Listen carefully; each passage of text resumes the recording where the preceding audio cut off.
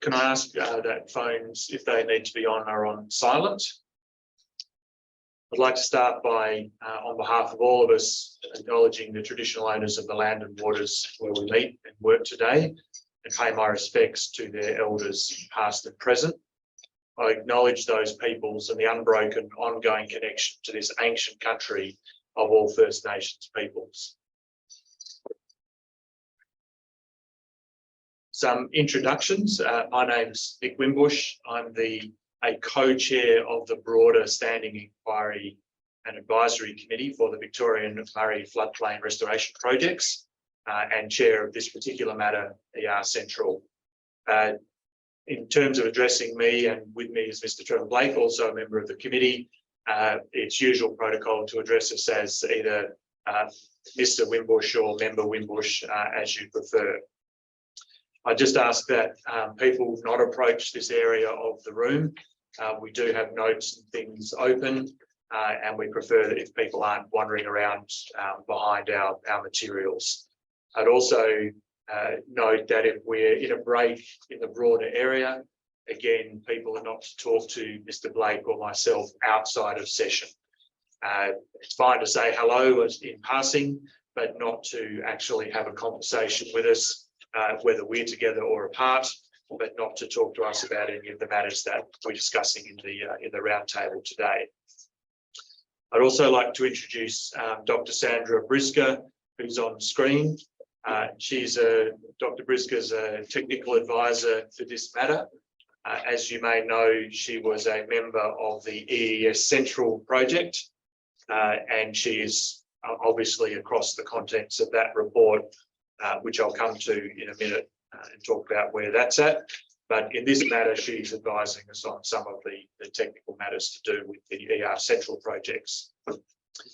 Many of you, probably all of you in this room, have already met Amy Selbride. She's our Senior Project Officer.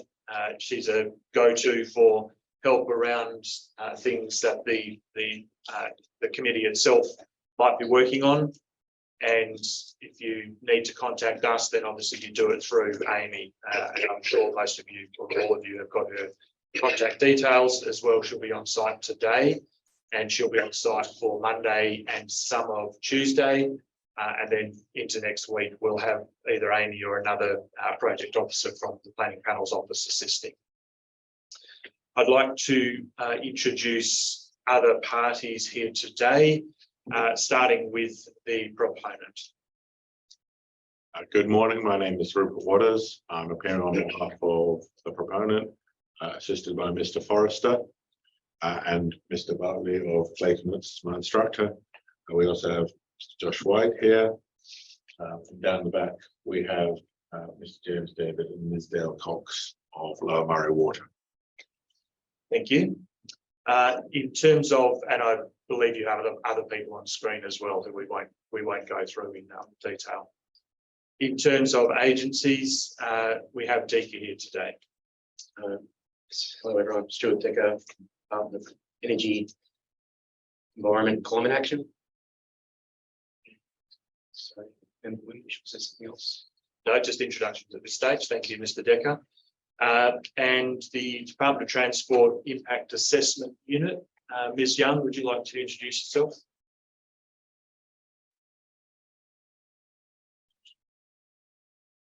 If you're here. Okay.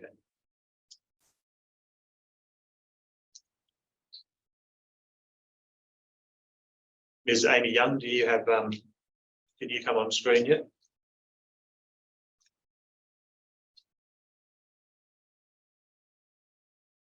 At this stage, can you just confirm she's here? That's the main thing. Yeah. Okay. Thank you. We won't go to you, but I understand you are in the joining us virtually. Organisations who will be appearing today.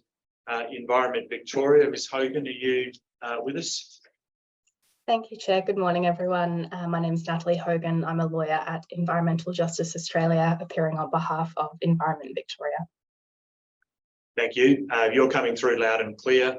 I understand you'll be joining us in person next week. Is that correct? That's correct, Chair, on the Tuesday and Wednesday. Thank you. I'd now like to ask our individual submitters to introduce themselves, starting with Dr. Kelly. Welcome. Good morning, Jackie Kelly. I'm Chair of Friends of VMFRP Park. I'm also local council. Thank you. And I'm Nicole McKay. I'm a community health nurse, clinical midwife consultant, fifth generation river resident of the local region between Mildura and Swan Hill, and been very engaged on environmental and river management issues. I'm also a local councillor. thank you. But I'm not speaking on behalf of council, I'm speaking as an individual with my long engagement. Thanks for that, Ms. McKay. Dr. Kelly, I'm sorry, I introduced you as an individual. You're here representing the Friends, is that correct? Yes, Thank you. I am an individual. What was the line? We are all individuals, and then someone yells out, "I'm not." Thank you for that. And we do have a lot of people, obviously, in the Zoom room observing today, some of whom will be attending. Can I ask if Professor Piddock is here? Dr. Koloff?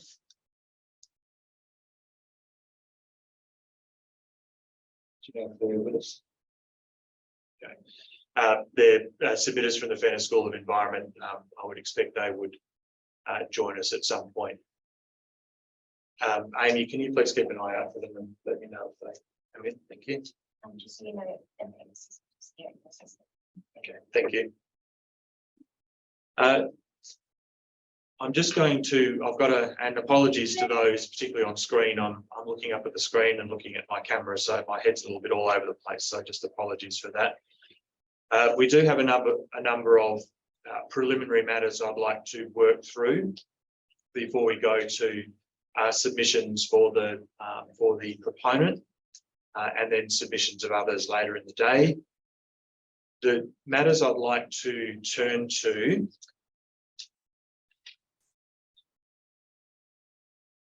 just bear with us for a minute. Good morning.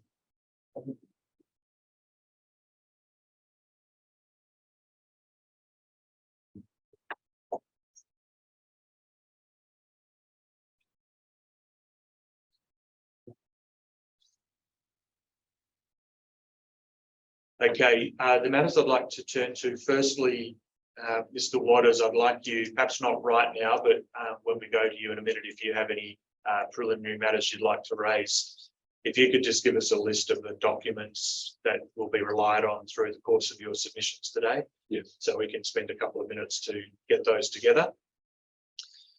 The next matter I want to talk about is the Burra Creek project. I've got withdrawal on my screen. That's not quite correct. Deferral. Table document 35 was the committee's letter of last week, just notifying people that Burra Creek is not being considered at this time. Mr. Waters, can you perhaps outline the background to that briefly and, as importantly, where we might go from here with that particular project? Certainly. So as you'll be aware, we circulated correspondence in the form of document 11 in the table documents, which said that due to a previously unrecognised backwater effect from the Wakul River and driving flooding events at Burra, further work was to be undertaken to ensure that the reports and material contained in the environmental report specialist assessments as they pertain to Burra Creek were fit for purpose and could be properly relied upon, whether any adjustments needed to be made. And now our expectation is that there will be changes, but we expect that they would really go to the frequency of inundation and therefore the frequency with which any further inundation will be required. We are not anticipating there will be major changes at this stage, but obviously that needs to be confirmed. In terms of what we do next, I think the anticipation is that we undertake that work, which will, I'm instructed to take a period of around 6 to 8 weeks to undertake the additional work to understand what difference it makes. And then we would, as you say in your letter, need to consider what degree of additional notice was required. If it's really very minor, then you might say, well, it's really very minor, we can simply relist the hearing, give people further opportunity to make submissions. If it's more substantial, then perhaps there would be a need for further advertising, etc. And of course, those matters can't be determined until we understand the extent of those changes. But the expectation would be that there would be a further hearing on Burra Creek alone at some point, I suppose mid to late this year, depending on the PPV's ability to accommodate that. And there would be 2 reports issued, one from this hearing and a second one from the later hearing, again, subject to any potential changes required to the terms of reference to enable separate reports to be issued. So that's our understanding of where things are at the moment. Thank you. Just a question, and I'm happy for you to take this on notice. It seems to be a fairly significant miss, if I can call it that. Could you perhaps give us some advice? Again, happy for you to take it on notice as to why that sort of popped up, if I can use that terminology at this stage. Yes, I have a broad understanding of it, but I think the best thing for me to do is to speak to the subject matter experts and come back to you. Thank you, that would be appreciated. In terms of the timing, we will be guided to some extent by that additional work that's being done. We will, of course, keep parties engaged in terms of what's going on and when it might occur. One of the issues is, which Mr.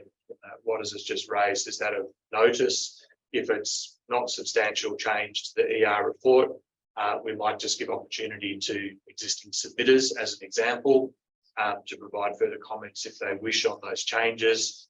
If it results in major changes to the environment report and the projects, then there might be further broad notice required, but that'll be a question of degree, which we'll make a call on that as needs be when the additional work has been done. So timing, I'm hearing it's unlikely to come back before us for probably 2, 3, perhaps even 4 months if additional notice is required. Okay. Is there any possibility to make a comment now or ask a question about that I can particular certainly issue? Yeah, certainly ask a question. Yep. Will you be consulting? Will there be consultation with the local community in that area about that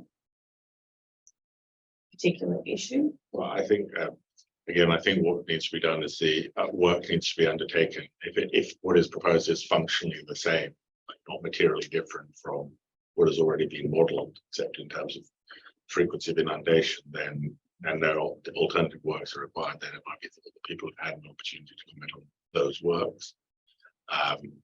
If it's materially different, then obviously you might want to undertake further consultation. But again, I think without putting the cart before the horse, the first step is to understand what the differences are or will be.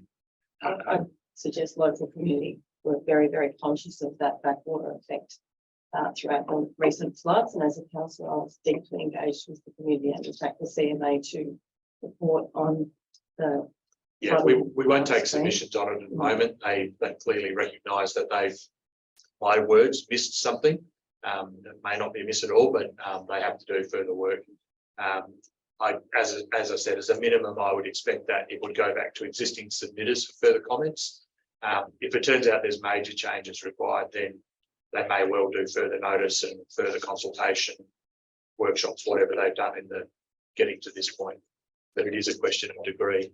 But as I've said, Mr. Waters, we are interested as to why it has popped up at this stage, and we'll expect that in due course either through this hearing or inviting at some point. And Mr. English, if I could say that I would like it answered why, if Burra has been deferred, why wasn't the whole package deferred? That would be my question that I would like asked. Yeah, fair question. I mean, that was largely our call. We thought we had all these arrangements in place. There's some higher order issues which cover all the projects, of course. But then once you look at the projects themselves, our understanding is the impacts of the particular projects in terms of the works for the particular projects are largely discrete. So that's what we're looking at through this through this hearing. It's a question of everyone was set up, ready to go. I don't see any major substantial disbenefits in continuing with the ones that are not changing. So that's why we're proceeding with those two. It certainly was an option we considered, deferring the whole lot off to later in the year, but we just didn't think it was necessary, given that it's only one discrete project that's changing. It has to be said, though, that there could be Yeah. something that's found that does affect the other two projects in the package. Absolutely, and if that's the case, then That is related to what they found for Borough. if they find something that significant that affects all three projects, then that's something we would need to deal with. If you have a limit on how long you have to give the minister a minute. Well, we might give our report to the minister on the first two projects. The minister might may or may not make a decision on that. She might want to wait till the third one's in. But even after that, if something turns out that is so drastic to change all three of them, then there would still have to be some sort of process to consider that. We are one relatively small step in what's been a fairly long process already, as you know, because you've been involved. Did you have a question, Matt? Yeah, sorry, that's Marilyn Nichols, local residents funding, also residing in Woodland. One in Regents, one in December, business. My family group, so the association with those wetland and water areas that we're talking about. I just wondered where the cultural heritage management plans to move this in consultations with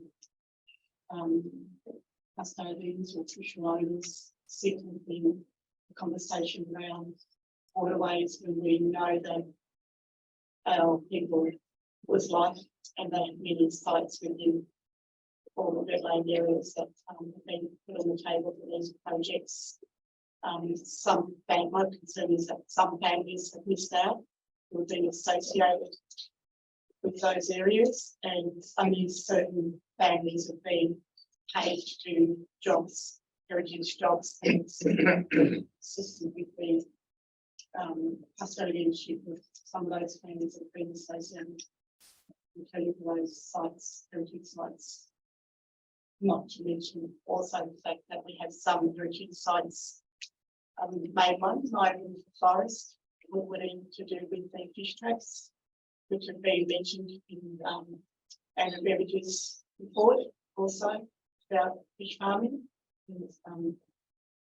and that they have not been recorded as yet. So I worry about the impact of the blackwater and the heritage works upon the Hardy Balloon Creek, which is associated with the cultural hydrology of the landscape. Thanks. And can I just get your name again? It was Marion Nichols. Marilyn Nichols. Marilyn, thank you. Sorry about that. Thank you for that, Ms. Nichols. Just a couple of brief comments. Firstly, the cultural heritage management plans. This process doesn't take away from the need to do those. Obviously, they're a separate statutory approval, which we don't have any particular input into. Because we're looking at the projects doesn't mean that those things are put aside or not considered. They still need to be approved by the, I understand there's not a registered Aboriginal party in this area, but they still need to be approved through the statutory process under the Aboriginal Heritage Act. The other matters in terms of traditional owner interests or First Nations people's interests, there's a range of materials that we have before us. I think we're hearing from someone next week, another traditional owners coming to speak as well. So they're obviously very important considerations, and we're being sensitive in how we incorporate those and address those within the broader role that we have in providing advice back to the Minister for Planning. So I probably can't be more specific than that, other than to say that it has been an important input today. I can't comment on whether some families are involved and others not. I just don't know. But I just noting what you said about that. Just one further comment. Sorry, if I could just jump in there. Ms. Nichols can't be heard on the microphone. Yeah, I'm not in agreement with the process of how it was first implemented. I was one of the traditional owners that actually was on country when CMA came in plans in hand. Yeah. And done the paperwork without first speaking to official owners, knowing full well that there are a lot of heritage sites in that area. And we were asked more or less to tick the box to go along with the vision of somebody else's change within that. And it is a hydrology, traditional hydrology landscape. Yeah. And I'm concerned about the impact of these changes upon that natural hydrology in this unrecorded history as yet. Not being done. So I kind of am a bit of a fly on the wall that won't go away. I have been involved with this project from day one. I choose not to get paid to attend those meetings and not support it because I am concerned about our ancestral lands within that hydrology landscape and the impact upon that. And I don't believe I should be paid to tick a box to shut my mouth. Thanks, Ms. Nichols. Again, we're acutely aware that there are very, very different opinions on these projects, both within the broader community, but also within the First Nations community. Again, I've heard what you said. I can't comment specifically on whether the proponent at this stage has done a good job or not. Who's been paid, who hasn't. I really can't comment on those matters, but I have heard what you said in terms of the values in this area, and I think the values of the area to the First Nations people are obviously very, very important in this whole process. So thank you for speaking today. I mean, I'm used to dealing with institutionalised implementation strategic systems. Yep. And as far as I'm concerned, this government approach on this whole process is one of those.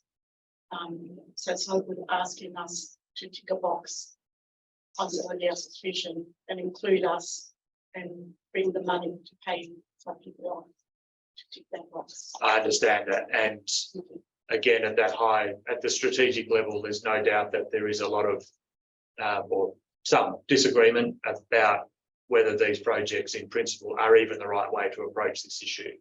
I understand that. I've read a lot about that in the last many weeks preparing for this process. All I can do is perhaps remind people here today that, again, we have what I would say is a relatively small role in a very large ongoing process that the proponent and the state governments are going through with these particular projects. There are obviously broader policy issues in play, both at the national and the state level. Those issues will continue to be in play. I don't think we're going to be able to specifically influence them through this process. We are very much focused on these projects. Okay, I've just got a few other matters I wish to work through. Following on from what I just said, we are working within the terms of reference. The terms of reference I went through in some detail at the directions hearing. We are not doing that, as I've just said, that broader review into the whole of the Murray-Darling Basin Plan and all the things that flow from that. Some days I wish I was, but we're not. We are looking at the projects that have been referred to us by the Minister. Whenever there's some doubt in our minds as what to do in any certain circumstances, that's what we'll be doing. We'll be going back to those terms of reference to make sure we're working within those. I wanted to just briefly mention the EES Central Report, which I said Dr. Brisker was involved in that hearing and has indeed been working on helping to prepare that report. My understanding is it's close to finalisation. It hasn't been submitted, but is likely to be in the near future. When I say submitted to the Minister for Planning. Mr. Blake and I have briefly, and I say briefly, reviewed the sort of key findings and recommendations of that report. In these sorts of matters, I wouldn't normally do that, but again, the terms of reference in this case specifically suggest that that's an approach that we should take, just so that we're not starting this whole process from scratch as we get into the second tranche of projects. Dr. Brisker, of course, is fully across it because she has been involved in the writing of it. Just there. Member Wimbush, I just had a question, if I could. Please.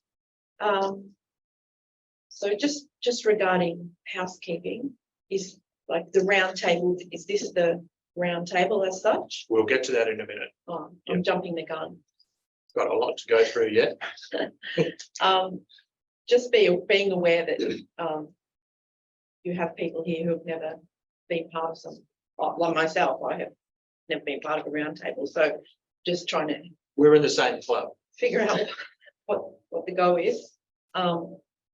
Also, just in regards to if other members of Friends of Naya are here, whether they can sit up with me or whether I can go and confer with them at times.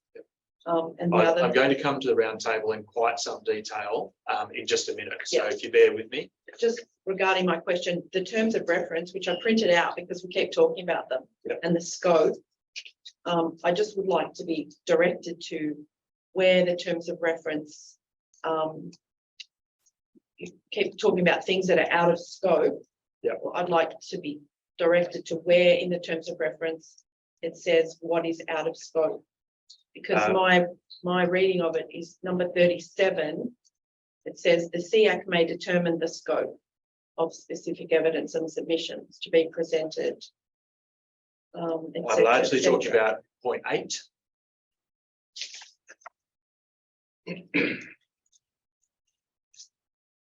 Structure and interpretation.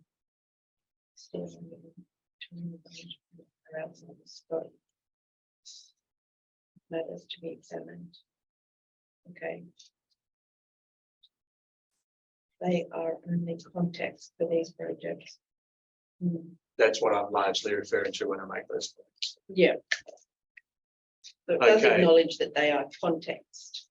Oh yeah, absolutely. But this Yeah. is not, these projects are not happening in a vacuum. Mm. But what we're not doing is working back up the system to work out why these projects have even come into being. Yeah. Yeah, that's not our role. Our role is to look at the projects as they come forward.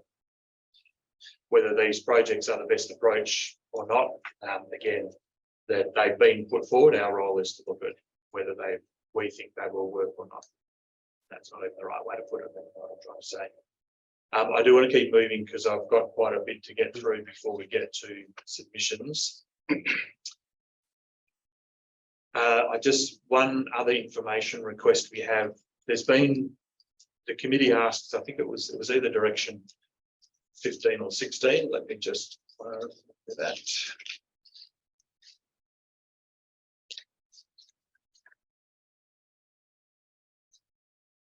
Direction 15, which is related to hydraulic issues.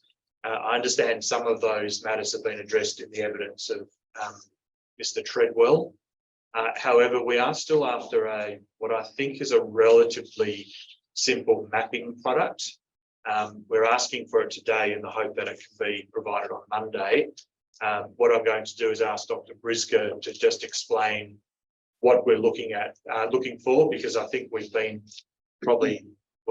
clearly not been as clear as we had hoped in asking for it. Dr. Brisker, are you happy to speak at that point? Yeah, certainly. And I guess the reference is documents 26 and 27. So one of the things we were looking for in our request was to have a contour map showing the ground levels, existing surface levels within the maximum inundation area. And in documents 26 and 27, we have received contour mapping of the areas adjacent to it, and the areas within the maximum inundation area, we find the contours are obscured by the shading showing the inundation extents at various flows. So what we're looking for is a clean map showing the contour levels within the maximum inundation area. And the other request we have is if we note the contour interval used in the mapping as a 2-metre contour interval, which is clearly appropriate for steeping valley side slopes, but we would be interested if a more finer contour interval could be used within the maximum inundation area because of the relative flatness of the ground. So something like 1 metre or 0.5 metre contour interval as appropriate, if available, to give us a very clear idea of the topography within the maximum inundation areas. And so again, that's referring to documents 26 and 27. Thanks, Dr. Briscoe. Firstly, I just want to ask Mr. Waters, is that achievable? I can't comment on achievability at this stage. I'll be able Mr. White's nodding his head, Okay, so well, I'll look at that's- him. He nods a lot though. Yeah, I can't see any reason why it wouldn't be. What I understand the request to be is essentially the 26 and 27 maps with the blue shading to show inundation removed, and ideally a finer contour if it's available. Yeah, That's correct.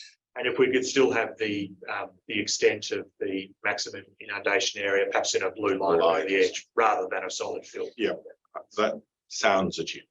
Thank you. Ms. McKay? Although not at any point speaking on behalf of traditional owners, but with general national concern to preserve cultural heritage, in the interest of contours and water flows and levels, I'm interested to know if there is a map that, and recognising that cultural sites are confidential, but if there is anything to show us that the natural flowing systems that occurred, whether they be fish traps or other runners and creek runners, or indeed areas that were preserved and remain dry for thousands of years, will not be inundated under this flooding regimen that's to be brought in. So being very familiar with the landscape, there was an area called the dry plain that was always dry. I would like to be reassured or understand that that would maintain that dryness that it had. It was a very important area, and the same that this is such a changed flooding regime. Will there in fact be no over inundation or complete? And that relates to flood levels, which, as I agree with Dr. Brigger, who said it's a subtle differences in the levels make a very big difference in this type of landscape, because we're talking about quite a flat landscape. Thank you. The issues around depths and over inundation, I think we'll keep those for next week when Mr. Treadwell's in, because some of those are questions that the committee will have as well. They may be asked by others. The question of intersection with flooding and cultural heritage sites, again, I won't say I would hope that it's more than that. The cultural heritage management plan process should have those sites identified and impacts on them addressed, or so that they're protected or not, as the case may be. So I am going to use the word hope now. I would hope that those sites are not being, have been properly identified and are being considered in the flooding regime that's proposed. I can't put it any more strongly than that at the moment, but I'm not sure if the proponent wants to take that on notice and make a comment on that, either in submissions today or perhaps even Thursday when we have our Cultural Heritage Day next week. Seek instructions. I do note that, obviously, as noted, traditional heritage values are very confidential. It's not a matter we've sought to put on any material about for that. Yeah, and just to be clear, we're not asking for public tabling of any material that shouldn't be in the public arena. I guess we are following on from Ms. McKay's comment. We're looking just to be completely satisfied that those areas have been identified and been considered in project development. Thank you. Ms. Nichols? Yeah, I just wanted to make one comment. I don't believe those areas should be sensitive as in the way it's put over, because it is a public park for everyone. So I have no worries about speaking about our heritage sites as being kept as smoke screen and secret. Yeah, thank you for that advice. It's more of a broader public policy issue. Obviously, you may wish to take people out to see sites, and that's entirely appropriate. But the protection of sites, and this goes for a number of issues, but particularly in relation to First Nations cultural heritage. Unfortunately, not everyone has the same goodwill, if I can put it that way, towards our heritage. So the keeping of them secret is probably the wrong word, but let's say not publicly available in a broad sense is really a broader public policy issue. I just want to follow up, I won't get too much into it. Sometimes in the past, a lot of this stuff has been kept like secret, or the approaches of scenario that's been happening in the country. Yeah. And it proposes more of a risk to those endangered sites. So for me, it's more of the risk factor and how it's smoke screen to cover to hide the cultural content of what really would be about for these projects. I understand the point you're Thank making. Yeah, there's a balance there. Thank you. Okay, I just want to get back to things that we need to work through. Next, I just want to talk about the roundtable. We are working to, at the moment, version 2 timetable, which is the one sent out with the directions or soon after. There will be a version 3 one coming out today, if it's not already. Can I ask that that's printed and given to us? Because with versions, it's getting quite confusing. Yeah, we largely don't do printed materials these days. I'm asking you to though. Yeah, I don't have any capacity to print here. I'll I'm get sure Amy Amy to look can into figure it. it out. It may be that we do a couple which can be shared rather than doing a whole lot. Yeah, probably I'm the only one to So just, and I of course have one, which I printed at home. I just want to work through that timetable and discuss the roundtable next week in particular. So today is really an introductory day. So in a little while, I'll get the proponent to take us through their submissions, which are largely about project description and how they've approached the task of the project. When they've completed, which I'm expected will take us to around about lunchtime or perhaps soon after, I'll then go to those parties who have put in submissions to the process to speak this afternoon. And that is the people I have on that list are Decker. Mr. Decker, were you proposing to speak to your submission this afternoon? Member Wimbush, I was not. I was planning on relying on our written submission. Yep. But, can I ask you to think about it and perhaps give us just 10 or 15 minutes on the key points from that written submission? I do have that prepared and I'm happy to do that. Yeah, thank you. Today, because we're doing a roundtable, there's not opportunities through next week for people to make submissions as such generally. It will be more of a discussion as we get into next week. So today is really the opportunity I'd like people to kind of put their key issues in brief on the table. We obviously do have a lot of written material, which we're working our way through. But the points that people would like to highlight verbally, the opportunity to do that is today. The other people who I have on my list would like to speak in brief to their submissions this afternoon. The Friends of Nye VMFRP Park, Fenner School of Environmental Society, Environment Victoria, and Ms. McKay. So that will be this afternoon. Again, I'm not asking people to read out their written submissions. Some of them are very extensive. It'll be around about 15 minutes to really hit the high points of what the concerns are with the projects that we can address through this process, and particularly as we move into the roundtable next week. Just moving on to the roundtable. So we commence on Monday. The days next week are themed. It will be in exactly this format. It might be slightly larger if we need to have more of the submitters on the table, sitting at the table. The first theme is on Monday will be groundwater and surface water. And the way we're doing that is the experts from the proponent have been called, which is Mr. Hoxley and Mr. Treadwell.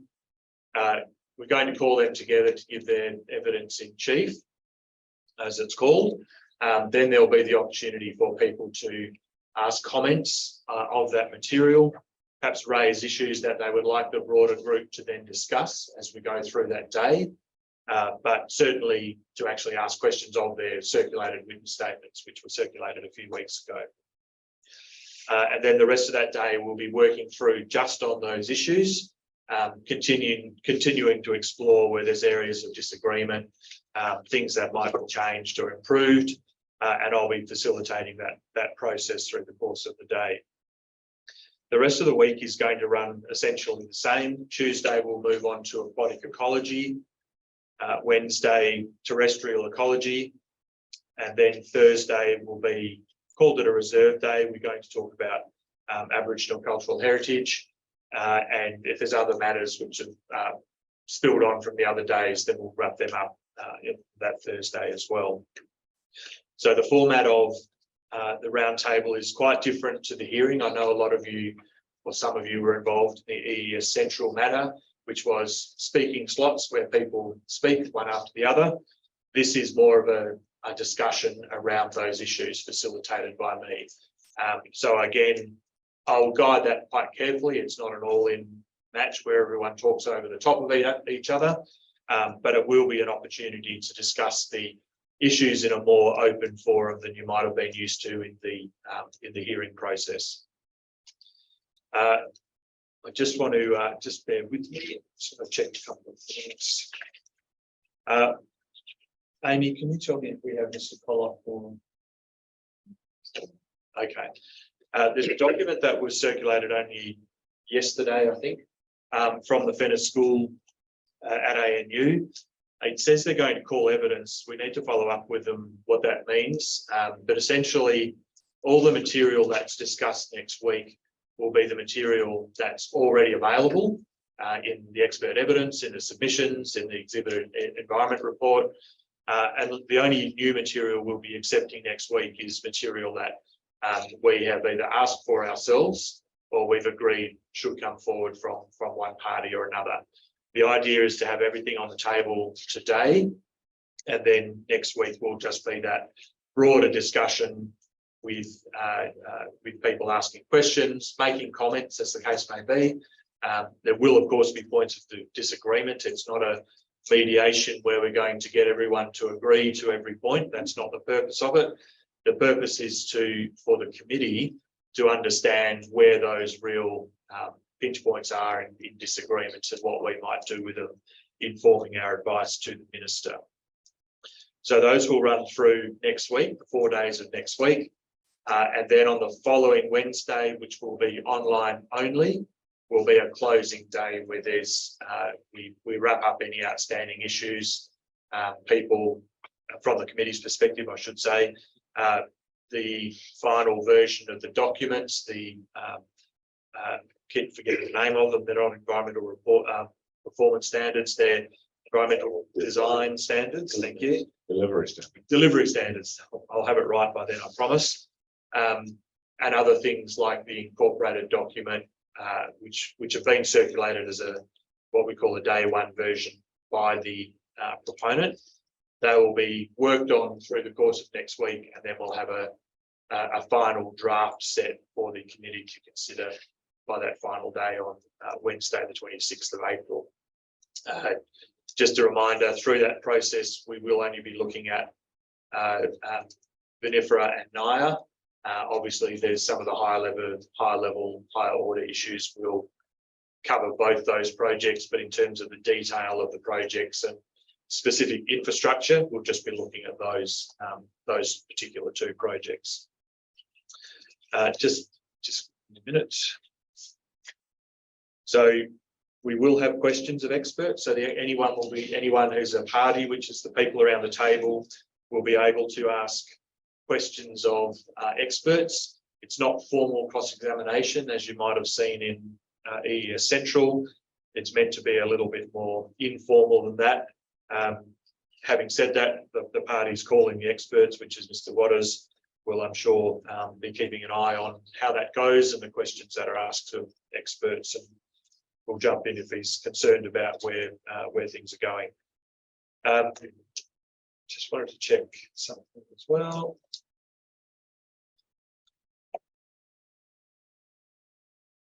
The other issue that Dr. Kelly raised, which is addressed in Direction 25.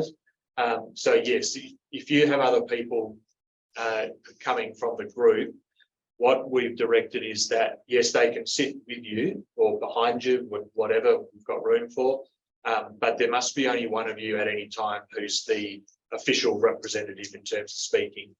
I don't want a pile on with, 3 people from the proponent all leaping into the fray, so to speak. And it won't be a fray, it'll be much more civil than that, I promise. And the same goes for all parties. So if you have a couple of people there, that's fine, but one of you is the nominated participants / speaker at any time. Does that make that clear? Yes, but if someone's got more knowledge or wants to speak on a certain theme, that they can be Yeah, the, just they say, can be the speaker for that. just say theme. Ms. Smith is Yeah. going to take the lead on this issue because she has the Yeah. expertise on it. Thank you. Absolutely. And the same goes for Dika. If we need to call in some of your people, we might get them online, some of your specialists in subject matter. Then again, you're the official representative, but there might be others who come in with questions. While I'm asking you questions, Mr. Decker, are you proposing to have your specialist subject matter people question the experts next week? Okay. Might be useful if do they want to? We've given it good consideration, and we don't think that there's a need or a desire to. Okay. What I might ask is that they still observe, and then if they're, you may wish to consult with them in a break, and if there are issues they raise which might have surprised them, be of interest to them, they can bring them forward. So I think it would be useful from our point of view if they do keep a bit of a watching brief on the evidence in particular, and then if there are matters that they need to bring forward, they can do so through you, the roundtable. Thank you, Mr. Wimbush. We do have some of those representatives listening in today, and make sure that they're also available, or that they'll be present during those specialist subject matters. Thank you. No, I'm not so fussed today, but perhaps on Monday, could you advise us who those people are and which ones, who will be sitting in when effectively? Just a list of names of who they are. So please want that. Thank you. The round table, just bear with me.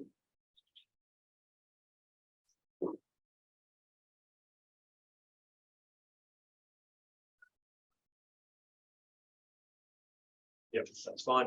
Are there any other questions about the roundtable process next week? And it will be a bit iterative. If it's not working well on day one, we'll adjust as we go. So are there any other questions about the roundtable? And just to be clear, the participants in the roundtable are those who have made submissions to the process. It's not an open process for members of the community to wander in and participate in the hearing, the roundtable. It is those who have made a submission and wish to contribute in that discussion. Ms. Nichols? Yeah, I just wondered, just reflecting on the round table, I did the submission in, but I hope mine just didn't go to the Indigenous one. I don't see the Aboriginal people in this one. I'm not sure if we have a submission from you. That's something I'll get Amy to follow up with you, perhaps in a break. Yeah. Did you respond to us or to? I'm not sure the process, because it's very confusing to try and follow who's doing what. Yeah. We'll follow that up across the course of today and see where we get to. Thank you. All right, just let me get back to my notes.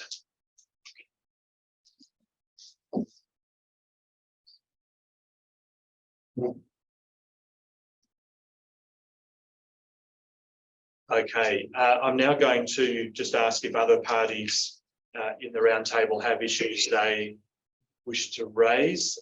I'll start with you, Mr. Waters. Yes, thank you. Just very short, hopefully short matters. First, in relation to your unaccompanied site inspection tomorrow, we had trouble accessing borough sites the other day due to the rainfall and ground, so just something to be aware of. One thing you will see when you go out to Nara and VMFRP is that there is a clear flood mark on the trees. That's actually quite useful as an indicator of the height of the proposed containment bank, which I understand to be about 300 millimeters above that mark. So provides a useful visual reference when you're out there. Separately, we'd invite you to observe that where many of the places where we are proposing infrastructure are places where there is already infrastructure proposed or existing rather. So if you go out there, you'll see various culverts. And so that's just a feature we'd invite you to note when undertaking your inspection. And the final point to note on your inspection is that if you look directly south, I think it is from V2, you'll see a strip of trees. It's outside the maximum inundation area, but some very closely packed, very young river red gums outside the canopy. And that's just an example of the kind of negative impact we say comes with reduced flooding. In an ideal scenario, you wouldn't get them closely packed like that. And so that's just a useful visual example, but it's not in an area that will actually be affected by this project.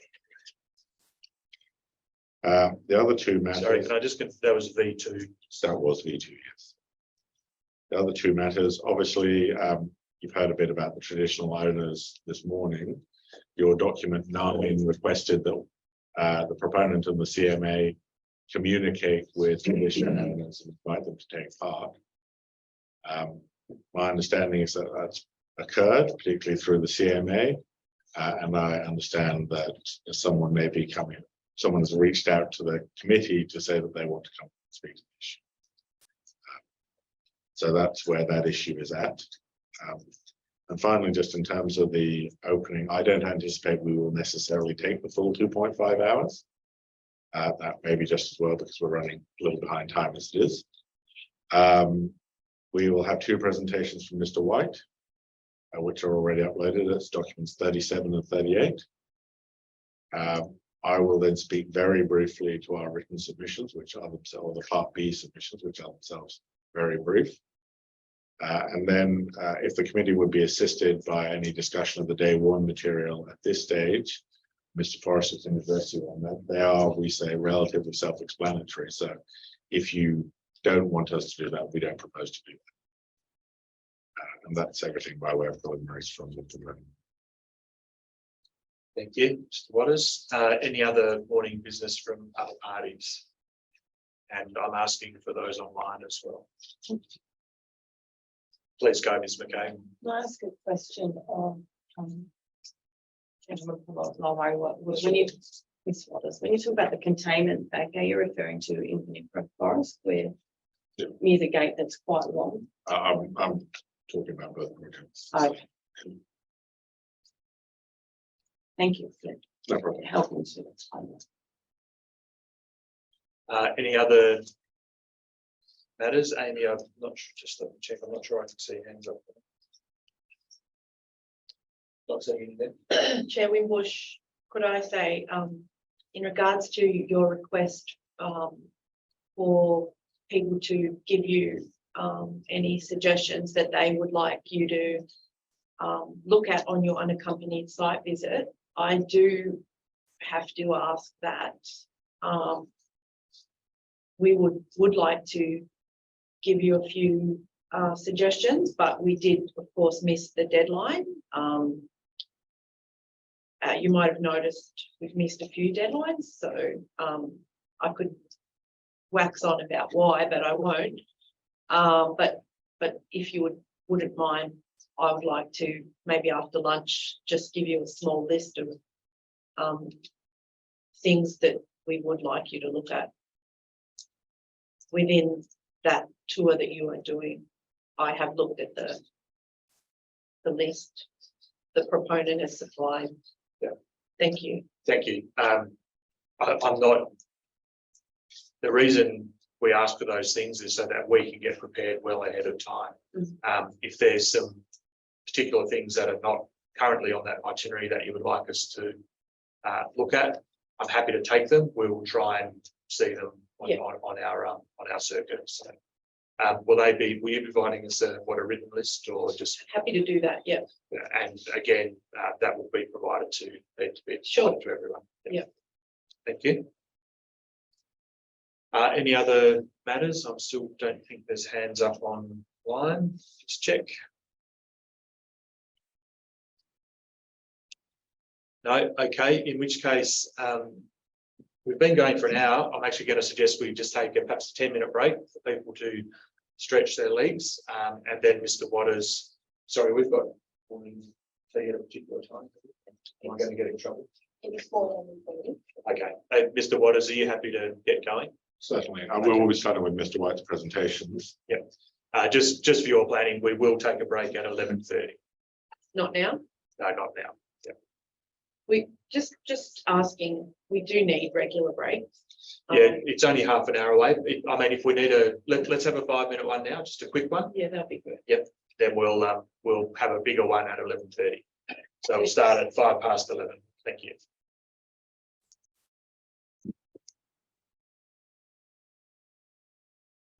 Okay, Mr. Waters, when you're ready, thank you. Thank you. And just before Mr. White commences his presentations, I just addressing that mapping matter that Ms. Member Briscoe raised earlier.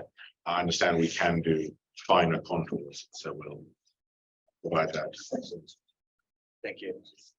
Otherwise, I'll go to Mr. White to introduce himself. I understand he has 3 presentations. Yeah, I'll talk through. Thank you. So by way of introduction, my name's Josh White. I'm the project director for VMFRP.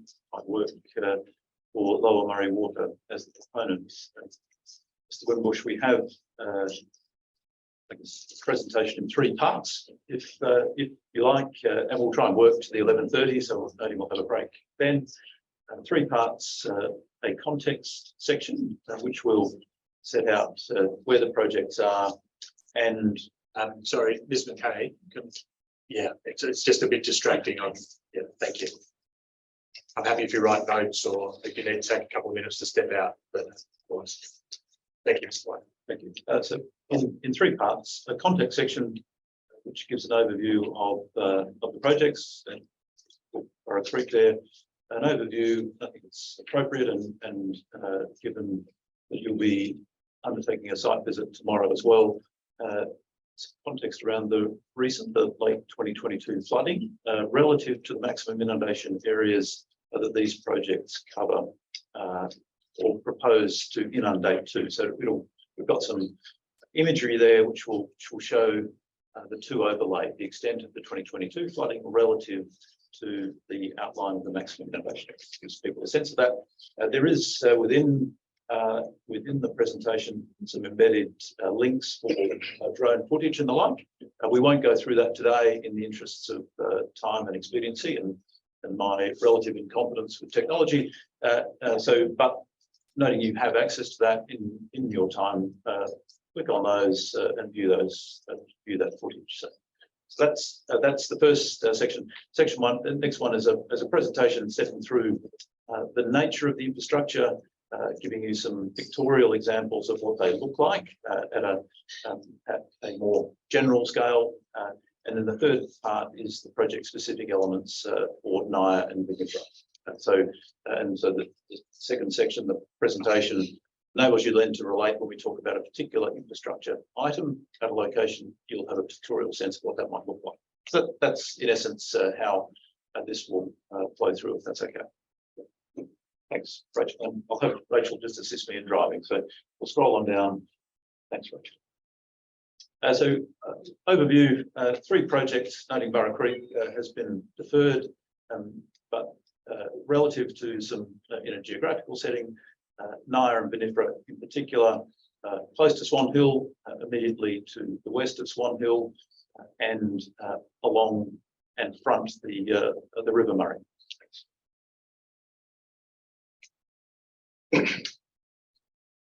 And there's, I won't dwell on this for too long, but it's some contour imagery in a slightly sort of rendered sense.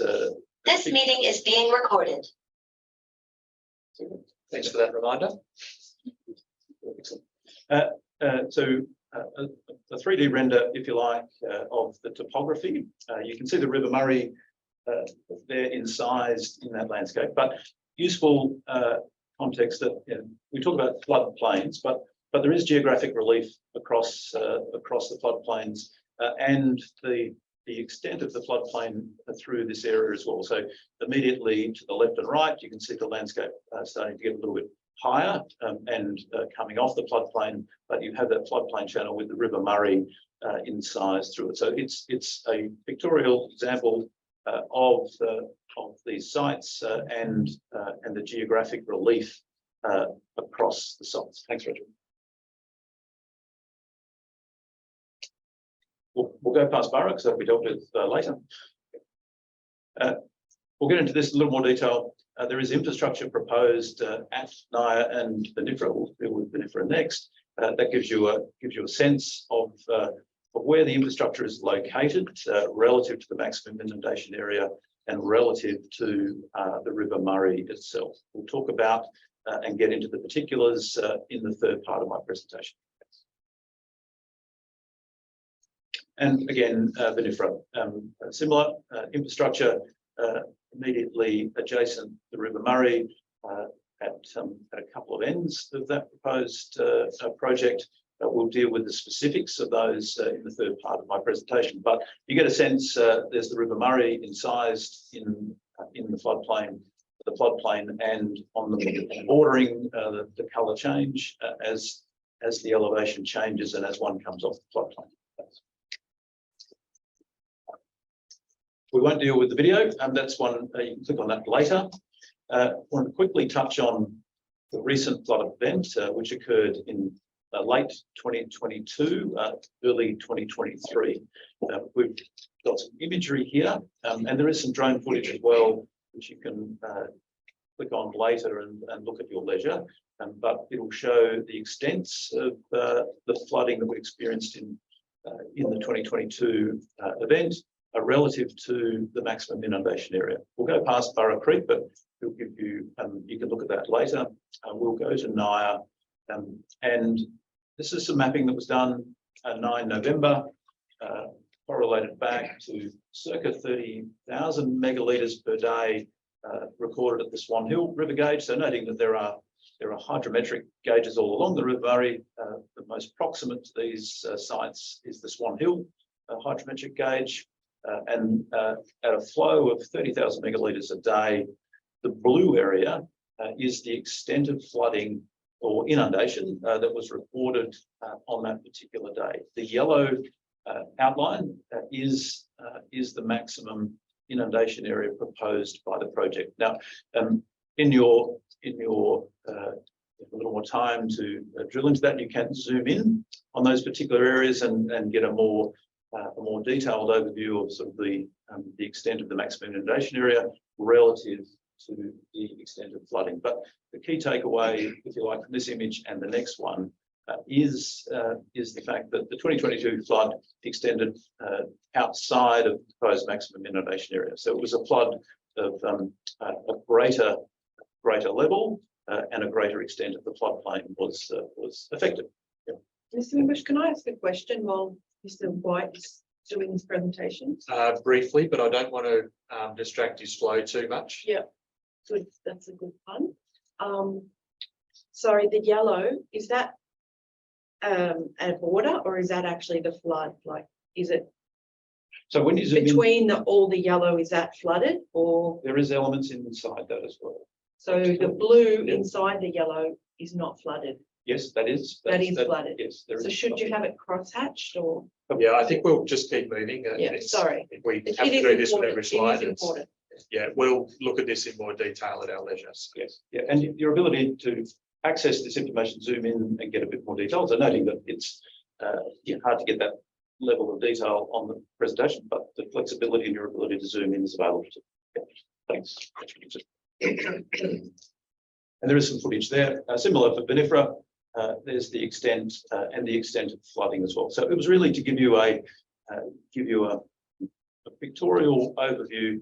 The recent flooding extended outside, some may say well outside the proposed maximum inundation area that is contemplated under these projects.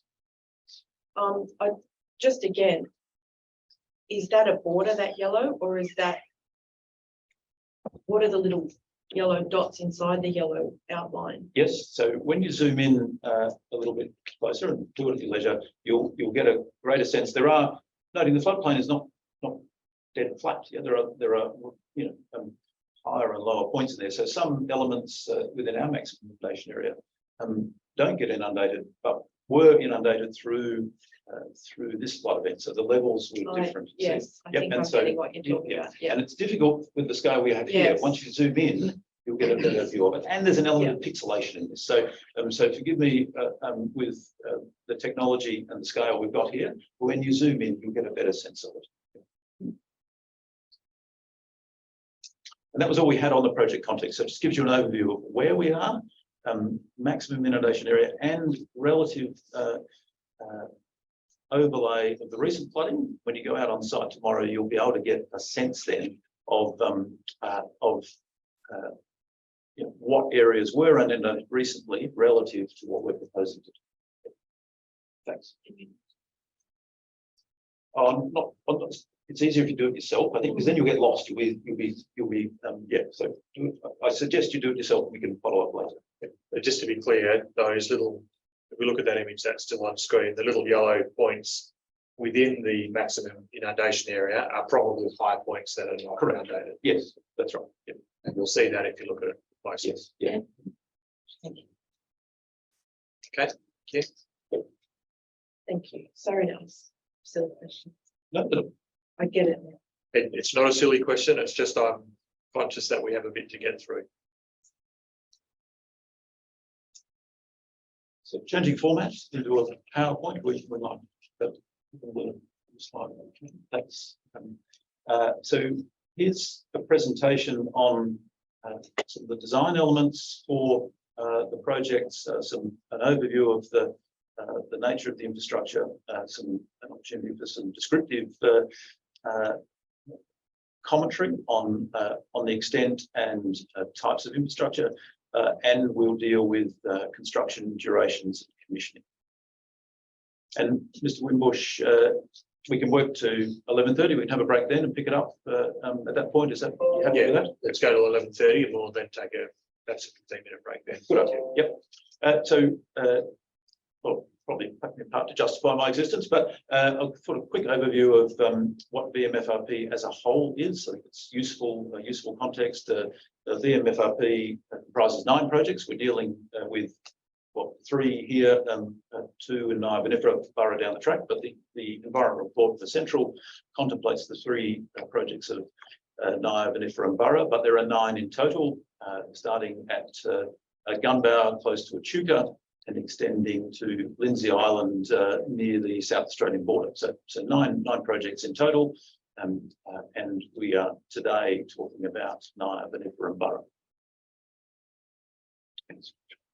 Overview of Vinifera. It's located immediately adjacent to the River Murray, part of that floodplain. 335 hectares is the maximum inundation extent. There's some, ownership elements. It's largely based in Victoria. There is a small component in New South Wales, which I'll explain. Part of the Swan Hill Rural City Council area, under the guidance of Mallee Catchment Management Authority as the Environmental Water Manager. Lower Murray Water proponent today will be the asset owner and operator maintainer of any infrastructure that is constructed. And the New South Wales component is really around, we have a temporary pumping scenario where we would put pumps into the River Murray. The suction lines for those pumps would be in New South Wales, noting that the border between New South Wales and Victoria is the high water mark on the Victorian side. So that's our interaction with New South Wales. As you touched on earlier, Mr. Wimbush, there is no registered Aboriginal party for this area, but there are several traditional owner groups which the project has and continues to engage. Quick overview of Naya as well. Again, and it's immediately adjacent to Benifra, slightly bigger area in 475 hectares. And for context purposes, the 9 projects make up circa 14,000 hectares. The larger areas are the 2 sites in the west, Lindsay and Walpolla, and they are circa 5,200 hectares in the case of Lindsay, and circa 2,500 hectares in the case of Walpolla. So this gives you a sense, these are at the smaller end of that scale in project area, but nonetheless they make up part of the 14,000 hectares. Similar dot points there, or the same in terms of the relevant stakeholders, and the same note on registered Aboriginal party or lack thereof in this area. There's 14,000 hectares. You've got a very approximate figure for what percentage of floodplains generally along the Murray that is. In terms of a totality, Yeah. Oh, look, I don't have it off the top of my head. Much larger. It is a large floodplain, and noting the floodplain does change as one works its way down the system. So here at Swan Hill, as you would know, we're still upstream of some of the other larger river systems that come in, so the floodplain is narrower. And further downstream we go, we start to we'll have the confluence of systems like the Murrumbidgee and the Darling rivers. And the floodplain does broaden out more broadly, or gets larger. But I don't have that number off the top of my head, Mr. Wimbush, on 14,000 versus what is the total floodplain. You might. I would love to have that figure Yep. of the total floodplain between, if we're thinking specifically of this region between Swan Hill and Robinvale, what is the hectares of the floodplain in this region? It's complex because, of course, there's a New South Wales side. Yes, that's right. But if we can find ourselves to 10 kilometres on either side of the river between here and Robinvale, it would be interesting to see what percentage of the floodplain these projects will inundate, because it's the other percentage, which is the far, probably I would suspect a larger percentage, where we have no guaranteed flooding, so no guaranteed flow of water. So that's the interesting perspective. How much is this project intending to have regular inundations? Thank you. And I would suggest that it's a really important piece of figure. Thank you. Thanks, Mr. White. Is it possible to rough something up on that for us? Not on the spot, but across the course of the week. No, I think it'd be somewhat reckless if I did it on the spot. But yes, I think we can talk to the CMAs and see what we can come up with. Yes. Thank you. So a quick overview. We'll move on. Thanks, Rachel. Into some common project terminology, which will come up in some of the mapping and the documentation that's been provided thus far. Project terms used. So maximum inundation area refers to the total area proposed to be inundated. The project area is the combination of maximum inundation area and the construction footprint. So noting the construction footprint is the bit that we are looking to undertake works within. And the project area is then a combination of those two elements: maximum inundation area and construction footprint. I've got a image coming up shortly, which will give you that overview as well. Further on, we'll deal with infrastructure, both the design development component of that and some categories of infrastructure and some examples of those categories. We worked through a similar set of slides for EES Central, so for those that were party to that, indulge me and we'll work through that again. And we'll touch on construction and the approach to construction should we get to that. So here's a quick snapshot, I guess giving you an overview of what we talked about there with construction footprint, project area and maximum inundation area. So the area in blue in this example is the maximum inundation area. The area in yellow is the construction footprint. So yeah, I guess fairly obvious visually, that's a minor component of the relative to the inundation area, but the combination of those two is what makes up the project area. Is there on that map can you tell where the border of the park is? Yes, so if you refer to the map book series, it's all set out in the map book series. So boundaries, private land, park boundaries. But here now, Well, not on this slide, because we haven't turned that layer on, but that information is available in the map books. Yeah. what's the map again? Example right here.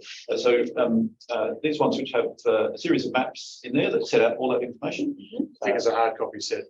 Yes, there is a hard copy set there. It's available online as well. Yep. Thanks. And how are we going for time, Mr. Wimbush? It's 11:27, so happy if you want to stop there rather than starting the next slide. Yes, We'll finish that one. we can finish there. That's a reasonable juncture. From here, we talk about infrastructure types, then we get into some imagery. So if you're happy, we can pick it up there after the break and work from there. That works with people. Thank you. We'll break there. We'll start again at 11:45. Thank you. Thank you.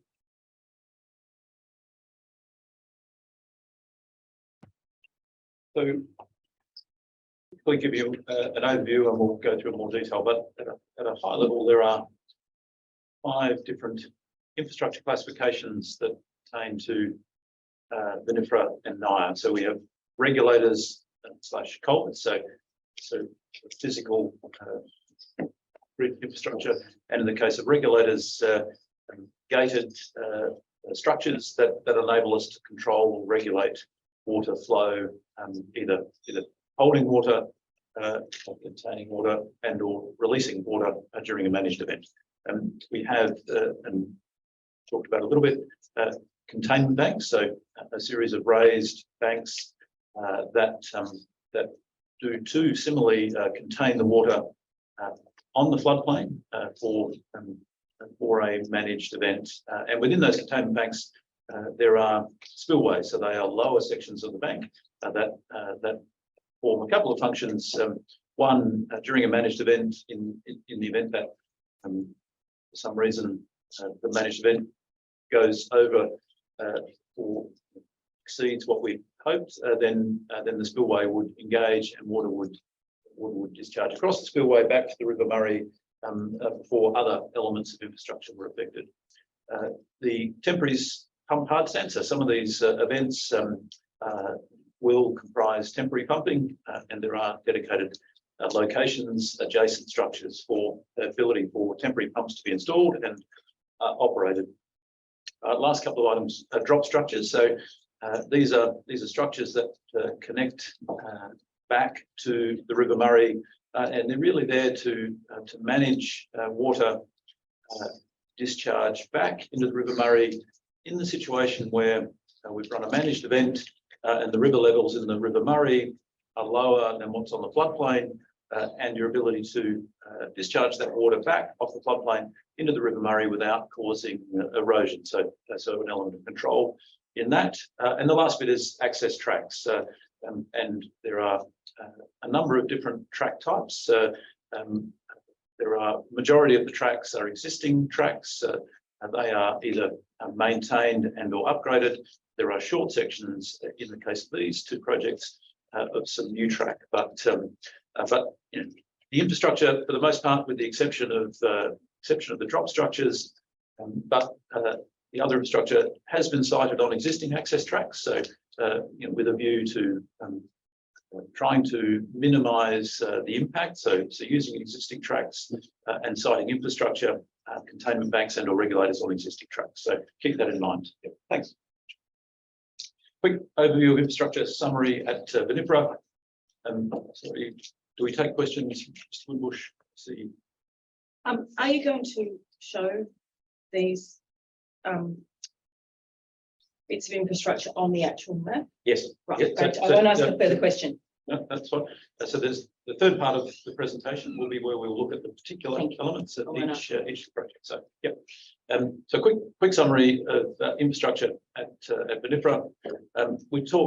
We refer to there are 3 types of regulators. We have small, large, and very large. In the case of VMFRP, we have some large regulators. They're driven in part by the height and in part by the width. So it's an internal categorisation we've had to assist us in our understanding. But But there are a series of regulators, both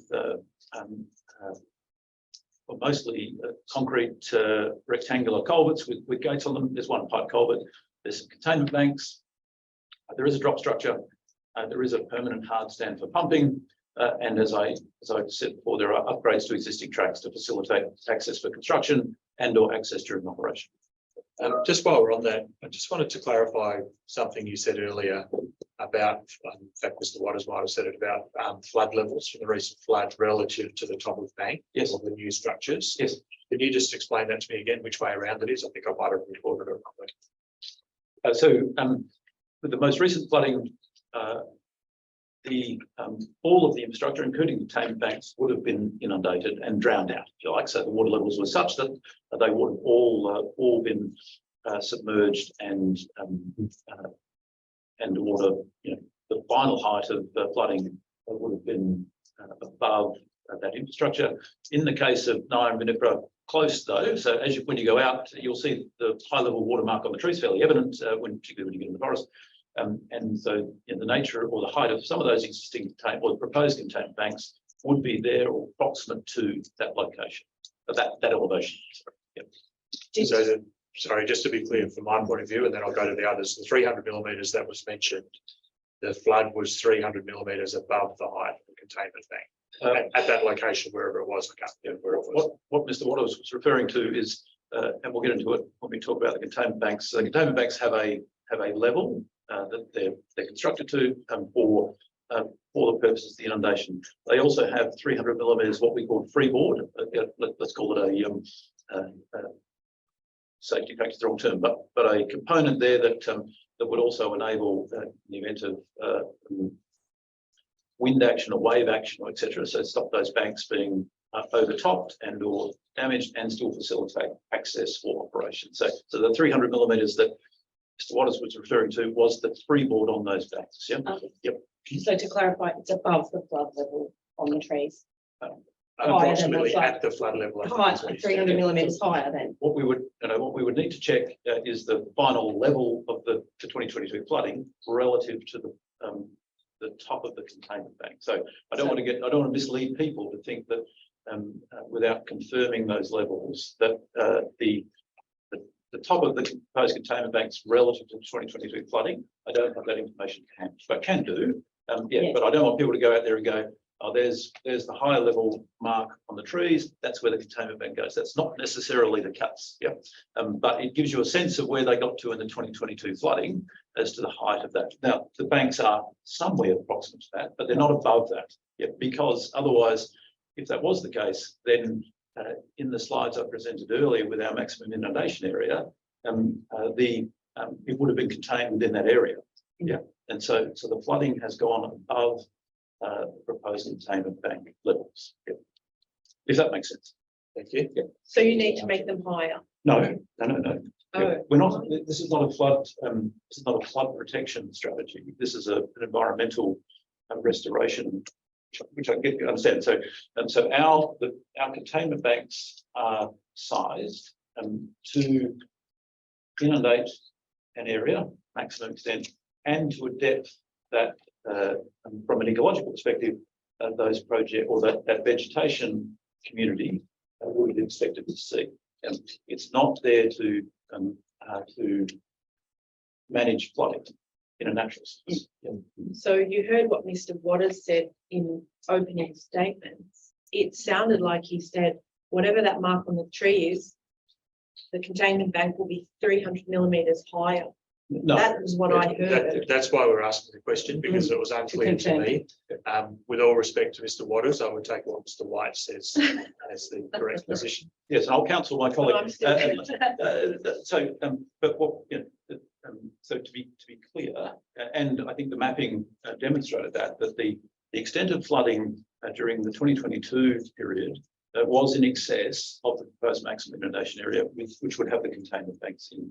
And so those banks are lower than the flood level that was experienced. Now, the extent to which they're lower, we would confirm, because we need to go and check levels and confirmation. But when you go out for your site inspection, you'll get a sense of where the 2022 flooding was. So can you clarify what Mr. Waters said? We're not interested in what Mr. Waters said. No. Uh, We've ruled out he's- what Mr. Waters said. Mr. Waters, again, with all due respect, this sounds terrible, is a lawyer advocating for the opponent.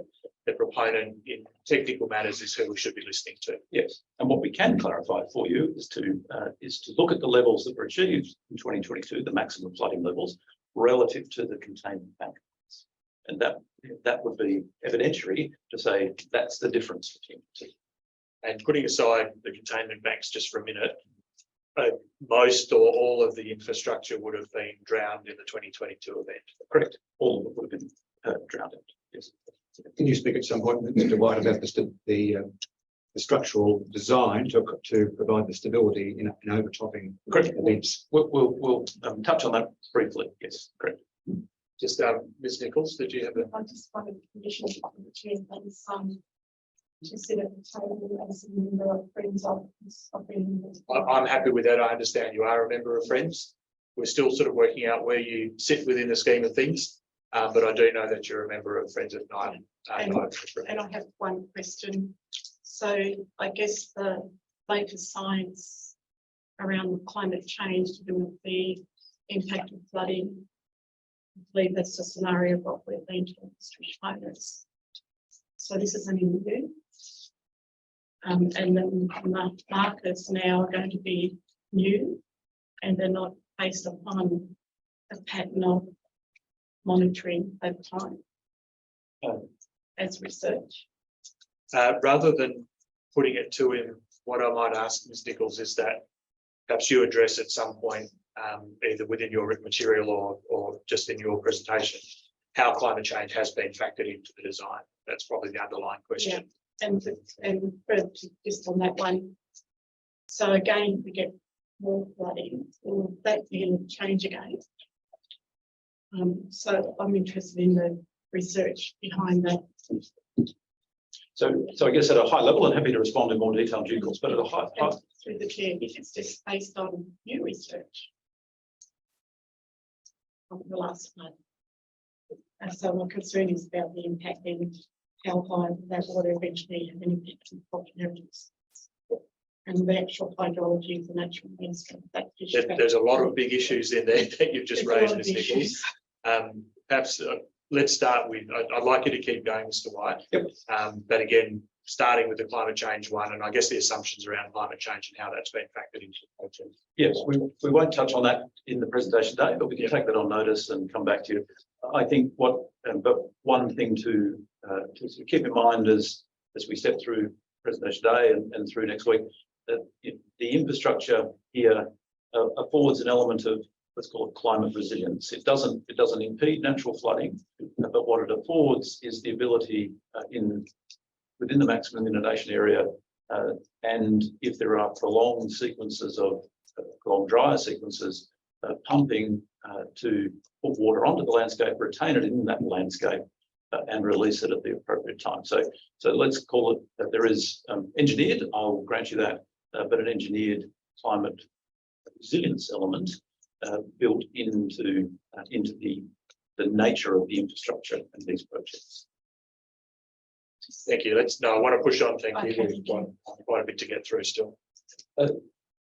Similar to VMFRP, slightly different set of configuration of regulators, but there's a large regulator, a series of smaller regulators. Again, we have containment banks.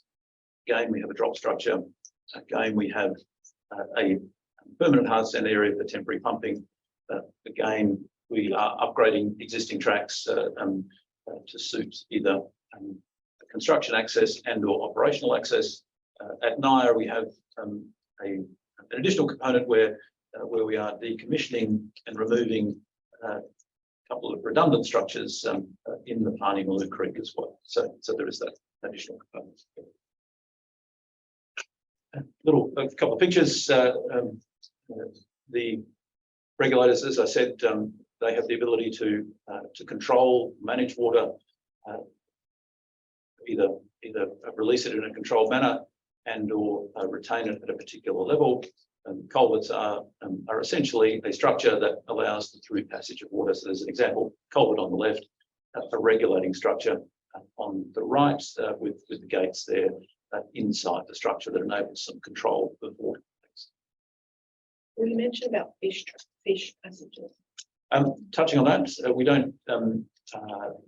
There is a component of fish passage in some of the structures, not all of them, given just the nature of the structures. But here's an example here in a larger regulating sense where there is an element of fish passage built into the structure, so an engineered solution, and that's in the case where you have a water differential across the structure, so and the ability for fish to transit from one side of the structure to the other. Mr. Walker, could you briefly explain, as pointing to the structure, how that works? How a fish passage works? Yeah, sure. So fish, and noting you need water on both sides of the structure. So there's no, in a situation where you don't have so water on the downstream side of the structure, in the upstream side, you wouldn't. There's no necessary. Can you use the mouse on that computer to point? That is a very good question. I'm so sure that I can. I am happy to stand in front of the screen and point. Thank you, Mr. Waters. That would be. Or would you like me to do that at the same time? If that would be easy. Yep. So in this sort of 3D concept here, there are a couple of elements that are important. Apart from the basic structure itself, which is a reinforced concrete structure, it has gates that enable you to regulate water flow. The other component for fish passage is twofold. One, you need to have the ability for fish to find the pathway. Like, so they talk about a fish entrance on the floodplain site so that the fish understand where to go. And then within inside the structure itself, they have the fishway chamber. They have a series of, let's call them steps and flat areas. So the fish, they're very gentle, and it's there is a science to it. I don't profess to be a fish passage expert, but the size and the nature of those series of chambers is driven by the fish that you are looking to move across the structure, both in terms of type and size. So larger fish have the ability to swim a little bit more strongly in a more vigorous environment. Smaller fish less so. So if you're looking to move, for example, a wide range of biomass, small to large, you would need a much bigger structure that affords you a series of chambers that would have are less energetic. But if you're looking at a larger bodied fish, you can afford a more dynamic environment and a smaller structure. If I can, I'm not sure that I can point you to a nearby fishway that's in operation here, but I'll give that some thought. Yep. Well, they're heading the other way tomorrow. That's all. I'm just trying to think about that, Jackie, but I'll come back to you as to whether. I'm familiar with the one at Dights Falls in Melbourne. There's quite a substantial one there, which is a similar principle, although it's not actually regulating the flows. Yes. Yeah. So that black area, I'm assuming, is grade, which is open to the sky, so they're not in a dark passageway. Correct. So that's the other component of fish science is that they do like light. They don't necessarily like transiting through darker environments, and they don't like circular structures either. So they're more of a rectangular nature. So pipes are not great for transiting fish, or fish don't like swimming through pipes. Yeah. Yes. Are there any fishways in the regulators in the other Living Murray projects, such as Condra Paracuda, or that are functioning and shown to be used by fish? Well, look, there are many fishways along the River Murray. I'm speaking specifically about floodplain irrigation systems such as this. Yes, so there are some. Yep, both in the west, Mulcra Island, case in point, there's a fishway there. In Gunbow, there is a fishway there as well. It's being used by fish and it's functional fish. Look, yes, as best I know. Okay. Yep, it is. It's evolving, so don't get me wrong. But yes, they are effective. Yep. So can you point to us on the map where which regulators that you're putting in Nye and Vinifera are going to have fishways, and I will come back to you and confirm on this. Slow down a bit. Thank you. Are they on the map? Are they shown on the maps? I will just check, Dale, fishways in Nye and Vinifera? No, that's right. So we don't have any in the Nye and Vinifera simply because during a managed event, there is no downstream water on them. Yeah. So, But, yeah. and is that because if there was a high river, the regulator would be open? Yes. However, When we close up for if under a high river or an event where we had a high river level, but the duration wasn't going to be as long as we would like, we have the opportunity then to close on the receding side of that event, hold the water in there for longer and release. Now there will be fish in there, but you'll be releasing water into the environment. The fish aren't having to transit through the structure. They're only from the floodplain side back to the river. So that would be okay. and will they be able to get back if the river's lower? Yes, because you'll be releasing water into the river, so they'll be able to transit with the water flow. Yeah. Just while that image is up and changing tack a little bit, the operation of the vertical lift gates, is that manual or done remotely, automatically, or? It's manual in the sense it's done locally. Yeah, so an operator comes, they're not remotely controlled, monitored, can be monitored remotely, but they will be operated locally. So someone has to physically open them and close them. Correct, that's right, yeah. and could we get that information in some sort of report from you regarding why you're not putting in any fishways in the Nye Vinifera projects? And it's probably better if we get the ecologist to explain it next week. There is an aquatic ecology session next week. Yep, so that's the place to deal with that. Yep. I think it's probably better if we've got detailed questions about fish behaviour and why they're here and not there. It's probably better to put them to the experts. So just hold them. Mr. White is the developer. I think the fish expert is going to talk about fish, but you're the proposer for the infrastructure. The question for the fish expert might be, should there be fishways here as well? And I have questioned experts before, and they often say that's outside my scope. Well, that's fine. We'll get that answer, and we can take what we. Because I was wondering about whether with fishways the carp know what to do, or did cod travel upstream for spawning. I think it took 20 years or more for the Kahuna Gunbower regulated to get a fish way. I would have hoped that we could get it as it's built if it's needed. Yeah, so that's the big question. Yep, so to raise that with the aquatic ecologist, Mr. White, the relevance of this illustration for the Vinifera at Nye is. Look, more that gives you a 3D render of what a larger regulator could look like and may look like here. So there are concrete components. No, not so much.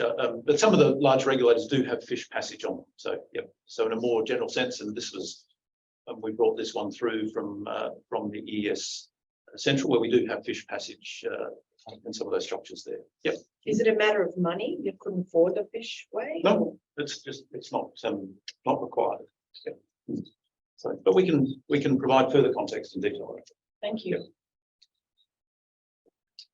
Containment banks and associated spillways that are incorporated in the containment banks is a couple of working examples from the Hatter Lakes project, where we have containment banks. They are raised in the landscape. Typically have access on top of them, so both for vehicle passage, but they are raised structures or raised earthen structures in the landscape. The spillway on the left, hard to sort of discern the difference, but really you have some rock armour protection on either side of that to facilitate water flow across them. And within the bank itself, there is some additional protection by way of a concrete wall that in the event of erosion to a point, and then the wall retains its integrity. So with the future scenario, we'll repeat something like the 2022 flood, what sort of structural stability or resilience would such a spillway have? Yep, pretty good. So what happens with those natural events is that as long as the water level comes up together, and you know, so the either side, that where you get greater propensity for damage to infrastructure is when you have a higher differential or water differential across the structure. But what we find with the flooding is that it comes up, particularly if the infrastructure is open that enables water to flow into on either side of the bank, it comes up relatively proportionally the same, and you don't get a high hydraulic curve difference. Yep. And what we've seen in post 2022 flooding going back out to these sites is that that's worked reasonably well. Yep. Where we do get localized damage is at times around some of the structures where you have infrastructure in that floodplain that causes some differential and causes some local scouring. But for the most part, it's designed and operates reasonably well, and is designed to be inundated and drowned out. Last question. I do want to keep moving. Yes, I understand. Did you say there would be concrete within that structure, within the levee bank? At a spillway, at the spillway. The spillways. Yes, Thank you. Now, if you look at and I refer you to the map book. Yeah. So there are a set of standard drawings in the map book. In that they have some spillway details, so you can look at those there. Sure. Temporary. Do spillways have gates? No, They're overtopping us. over the bank. Yep, they don't go underneath; they go over the top Of the road. Yes, correct. Yep. Designed not to, in a managed event, designed not to be engaged. But they are there slightly lower point in a containment bank that affords you the control in the event that your management gets away from you a little bit. Then it can be overtopped. So temporary pumping. So we're creating some temporary or defined hard stand areas for temporary pumping. So a designated area with some designated engineered material on top for the placement of temporary pumps when needed. So people are able to bring in the pumps, install them, operate them, and demobilise them in a defined location and enable the pumping event to occur. That's right. Drop structures. So these are the structures where we return water back to the system. Here's an example here. They are by nature in an existing watercourse typically, and have an engineered component to them to control the hydraulic energy, if you like, and reduce the risk of erosion damage to the existing landscape. Construction. Quickly talk about the approach to construction, how we define footprints, access tracks, how we've established what we call borrow sites, material or locations where we're going to obtain material for construction. Some overview of construction images, commissioning and durations. Here's an example, noting, go back to the original or premise I made at the start, that we've sited infrastructure on existing access tracks as well to minimise impact. But here's an example, NIA, the N5 regulator, where we have an area that we've surveyed, which is greater than what we needed for construction purposes. But we've undertaken a survey, and that's ecology, cultural heritage, and the like. So when we talk about surveys, not only the physical level survey, there are other elements that we've undertaken. And we applied, noting we've got hundreds of infrastructure sites proposed across the 9 projects. So we had some standard rules of thumb, depending on the size of the structure around those areas that afforded us the ability to site within those locations the best possible spot to site that infrastructure. Could you show us where N5 is on the map? We will get to that. Yep. And it's in the map books too. Yeah. But I don't have the map books open. No, that's okay. When we get to the third part of the presentation, we'll look at N5. Yep. Thanks. Access tracks. There's a component that it's picked up in the incorporated documents. There are some defined vehicle requirements that's based on some track classifications defined by DECA, strategic and or operational. So that's setting that out. It's worthy of noting that not all sections of those tracks currently comply with these requirements, and that's something we're working through with the department, and also noting that the land manager, Parks Victoria, their requirement to minimise impact as well. So we're working that process through with the agencies to keep impact as low as possible, but meet the requirements of the incorporated document. Local level, no strategic tracks, only operational at Nyah and VMFRP. There's some modifications we're going to need to make to some of those operational tracks to comply. And we have a number of different track types to address both the incorporated document requirements, the construction and operational needs here as well. Sorry, what does no strategic track and only operational mean? Yep, that's a classification that the department, DECA, has for their fire access needs. So a strategic fire access track has a different vehicle type that needs to access that versus an operational track. So it's a government classification. Dumb it down. So a strategic fire access track has the ability to take a much bigger vehicle than an operational. Thank you. Well, if I may potentially offer some clarity around it too. Strategic fire roads are used for emergency response. So they are the roads that we have assigned dedicated to our ability to provide emergency response. The other roads are just roads that we would use for maintenance and access to that sort of thing. So, And citizens can use any of them. Yes. Yeah. Strategic tracks presumably are designed to take, for example, heavier duty firefighting vehicles. That's correct. Happy to take questions as needed on here. The different access tracks proposed across Nyah and VMFRP here, and some links to give you a sense of that. But down the left-hand column, we have the different track types. 1A is really the existing tracks that we would maintain. 3 and 4 track types in this case, they are really for upgrades. The upgrade types are set out in the map book series. There's some standard cross sections there. They are providing some additional engineered material to afford a greater access both in dry and wet weather conditions. And in the case of track types 5 and 6, similar, but they are on public roads. So that in the interest of time and at a high level, I just give you a sense of the different track types. The cross sections for those track types are provided in the map books. Similar to Nyah, we don't have the public access tracks or public road components to it, so we're dealing with the 1, 3 and 4 track types.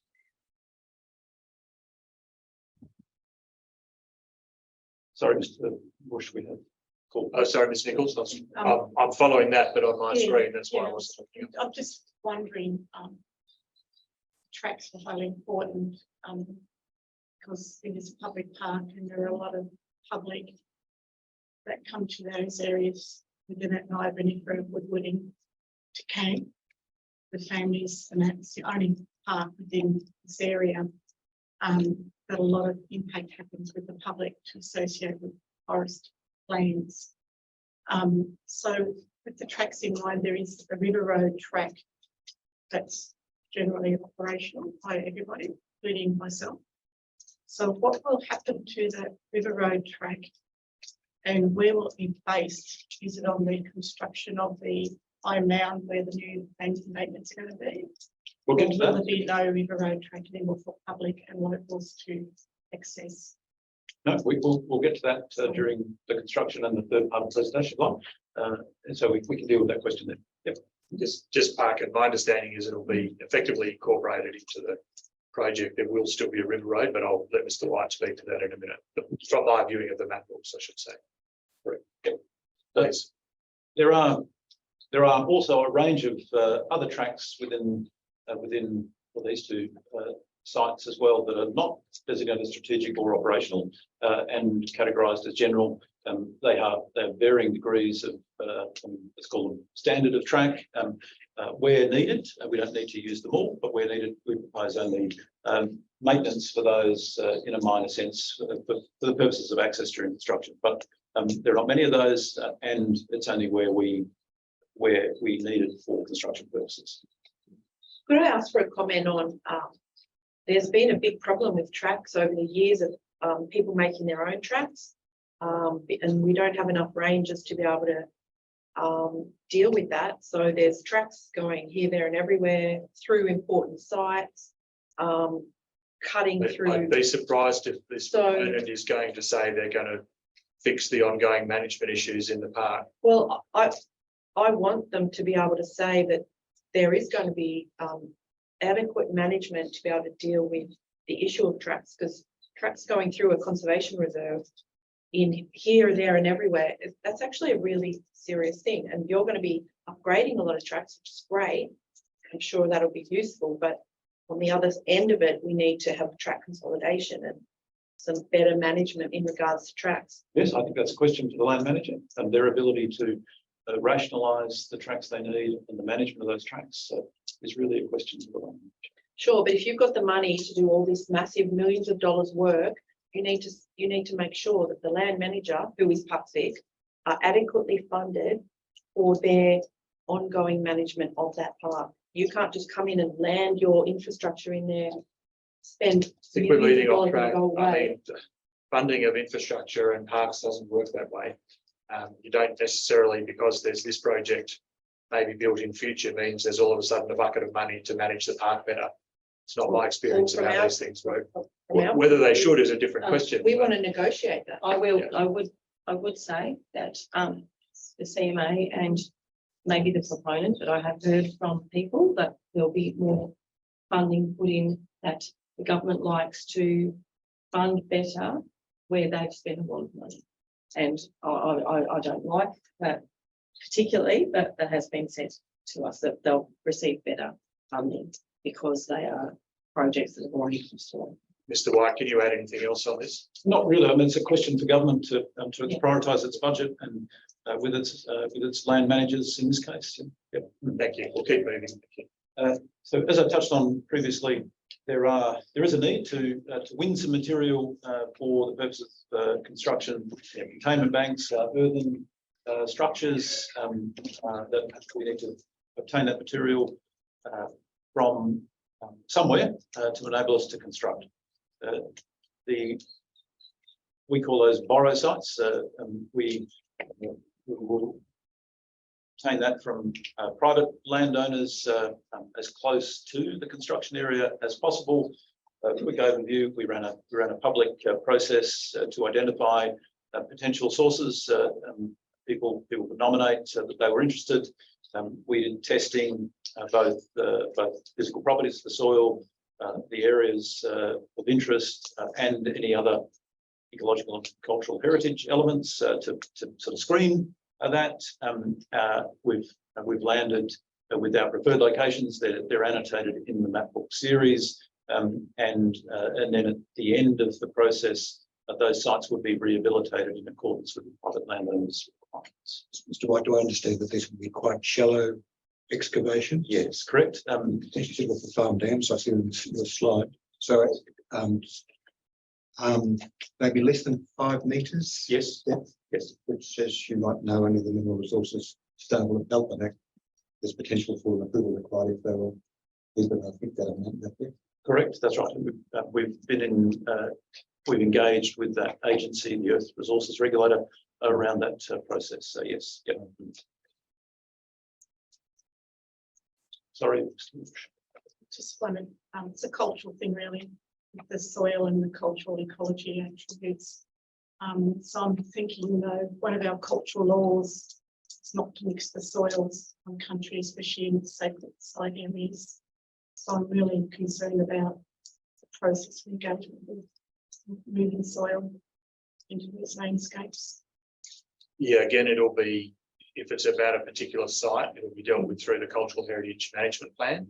Yeah. If it's about the landscape generally, yeah, I'm not quite sure what the project's doing to consider that. Around the actual structural process and that's where we've got into building the structures.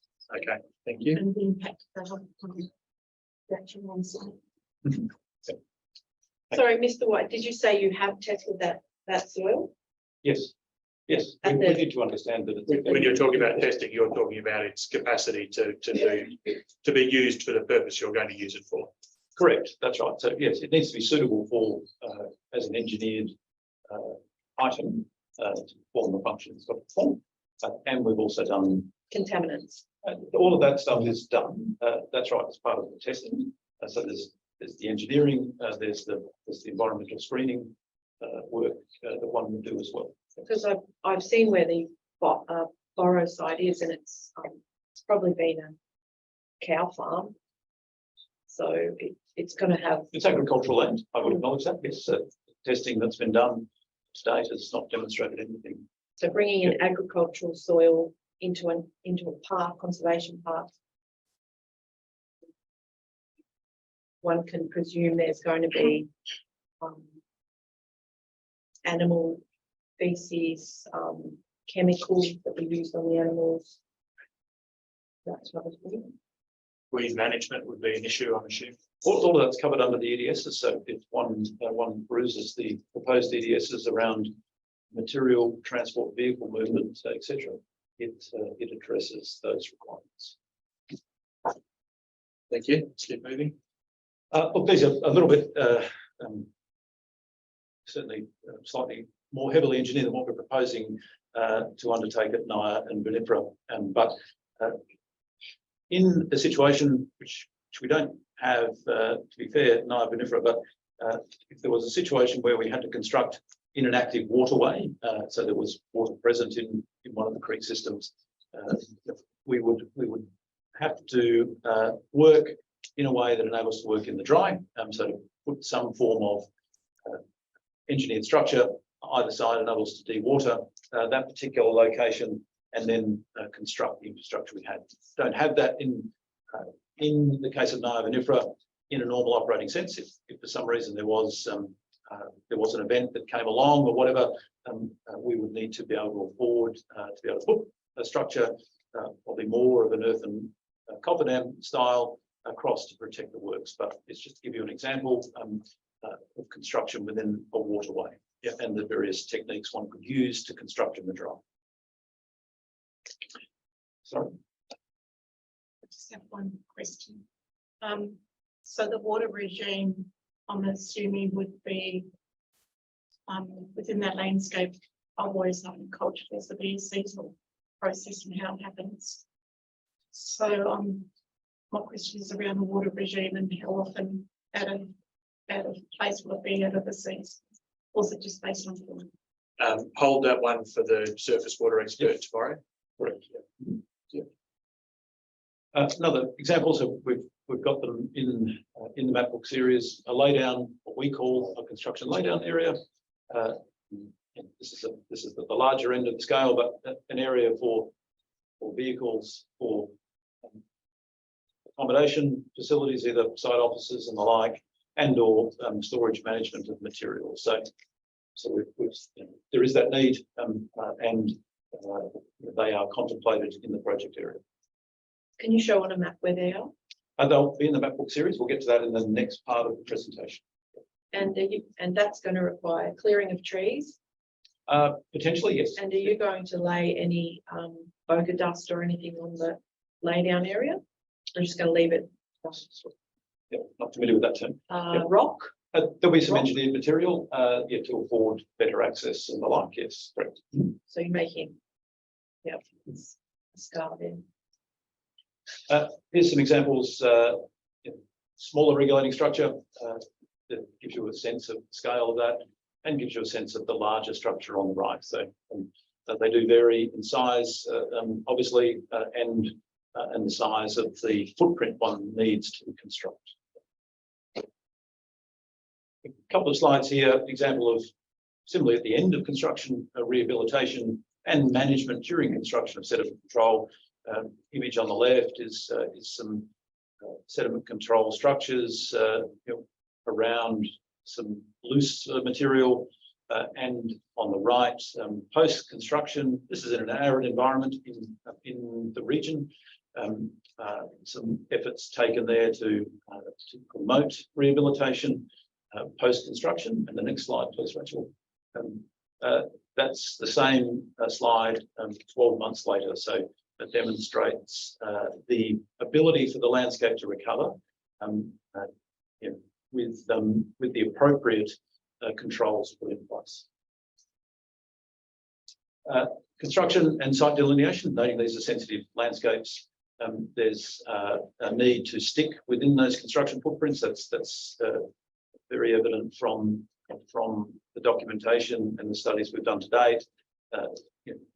Reassure people that there are different mechanisms to do so. We're not proposing to fence the kilometres and kilometres of access tracks, etc. Physically, there are elements that we would.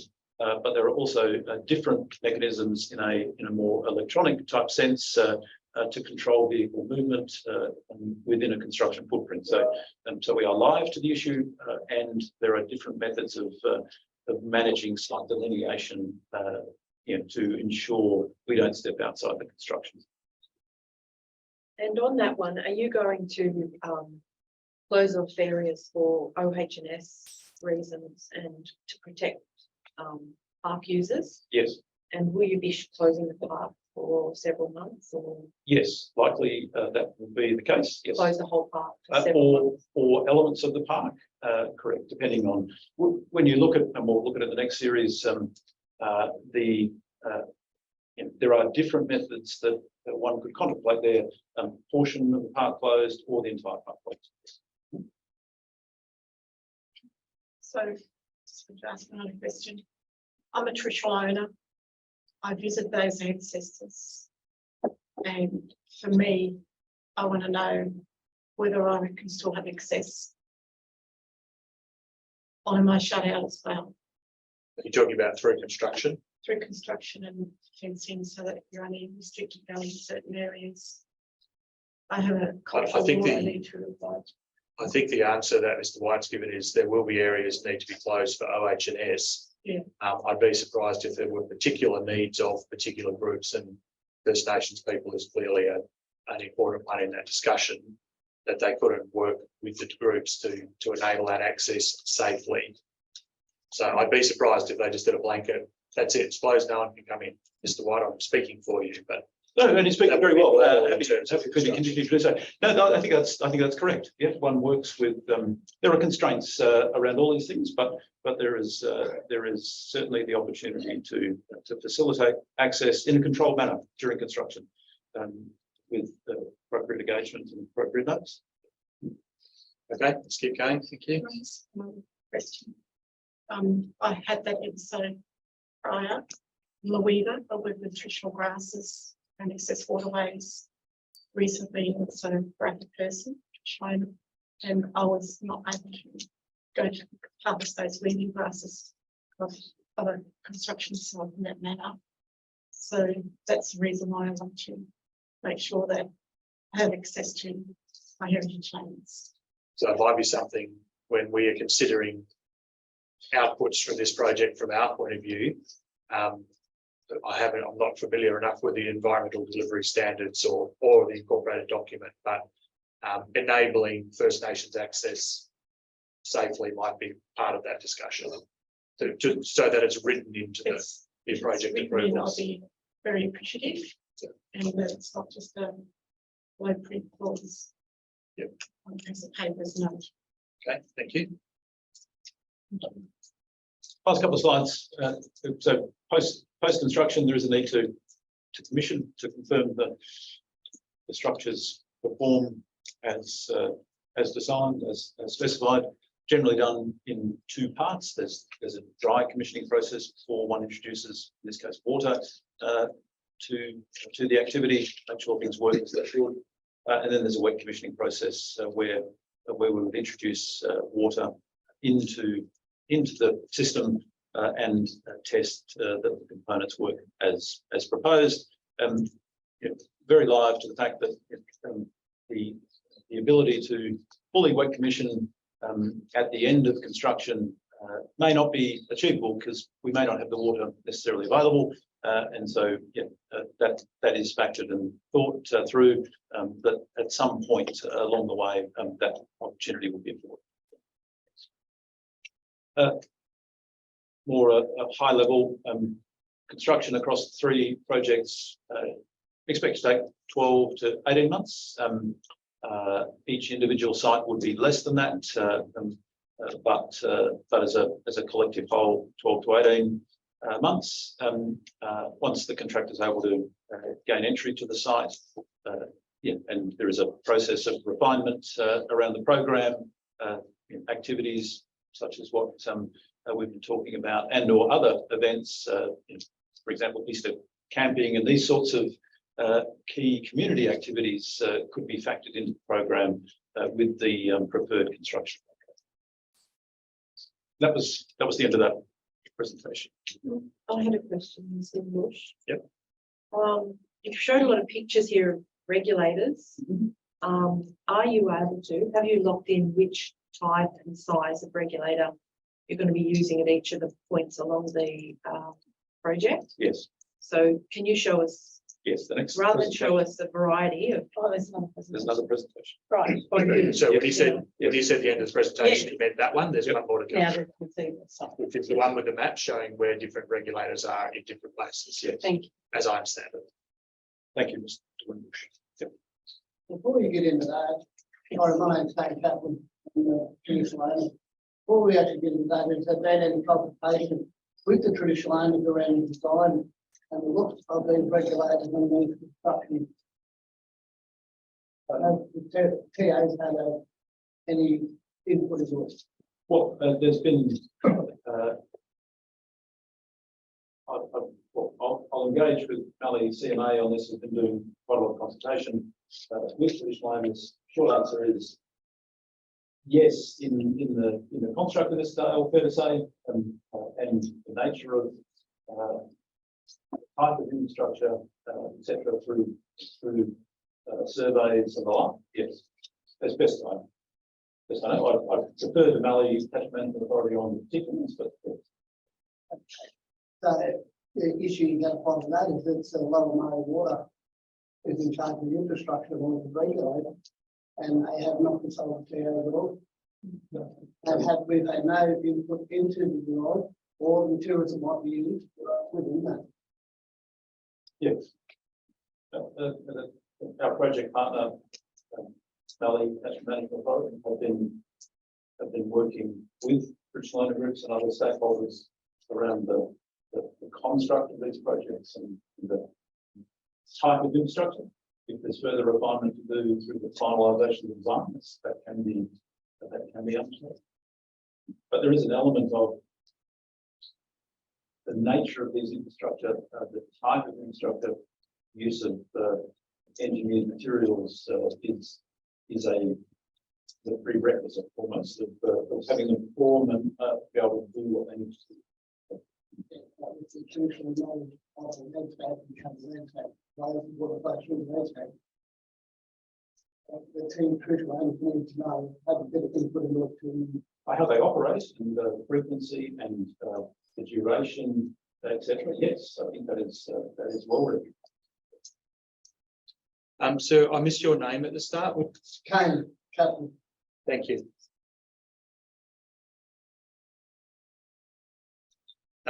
You might have heard me talking to Ms.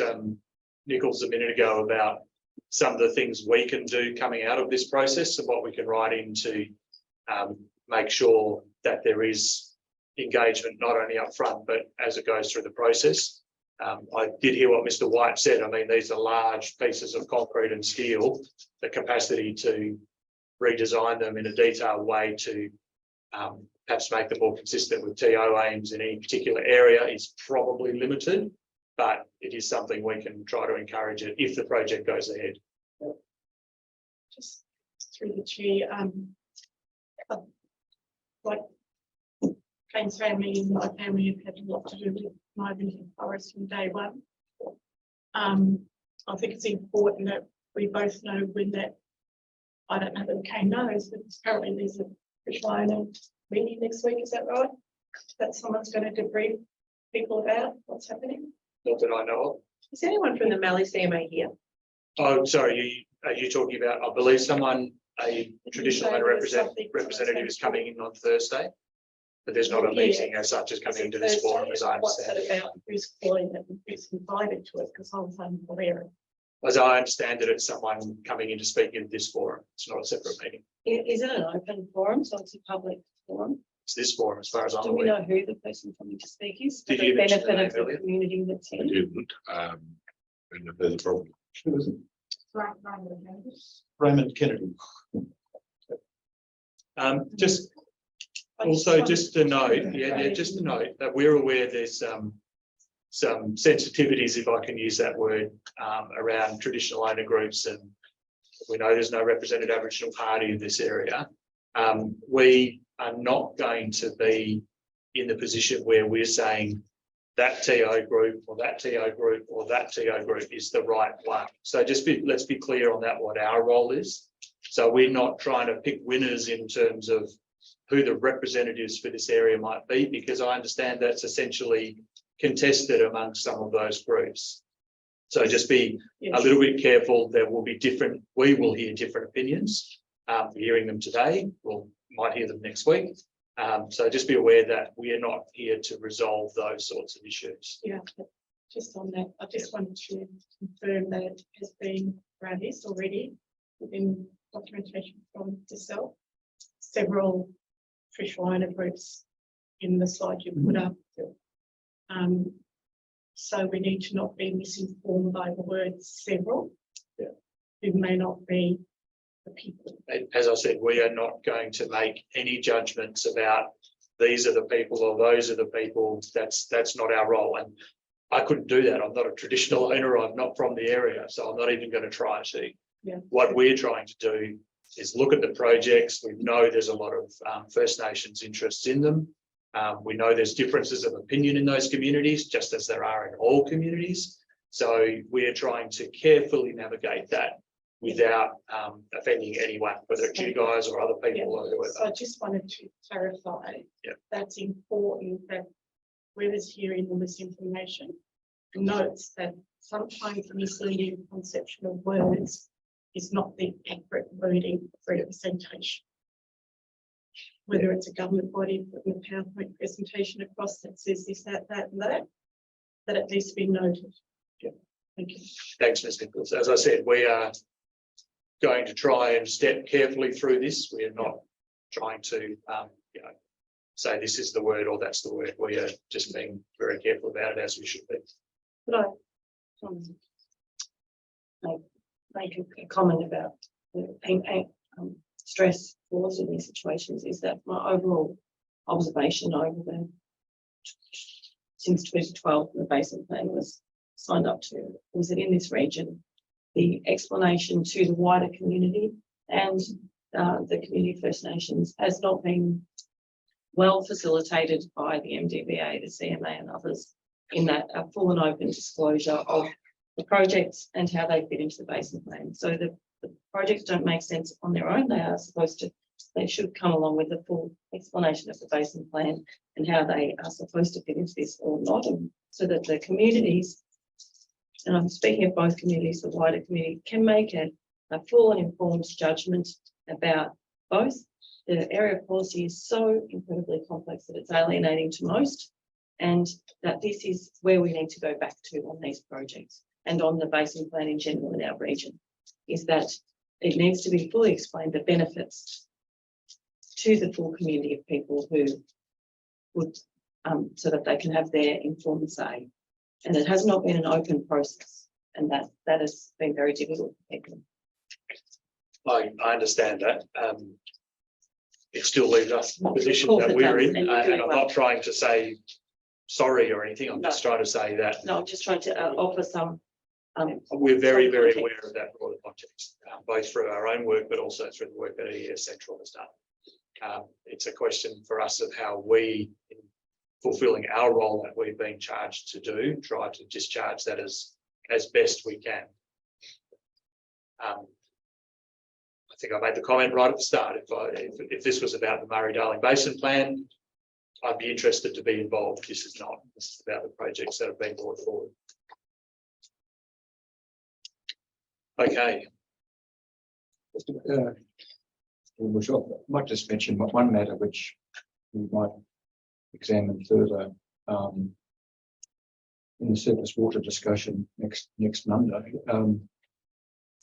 The committee is interested in the hydraulics of water flow across the landscape. I think that better so the information about contours and so forth will assist us in understanding it. And I've just noted the reference to the gentleman back who spoke a little while ago about the cultural knowledge of flows across the landscape.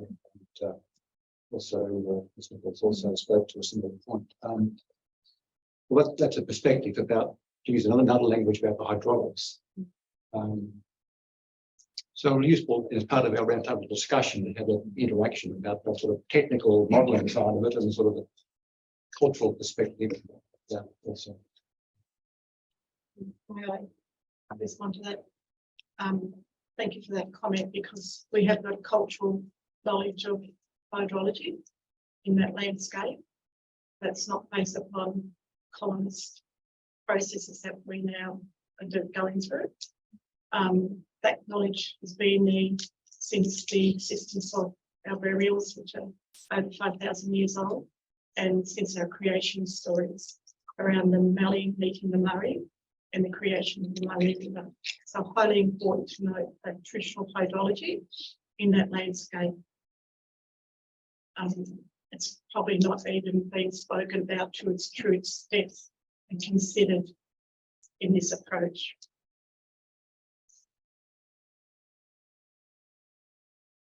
okay, thank you, Mr. White. We'll go on to your third presentation. Thanks, Mr. Wimbush, and noting the time. So you're happy to work up to 1 o'clock for lunch? And Yes, thank you. Break then? Or? Yep. Very good. So well, there's 3 parts. Burrow Creek we'll deal with Naya now. We've been through, I think we have a reasonable understanding where Naya is in relatively. Again, the overview which we've been through, we'll go down. Rachel, we, I guess in a definitional sense, as a water management area, so this is a useful term when one's talking about the 9 projects, because if some of the other and the larger projects, they have different water management areas, different parts of the floodplain landscape, different elevations, etc., and do lend themselves to different classifications or different water management areas. In the case of Naya, it is a singular water management area. And if you're talking to your colleagues in ES Central, Belsa had 4 water management areas, for example.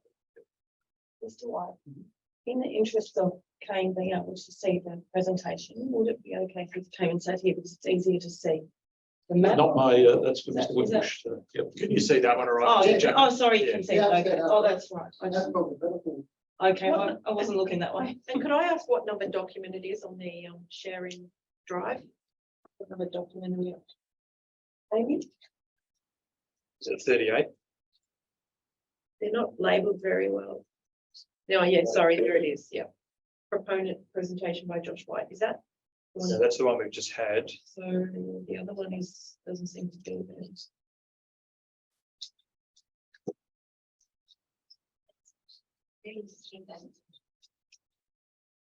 Is it 40? Part B. So it's 37. 37. It's not a particular document. You have to follow a link to get to the maps that he's showing. But the link will be in the email I just gave you earlier. So confident. Okay, let's go, Mr. White. Yep. So a couple of different scenarios here, and if it's arrows, there are in a managed sense broadly different operating scenarios. We'll deal with that next week in a more detailed sense with the ecology, but we have the concept of a seasonal fresh, which is really water in the creek system itself. So we'll keep moving on in the interest of time. There's an intermediate scenario where water moves into the lower parts of the floodplain landscape, so creeks and the lower part, and then a more holistic level, the maximum inundation scenario, which would encompass in an aerial sense, the entire proposed area of inundation. Infrastructure summary, we've touched on those previously in the other slides. We'll go to the particular locations now for each, the way it refocuses. So the different infrastructure, individual infrastructure items. On the left, there is a slide or picture showing with the yellow arrow showing its particular location in the project sense. And on the right is a detailed snapshot of that particular structure. In this case, the M1A regulator. It is designed to hold water to a particular elevation. In an engineering sense, its size is a series of what we call 3 box culverts, three rectangular concrete structures, and on that they have a series of gates or regulators to afford the ability to control and release water. So we're going to do a series of these, and we'll go to each of the sites. So they're in the map books as well, and in the online sense too, so one can zoom in. The other point to note here is the orange dash line is the area of investigation. So if we think back to where I talked about before, the different component parts, the area of investigation is the orange dash line. The yellow outline is the construction footprint. So the area that the contractor would be working in to undertake and construct the works.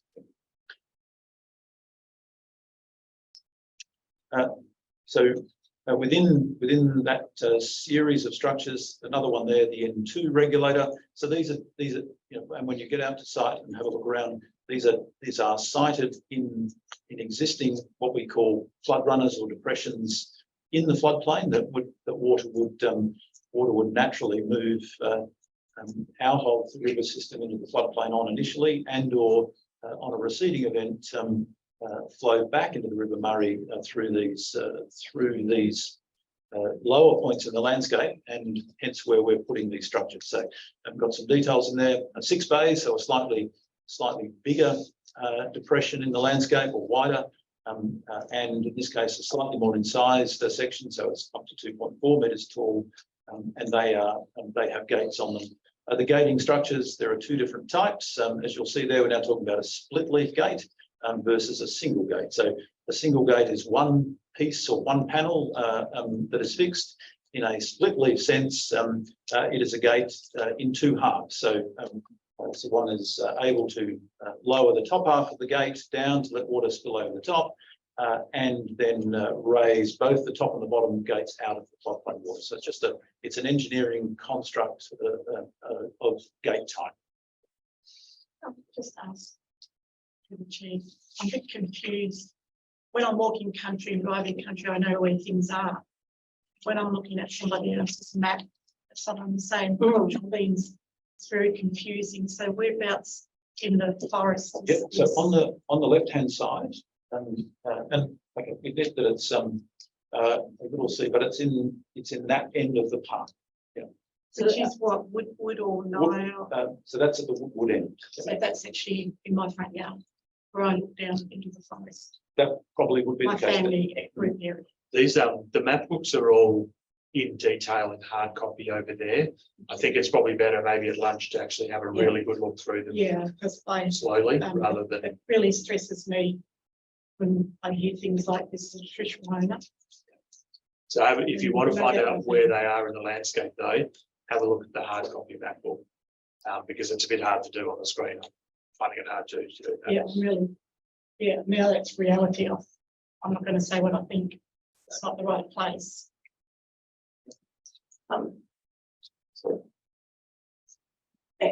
Just how many regulators is it in the land?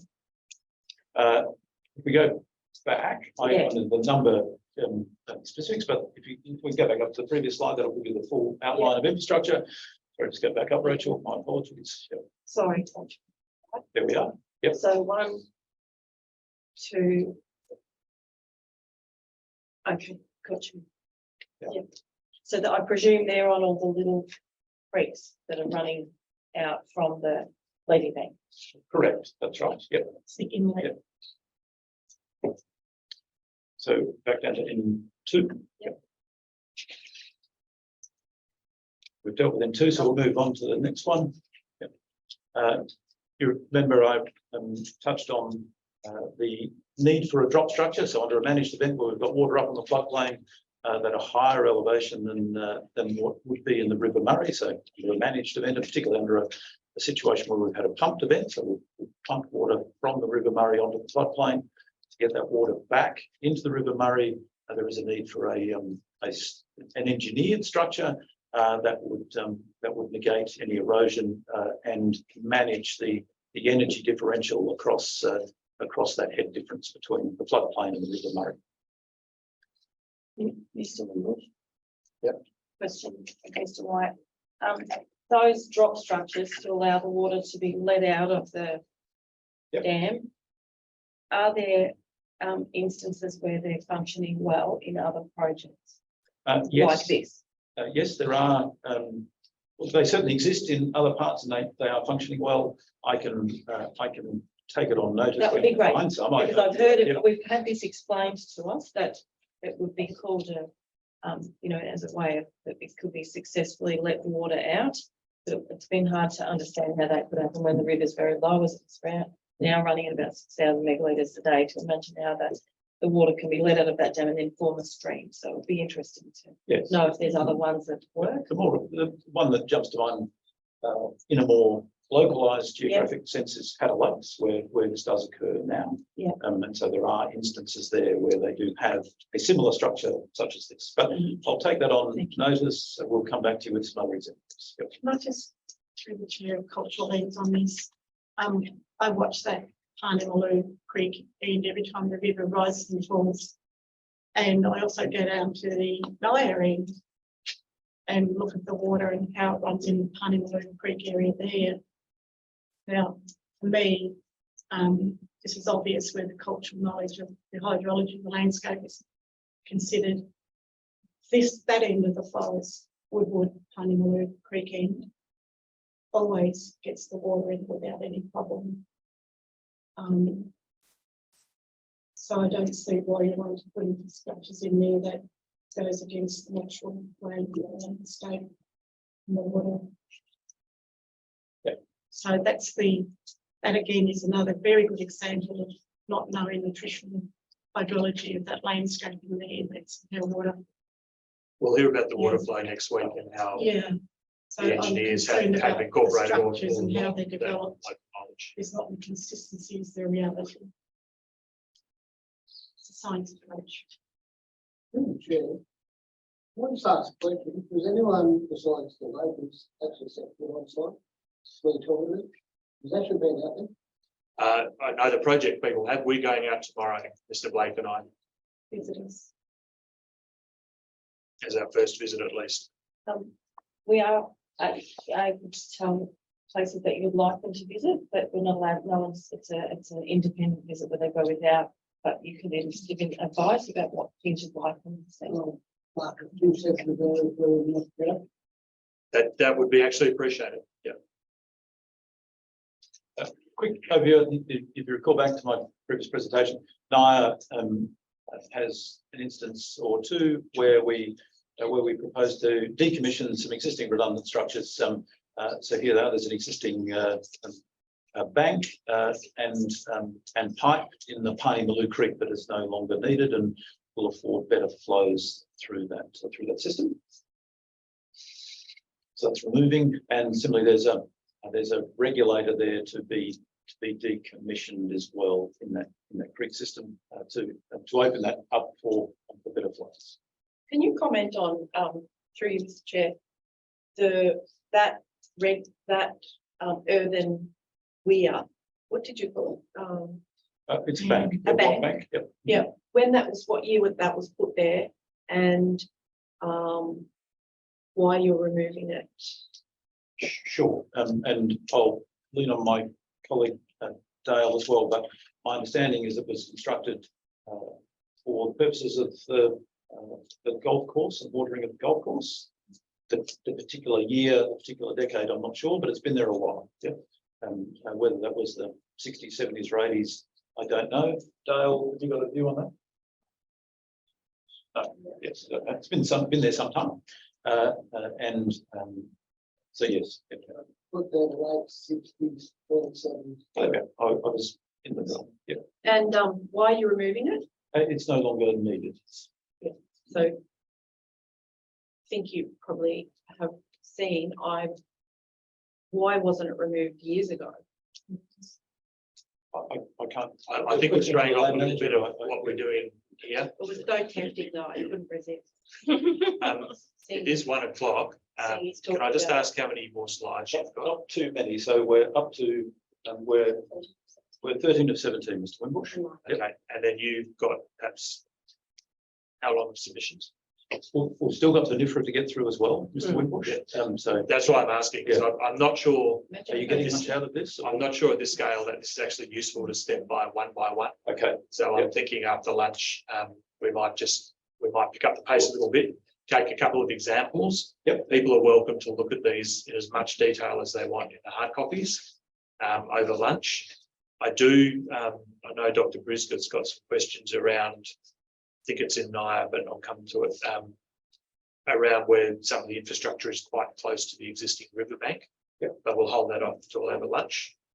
That's probably a good example. Mr. Wimbush. Yeah. I'd just like to make a request though that NIFRA is a place where very, very important to us, and we are really appreciating, and the public will be appreciating seeing the explanation of where the levy bank goes and what part is included. It's really this is the most real part of this, and I would request that Mr. White be able to put the map up of the NIFRA. We'll try not to diverse, but there are some particularly important issues. There's quite an area that seems to be excluded by the levy bank of high community use, and we really want to understand that better. Okay, thank you. What I'm going to suggest we do, we'll finish NIA, and then we'll break for lunch, and then we'll come back and we'll do the NIFRA. Yes. Again, all I'd ask is that we move through it reasonably quickly, and then submissions. 5 minutes. Okay. Thank you.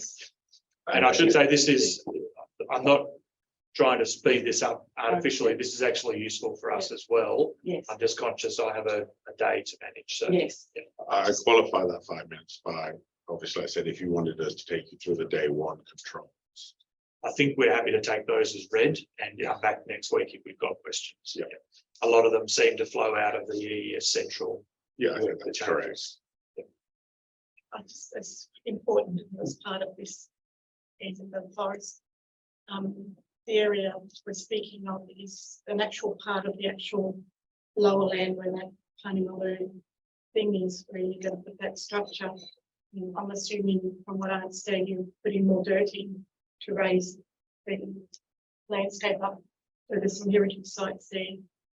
But that area, when it naturally floods, it's a little bit lower, and the water actually flows across that country out to the other side of the river. Yep. And it's highly important since you're doing that landscape. And I'm concerned about those gum trees are not going to get any water with the structure being built, so that wasn't considered. And like I'm going to say, people know the hydrology of that landscape, but it's not always the experts. Yeah. I think am I right to say, Marilyn, what you're concerned about is where the levy bank is on the northern side, that landscape, the water, as it did this year and other years in the flood, water does flow into that zone and it seems to be excluded from Part of that the flooding area. And there's a lot of trees there we're going to miss out on obtaining that hydrology with this scope that's been looked at on proposed. Okay, we do need to move on. Thank you for that, Ms. Nichols. The image we've got. So we jump to the other end of the just NIA now. Just hold on for a minute. Dr. Briscoe, is that the sort of image that would illustrate your question? It sort of is, but on that one, I guess the question I have, and it really relates to areas such as in map book map 2H, which just shows a containment bank very close to the river.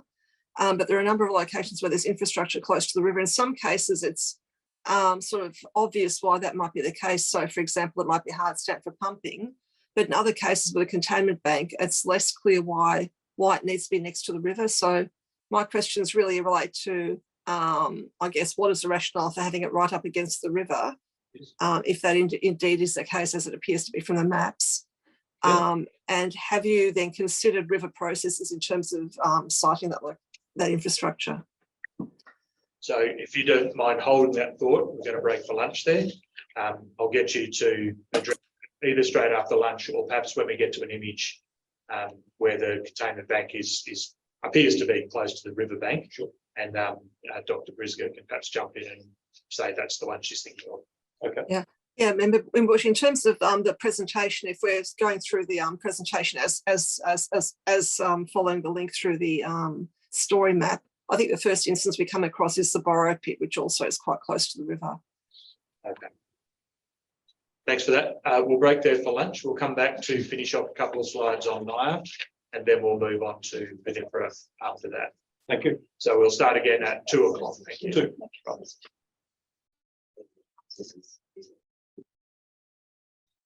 Okay, apologies for all these years of Zoom hearings and what have you. Still have problems.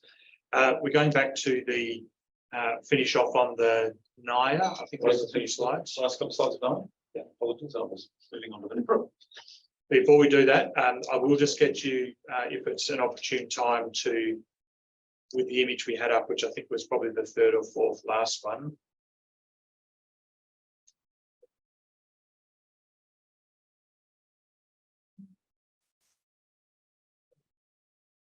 And there's I know when we get to, I think it's VMFRP, there's some other sites where the Borrow pit, yep, that's a good one. So just to, if you wouldn't mind, Mr. White, just responding to the question put by Dr. Briscoe just before lunch, if you can still remember it. Yes, so it's proximity to, let's say, the River Murray, and both in this case, the Borrow area, and then I think the question was around one of the containment banks as well in a different location. Dr. Briscoe, I think that was where we left it. Look, the Borrow area, in part, we're guided by the landowner as to their preference as well, but we don't see, we don't have any great, let's call it, geomorphological concerns with having that Borrow area there relative to the River Murray. They're relatively shallow excavations in the grand scheme of things. There's still some distance from the River Murray there. We can do a measurement, but we'll be talking many tens of metres, and we don't have any great concerns on that one. On the other question of the containment bank adjacent to the River Murray, that will be sited on top of an existing access track. So we've sited, if not all, then very much the vast majority of banks on existing access tracks. Those access tracks have been there for some time.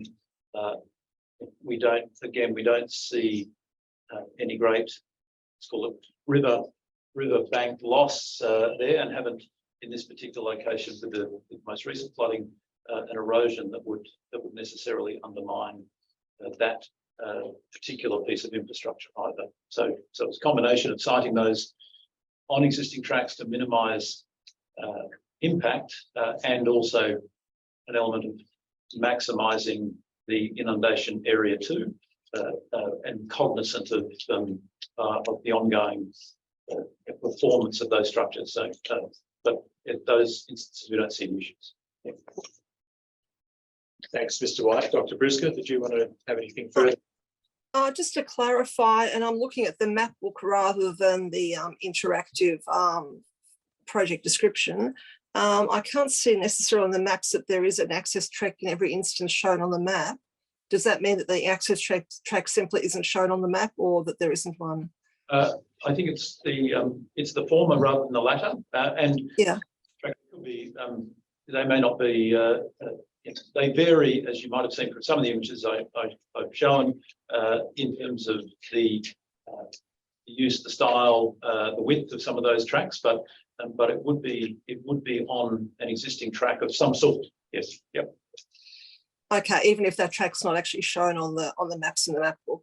Put it on some of the maps, so the vegetation cover, etc., may not show that up as clearly as perhaps one would picture. Yep. Okay, thank you. Okay. Thank you. We'll keep going.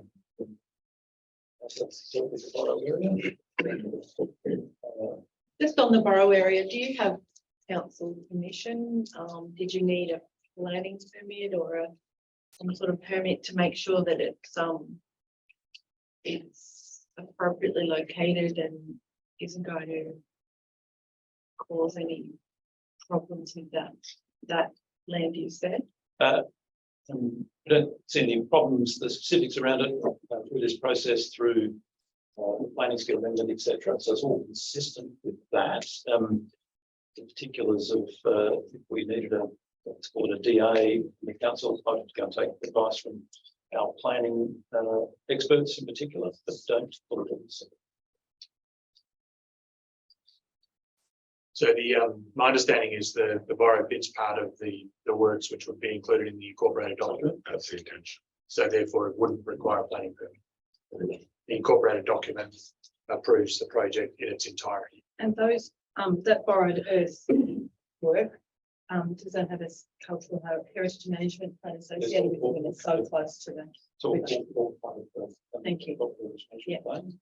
And in this case, the environment report as well. So ecology and other aspects have been picked up as well.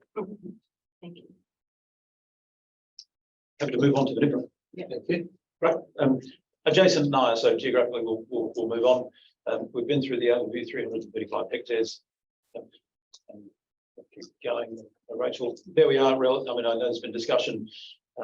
The inundation area in the blue overlaid on top of the green, which is the public reserve component. So there are some areas of the park that don't receive water under a managed environment. They would still be inundated under a natural event, but not under a managed event.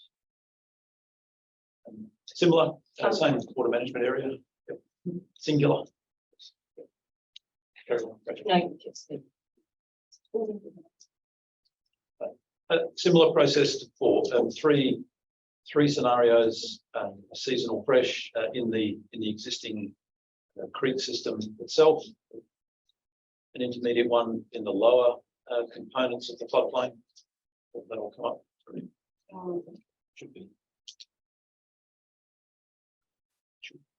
There is an element of loading, and then we'll keep going in the interest of time. I think they've notionally seen the concept before, and then the maximum, the full extent of the inundation area. I have a question. What? Look to the top right of the area where there are squares and dots, and there's a green area, so it's not part of the managed flows. So the pumps or where we've got we have the levee bank / road, yep. And then the areas to the northeast. So there's a big river bend there that currently has a billabong in the middle of it from the remaining from the past flood. Yes. Most seasons had a billabong in the middle of that, and it's very important special area to everyone in the community. There are 2 sandbars on that spot and some very, very large old trees. So that area is essentially excluded from the Managed and also events. yes, and so if there was to be a high river, so it's not considered significant or important enough to inundate regularly, but I would suggest that from an ecological point of view and from the entirety of the community's cultural, and I won't speak for other First Nations people who are here and can speak, is very, very, very much used area and loved. But also there's some very, very old trees, which I'll show photographs of later. When there is a high river, then how will that water get into that area? I know where the regulator is going to be situated. So will that impact will that area that's green now get water just if there's a high river? And how will that be impacted by the fact that there's a big levee bank right alongside it and impact on that connection with the rest of the floodplain. I was out there just as the floods receded recently, and there were little creeks with fish moving from that area into the wider floodplain. So wouldn't that big levee bank have an impact on how those two landscapes, the waterscapes, interact in a natural flood? Well, it again depends on the scale of flood. The regulators on the existing creeks and flood runners, etc., will afford through flow, both in a natural event and on releasing a managed event under higher river levels. Those, depending on the scale of it, those other areas would be inundated. There's a degree of pragmatism with the siting of infrastructure to maximise inundation area, minimise impact, siting on tracks versus tracing the outline of the river and losing vegetation, etc., etc. So, so this was the scheme in its conception.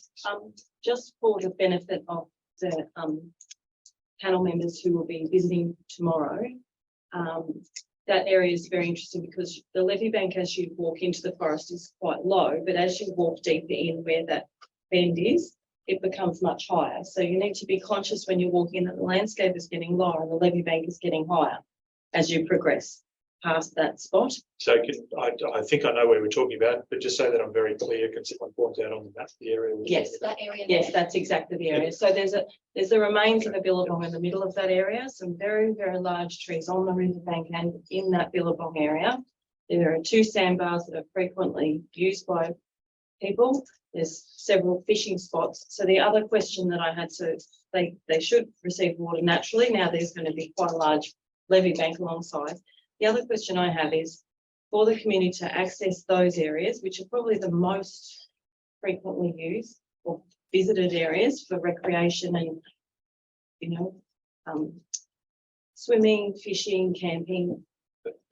How do they get, is there a way to get off the levee bank? The levee bank sort of seems to go right. How do one get into that area from the levee bank? There are, let's call them, what a better term, ramps off. Ramps off, yeah. For access. So that's both for the public, for others that need to maintain the park, and asset owner and operators. So yes. Yeah. Yep. How high do you think the levee will be there at that spillway? That's just that one, yeah. I'd rather not throw out numbers. I think it's best we look at the long sections and get actual numbers rather than toss out numbers, which can be misleading. Yeah, so happy to. Ballpark? I wouldn't like to speculate. Let us get the long sections out. We have a long section all the way along the containment base. That's best. So this area, this is a very, very significant change to the landscape as thousands of people experience it every year and on a great regularity as visitors. A very similar format to what we did at Naya, infrastructure summary, slightly less in number instructions, but a similar approach.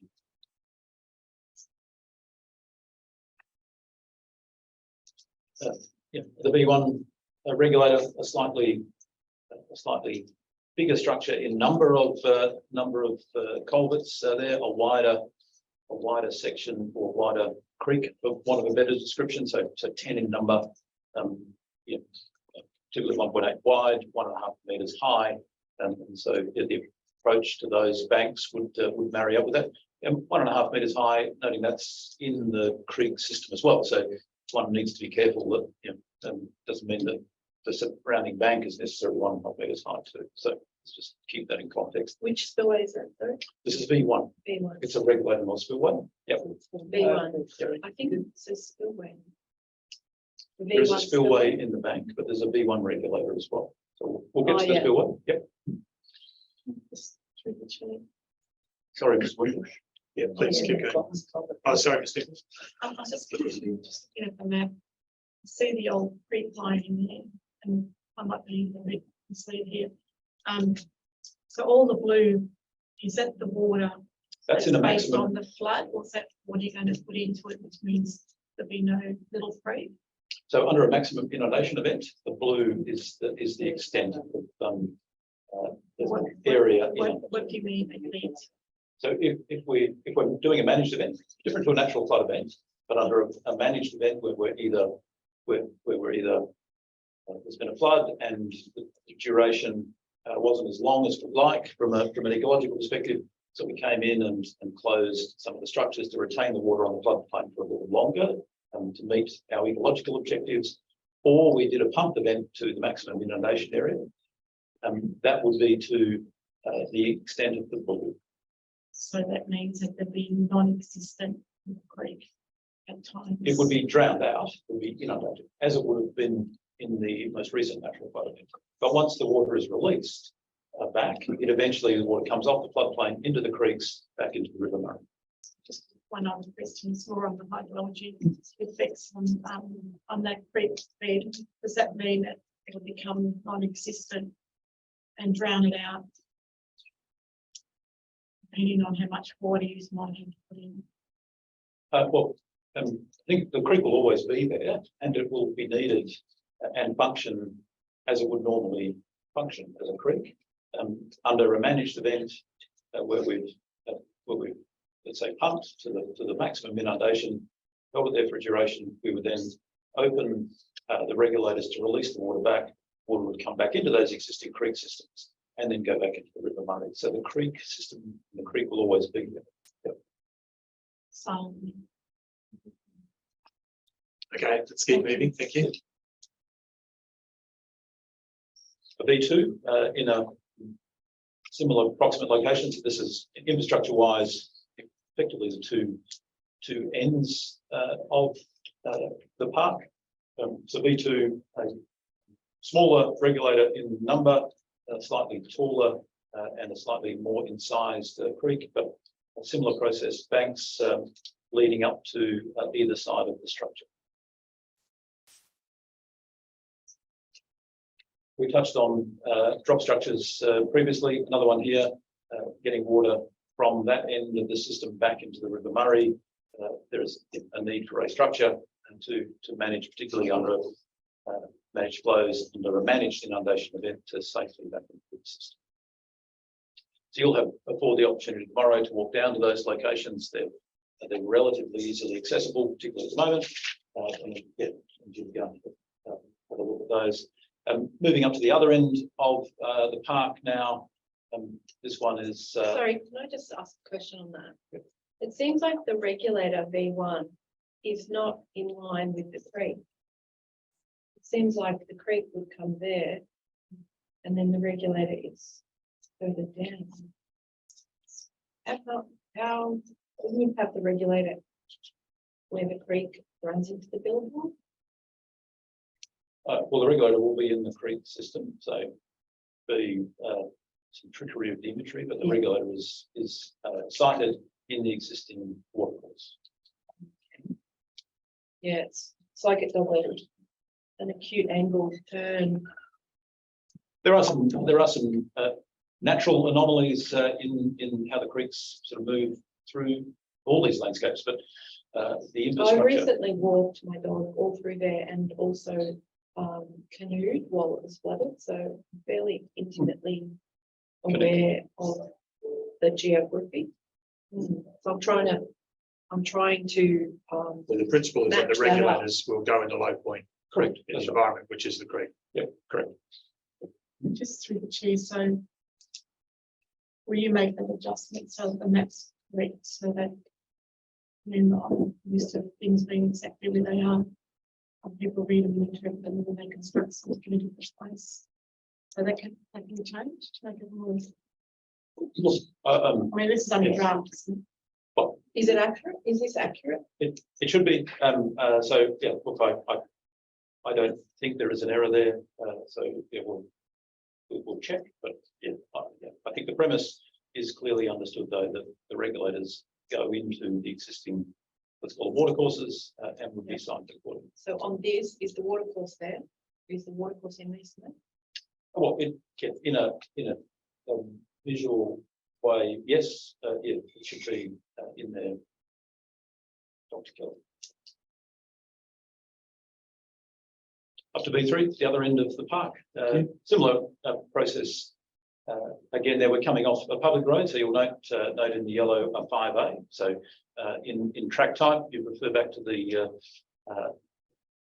PowerPoint presentation, different track types. This one's on a public road, so it's been upgraded to suit that need.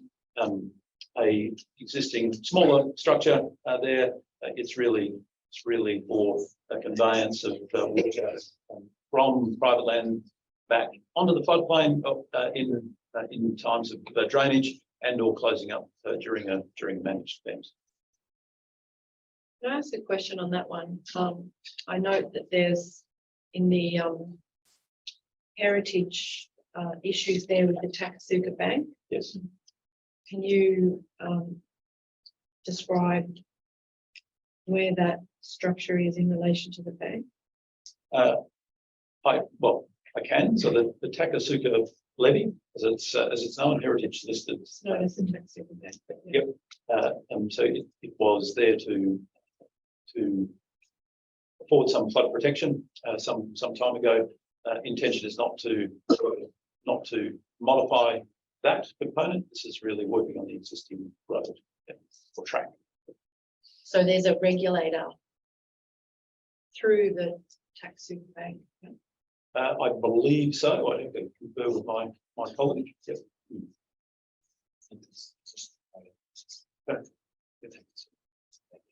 Yeah, so it's so it's further to the south. Where?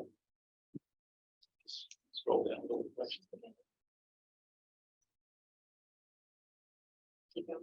No, we can stay on this one. So further to the, I guess, the bottom of the screen and outside the screenshot. In my understanding, the road goes on top of the bank. So is this a culvert through the bank? It's a culvert through the existing access road, yes. Which is the Takasuka Bank. I think the bank is a little further off the picture. Yeah, this is the existing road, and there I agree that the road is on top of the bank, but perhaps not in this area. Do you have a locator for that? We can. It is in the documentation. We can point you to the relevant references there. Well, I know that it is on the Swan Hill Heritage register. So would you bring us some more detailed information? We'll point you to the relevant location. Is that the one that's got the one you updated, or is that the one you actually taken out? I think this is a replacement one. You said to step out to forward, this is a replacement. Existing, with putting a gate on it, yes. So that's just as the base comes up to the river. It's a little ways off the river, I think. It's more as it comes off the existing access track. So we can get the map books out and have a closer look relative to Takasuka afterwards. Might be good to have a picture of the Takasuka Bank Relative to as it's known as a heritage site. Yeah. There is also the issue there of like if you scale out there and look at that location, it would be wonderful to do some sort of compulsory acquisition of that land there, because it seems just natural that part of the land that is such a depression, it probably isn't that great a farming area. And I think it probably was once part of the park. I think it would seem natural that top area there becomes part of the park. So I think that's where the private land to the right of the photo. yes. That just see the bunch of trees there. Yep. If you scale out, Well, it was something that's considered already on the project. The challenge we have is that can't go and compulsorily acquire land. You can. Well, we do. yes, but It is done. the minister's made it so clear that's not doesn't have an appetite for that. So this is voluntary. So yes. I mean, considering what you're doing to the national estate, I think a little bit of compulsory acquisition, not here, nor there. Land comes up for sale all the time. fact, that's let's probably- move on. I don't think we're going to settle that one today. I think when you go out there, you know exactly what I mean. Yeah, I've got it zooming back out a little bit, then actually gave a much clearer picture for that one. Yeah.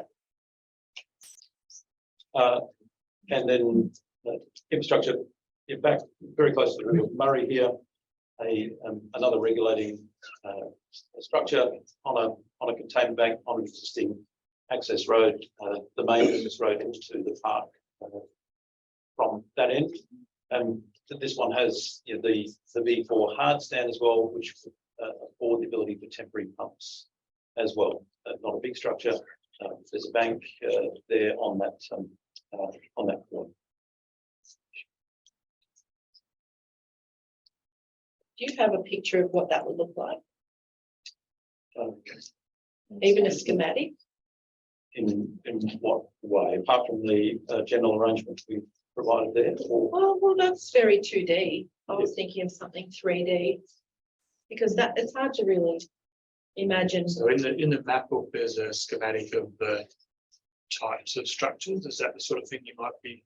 Yeah, or maybe, yeah, just here we are. Here we are, talking about it. How hard is it to get a picture? so have a look at the map books and see if they address some of your queries. Series of and come back to us, and happy we can talk through later on today various elements in the map books. I just don't know why we're rushing, because like borough's been thrown out, we've got all this time and this is important. Everything we say, let's come back to, it probably we won't come back to it. So, yeah. I think the information is in there that you're looking for, I think, but there is so much information to get across. I quite agree with you there. But it's probably a question of, you've got a hard copy of the map book now, is that correct? No. Or borrowing one? We'll make one available. Thanks. I think it's probably worth having a look through that, because it does for, I don't know if it does it for each of the locations or for memory, or if it's for each of the types of regulators, for example, what they look like in a three-dimensional view, similar to the one that was put up on the screen earlier. Yeah, because this is not good, and like this is not enough. Just looking down, all these colours, that doesn't show what it's going to look like or the impact it's going to have. It would be nice in the presentation to have we can do with. It's probably in the folders, but for the benefit of all the other people who are watching online, to see the visual of how a regulator looks on the creek, or it just helps people to understand how that might. And I know we've seen other pictures. And that information is available also in the documentation. It's part of the map books, part of some of the other documentation. But there are 3D renders of what the structures look like in the landscape as well. I think, the offer of the map book, which has some of those schematics in it, that can be provided. I know tomorrow night people have probably got other things to do as well, but at least have a chance to have a look at that offline rather than try to find them in the Some of them may well come back into play next week as we're looking at specialist ecology and surface water and so on. Okay, Ms. Nichols. I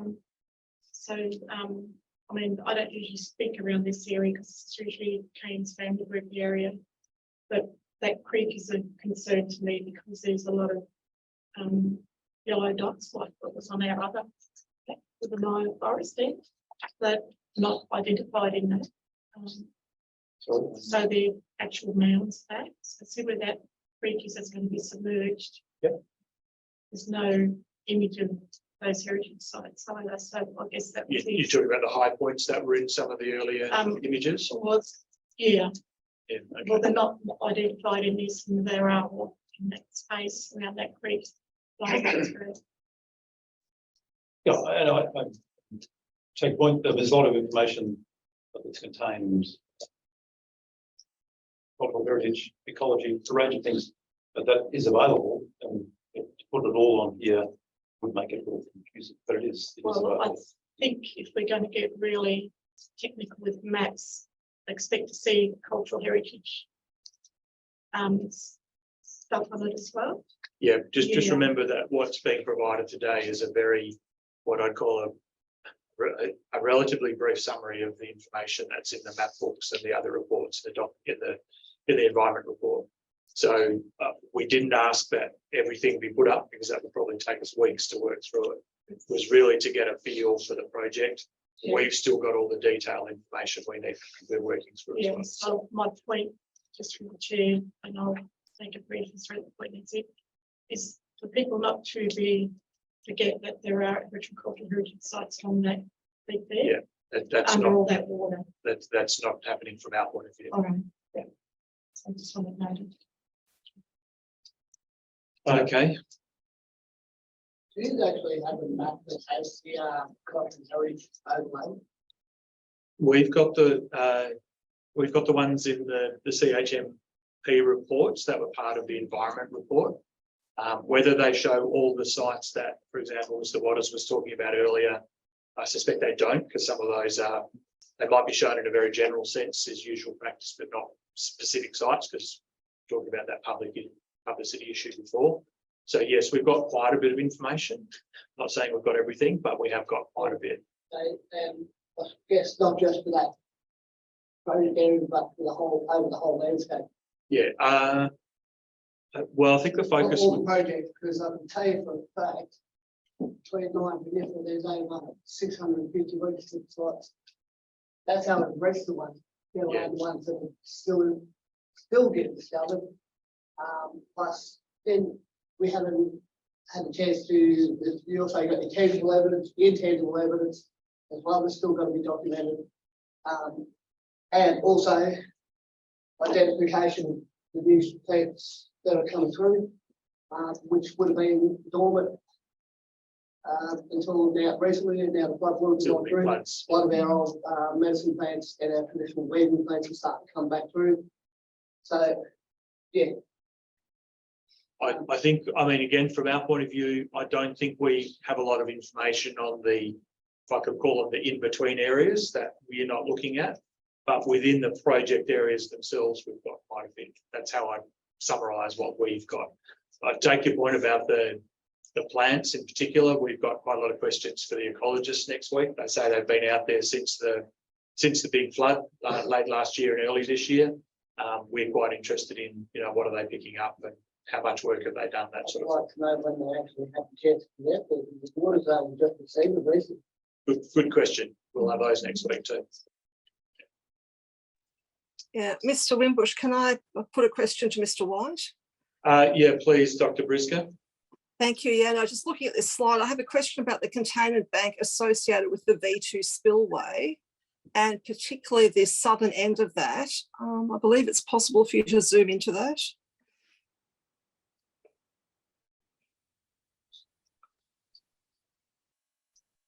And I'm interested in understanding there's the construction footprint extends, I guess, outwards towards the river. The containment bank also has a perpendicular section. Just interested in understanding those two things.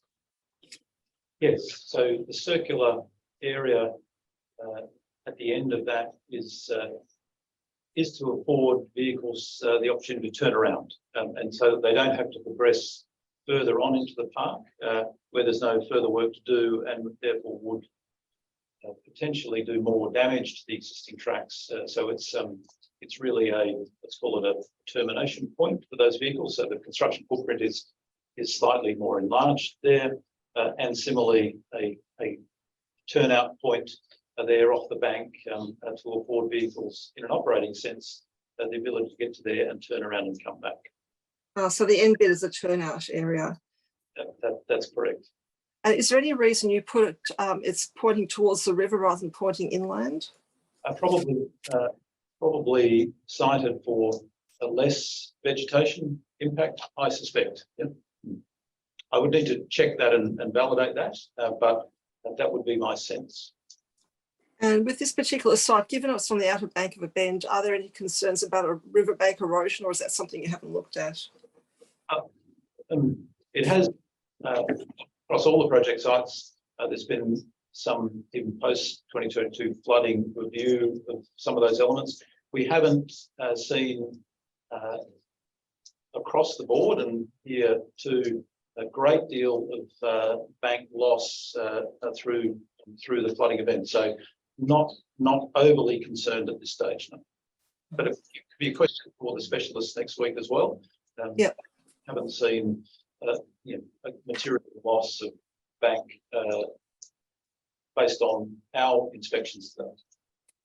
Yeah, thank you. Mr. Wimbush, could I just ask a question, please?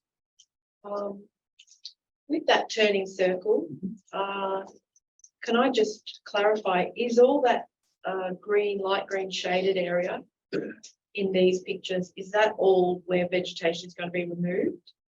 White, green, sorry. So the actual circle, is that all going to be removed? And also all the green area, see all the light green shaded?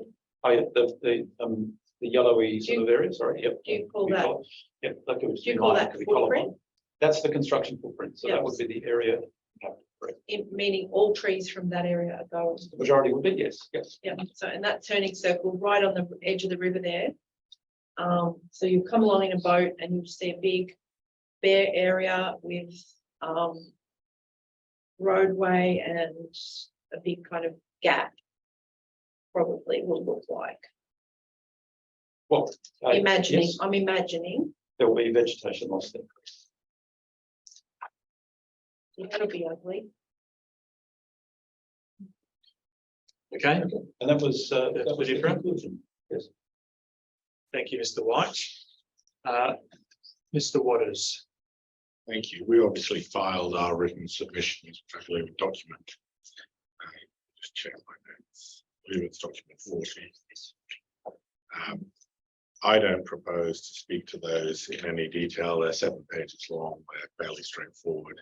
Much of them is administrative. Excuse me, Mr. Wimbush, but there are people in the gallery who are not going to be able to hear you. Could you up your volume a bit? Yep, I can go. Please.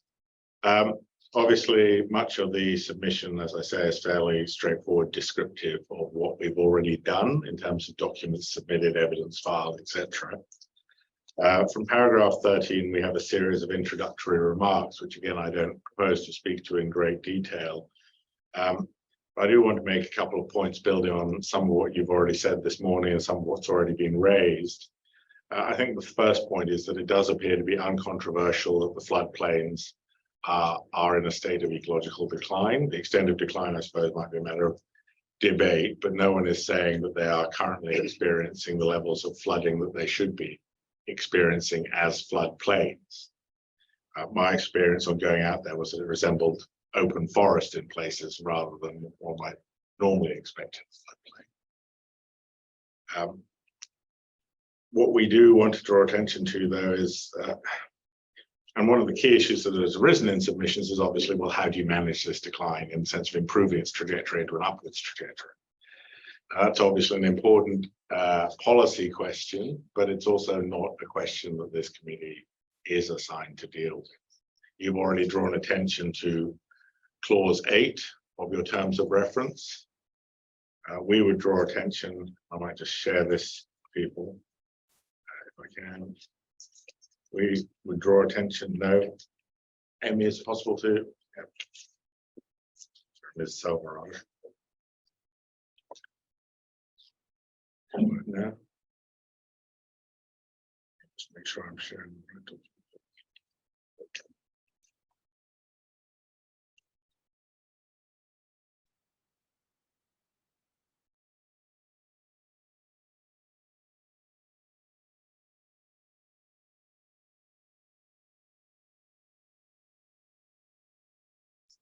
These are obviously the committee's terms of reference.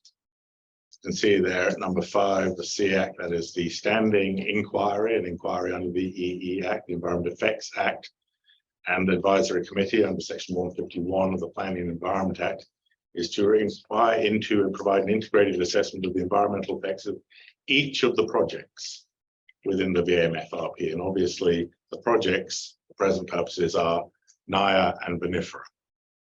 So it's not asking you to conduct a royal commission into the Murray-Darling Basin Authority or any other broader policy phrase. Similarly, 5B requires you to consider and report on the potential environmental effects and benefits of each project presented in the relevant environmental report, their significance and acceptability having regard to the evaluation objectives in the scoping requirements and relevant policy and legislation. Similarly, C, in respect of the Federal Environment Protection and Biodiversity Conservation Act. So obviously the attention is being directed to the effects of the project, not, again, some alternative course that you could take theoretically under some other circumstances.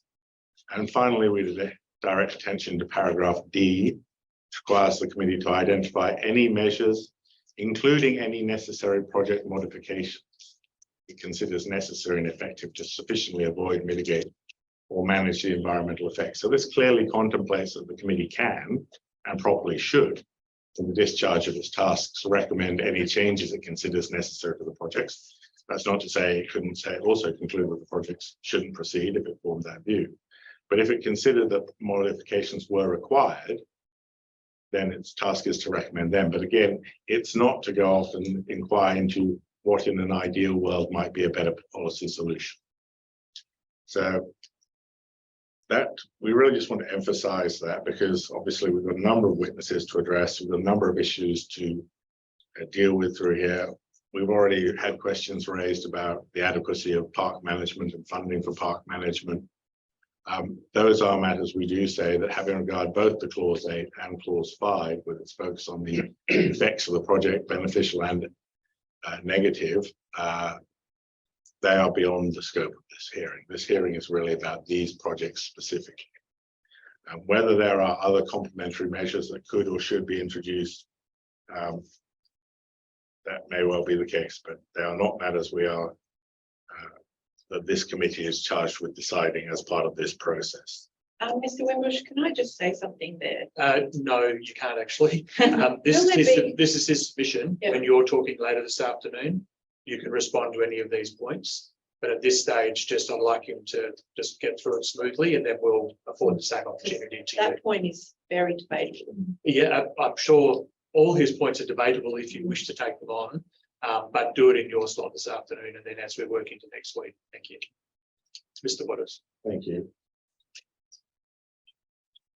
Beyond that, I think the submissions that we've made to date are reasonably self-explanatory, and obviously we'll continue to address you on other matters as they arise. On each day, we will endeavour to take you through the relevant, briefly, through the relevant parts of the EDS in particular, but potentially also the incorporated document and the environmental management framework that pertain to that day's evidence, so that when you can hear the evidence, you will understand the framework that that is operating in, and potentially, if we need to some of the broader statutory frameworks.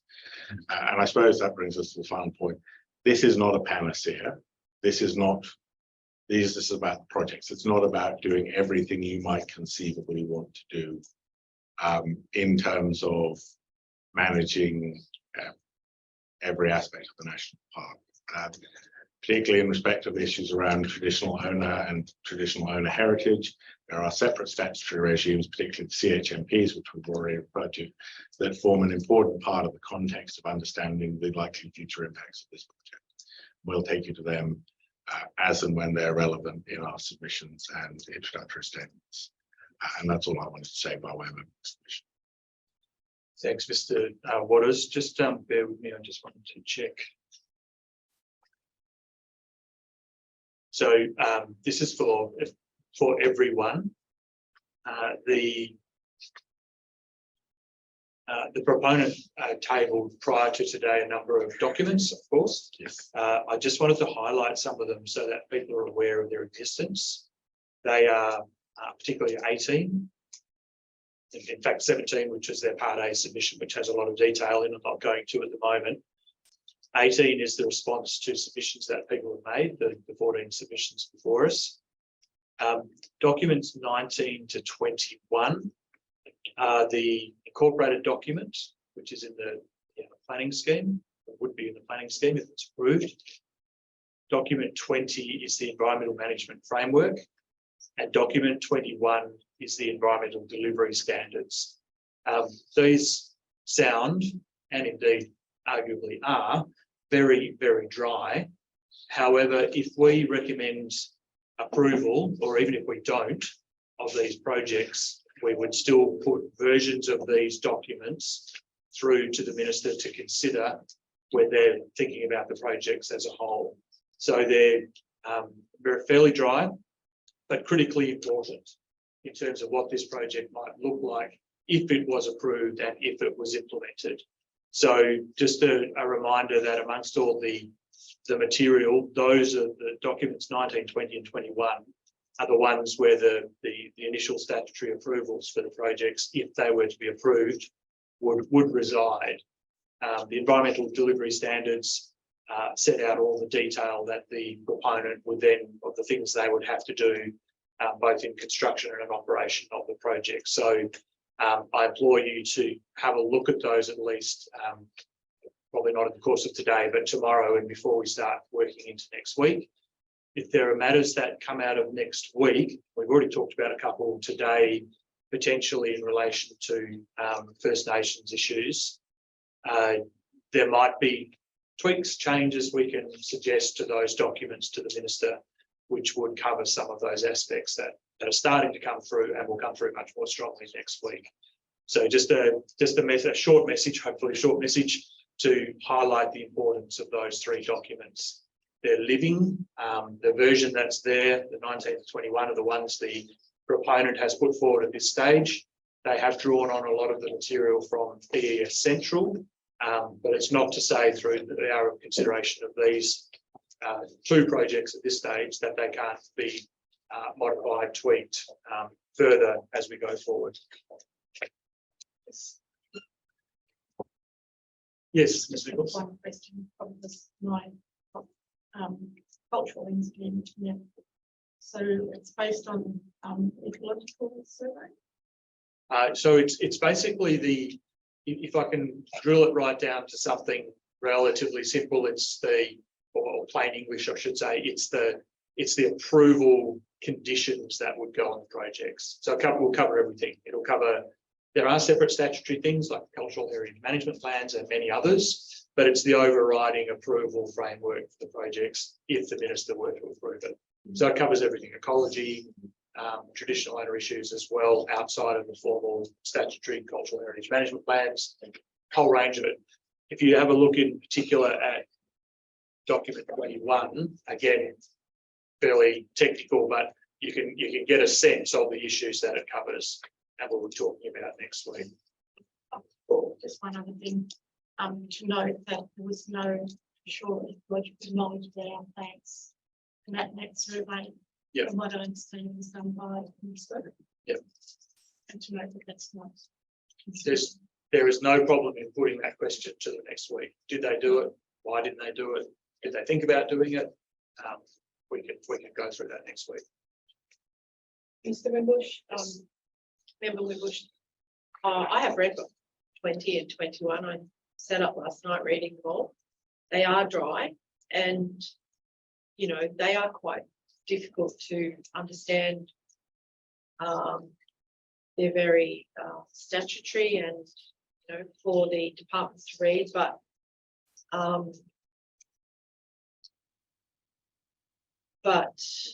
I suppose from the point of view of myself as a local citizen, member of a community group,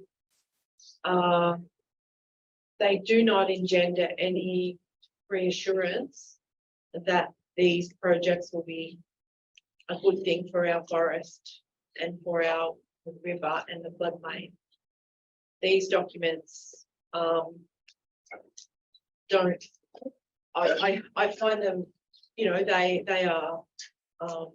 There's a lot of information in them, and they will help public servants know what their role is. But as for being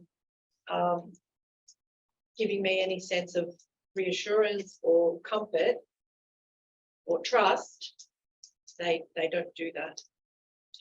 Yeah, and again, going back to why I even mentioned that it's because they would be the if you like, the physical output of this process, amongst other things, including our report.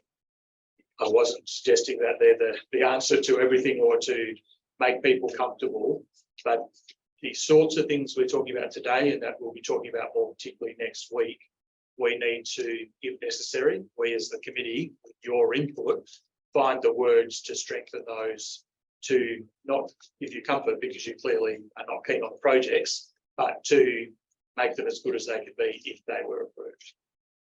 Yep. So we could spend another month on them and tweak them to a very high degree, but I suspect they still wouldn't make you trusting and comfortable. So I'm not Well, suggesting that. They'll It do just that. depends what the parameters are. Yep, absolutely. Great. Mr. Wimbush, it might be worth erasing the concept of without prejudice. So one of your options here would be, if you do want to comment specifically on these documents, if there are refinements you would like to see, you can offer them on a without prejudice basis, which is saying, we don't want this project. We don't think it's a good idea. But if it's going to, this is what you do. So it's without prejudice to your right to oppose the project. Thank you. But, well, thank me.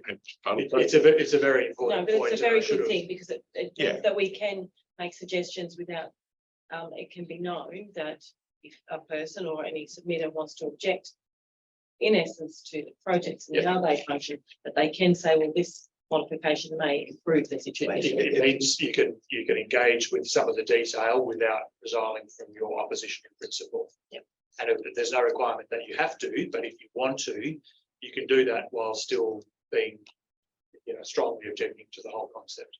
And the final question I had was, I'm still not clear on this process, this ER, and its relationship to the CHMP. CMT, Oh, sorry. cultural CHMT, okay, MP, Cultural Heritage Management Plan. In regards to, are they both hoops to jump through, or is one before the other, or is the Cultural Heritage I'm Management happy Plan to- part of the ER? I almost need a picture. Is there something So here the- that explains that I'm relationship? happy for Mr. Waters to explain this because he's a very highly qualified lawyer. The Aboriginal Heritage Act essentially identifies certain areas as culturally sensitive, and waterways is a classic example of an area of cultural sensitivity. And if you want to carry out works in those areas, and this is a broad summary, you need to have a CHMP. They're called high impact activities. It would include most sorts of significant construction. If you want to carry out high impact activities in areas of cultural sensitivity, you generally, there are some exceptions, but this is not one of them, you need a cultural heritage management plan before you can do that. So that's anterior to the actual carrying out of any works, generally speaking. This project could get a tick in the sense that the committee could say, well, we think it's okay and it can proceed, but it couldn't legally proceed until the CHMPs had been approved by the relevant authorities. And you'll also, if you do look at document 20B specifically, it has a separate and additional requirement, which is on some levels a belt and braces approach. But ACH 1 of the EDS requires the project as a whole, or the projects, to comply with the approved cultural heritage management plans. So it will be management plans first before works are carried out. And what about the ER? The ER is just a report in terms of telling people what the anticipated effects are. That forms the basis for the committee's assessment, which is its advice to the minister. The minister then makes the ultimate decision. That's the minister administering the Environment Effects Act and the minister administering the Planning and Environment Act, who I think are both Ms. Kilkenny at this stage. So just on that point, if the traditional owners don't approve the cultural heritage management plan, can the minister still approve? the I plan? would have to confess that I am not familiar with the precise approval process for a CHM. I understand that it comes before planning approval, but I couldn't tell you exactly how CHMP gets approved. Yes. I can tell you that because we're not we're a non-RAP area, yes, the minister's got fine say. And the minister being the minister for So, Minister administering the Aboriginal. so has the Cultural Heritage Management Plan been I'm not, my understanding is they have not been approved. So what does that mean that the people conducting the CHMP have not given approval to the project, or That's still working its way. it's R8, isn't it? R8. So let's just take a step back. So from a statutory sense, the CHMP, the Cultural Heritage Management Plan, is one of my words. If I'm wrong, I'll be corrected by Mr. Waters, but one of the strongest brakes on the project. So there's a suite of other approvals that would follow if the CHMP was approved. If the CHMP was refused, whether it's by a registered Aboriginal party or by someone else, then those other things can't be approved. So it's a fairly strong step that has to be crossed for obvious reasons. But the other question about who approves it in the absence of a registered Aboriginal party, I'm not actually sure these days. It used to be the secretary of one of the departments. Is it now the Victorian Aboriginal Heritage Council? I'd have to look into that myself. It's not something that we as in Trevor and I, Mr. Blake and I directly influence, because that's a parallel process. So we're not commenting on what's in the CHMP. We're not saying the CHMP should do other things. It's running alongside what we do. And just on that, with the ER, Yep. Does your input feed through to CHMP? Not really. Are they parallel? They're parallel in that the environment report is, for example, the incorporated document, which we've just been talking about, document 19, I think it was, that's a planning approval. That can't be issued until the CHMP is approved. But we wouldn't, as a matter of course, normally, and won't be in this case, commenting on what we think should be in the CHMP, because it's a very different process to what we're doing. And in the terms of reference, can you point to where it lists that one of the themes could or should or can be cultural heritage? Sorry, for the roundtable reference, yeah. That's not in the terms of reference. That's something the committee has decided, looking at all the material for us. Yeah. Thank you. So, I just needed to kind of.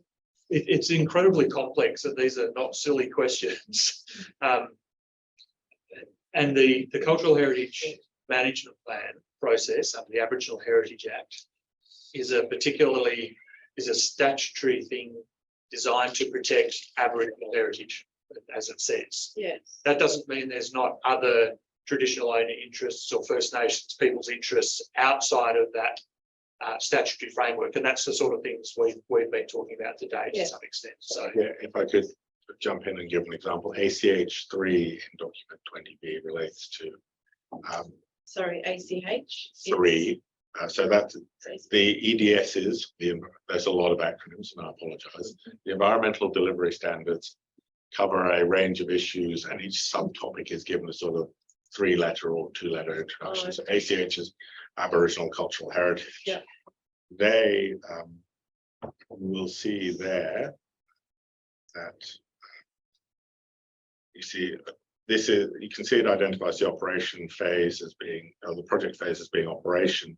You can see it also, it identifies an obligation to try and identify, avoid and minimize risk to cultural heritage in and immediately adjacent to the maximum inundation area. So that would be a condition, assuming they're subject to any changes, that is a condition that is proposed to be on the project if it goes forward. Yeah. So separate to the cultural separate to the CHMP. And can I ask the proponent, are you doing the cultural heritage management plan? Well, agents of, well, I need to confirm that whether it's a CMA or So LMW. Lower Murray Water, the plan for the cultural heritage management plan, correct, we've engaged R8 as the heritage advisor as required under the Act in landfill period. So R8 is doing it on behalf of you. That's right, the heritage advisor. Have they finished? Are they halfway through? Well, the finished work, right up the process, there's some workshops, just like this, there's more to go. If I can on that front, can everyone also just speak up for the microphone? Yes. Table documents 33 and 34 are CHMP update memoranda for Naya and Vinifera respectively. And so if you want to understand where the process is at, those are, I think they're both dated for April, so they're relatively recent documents setting out where that process is at for each of the CHMPs. Okay, I'm conscious of time. I do want to get to people's submissions today. So what I'm going to If suggest, people want to talk to me after the hearing, I'm also happy to discuss. thank you for that offer, Mr. Waters. Just through the chair, I probably find it a bit of conflict of interest seeing that Trish Lyon and CHMP has been done in our landscape and we've not been spoken to it. So. Thank you. It's not a conflict of interest, but I hear what you're saying. I just want to double check with Mr. Blake firstly. Are there any questions of the proponent of a pressing nature that might not be addressed next week? Because I do want to move on to submissions. Well, it's a question that Mr. White might answer today, unless you're back another day, Mr. White. I'll be back next week as well.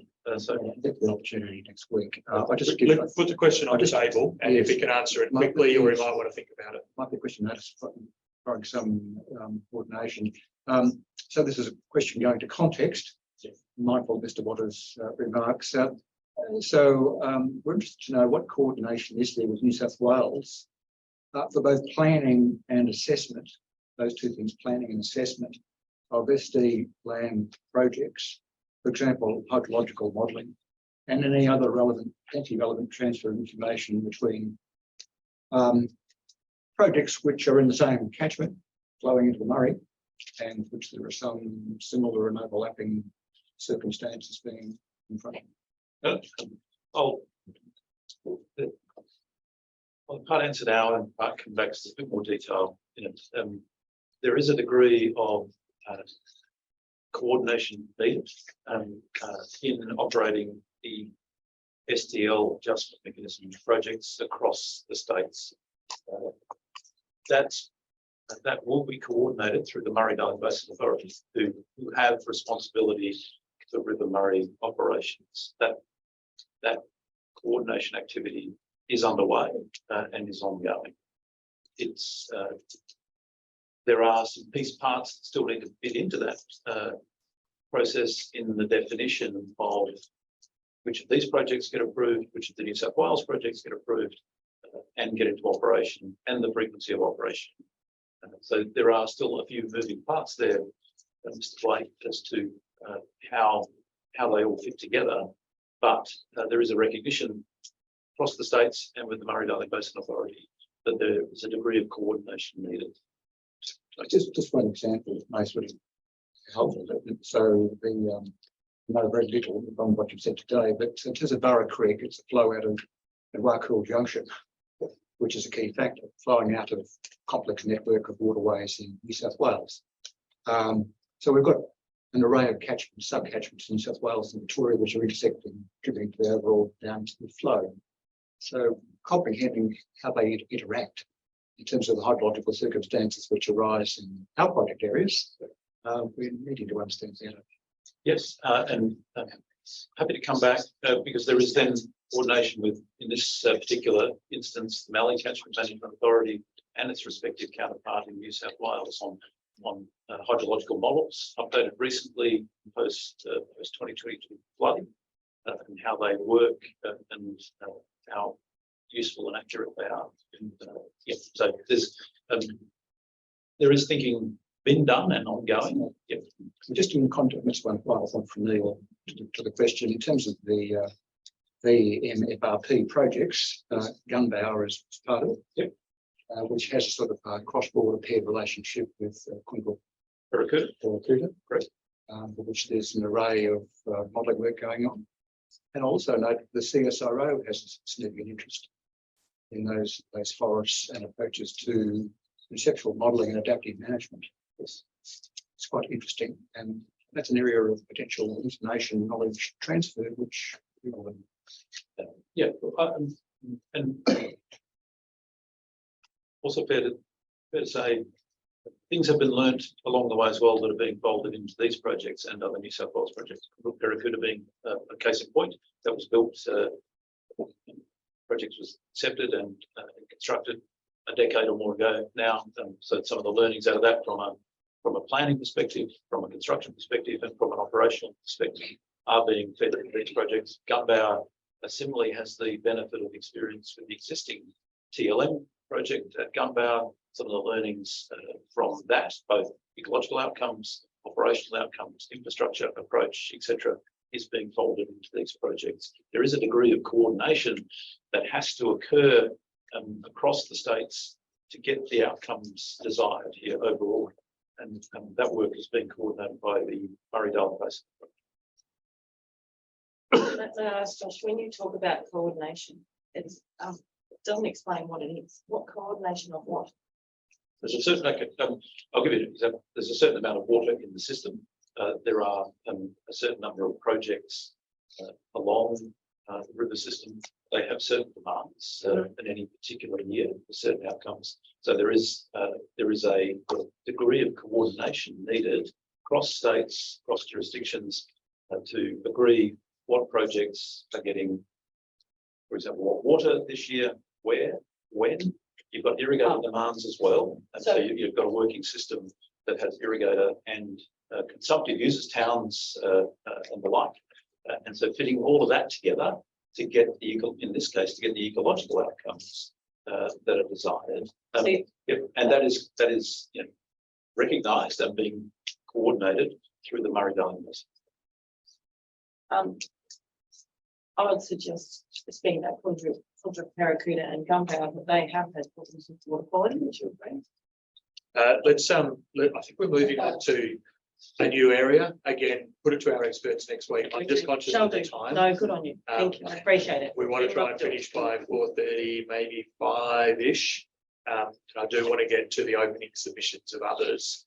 If I could just add to the response to Mr. Blake, Mr. Forrester can address that in those issues in a little more detail on the start of the water day on Monday next week.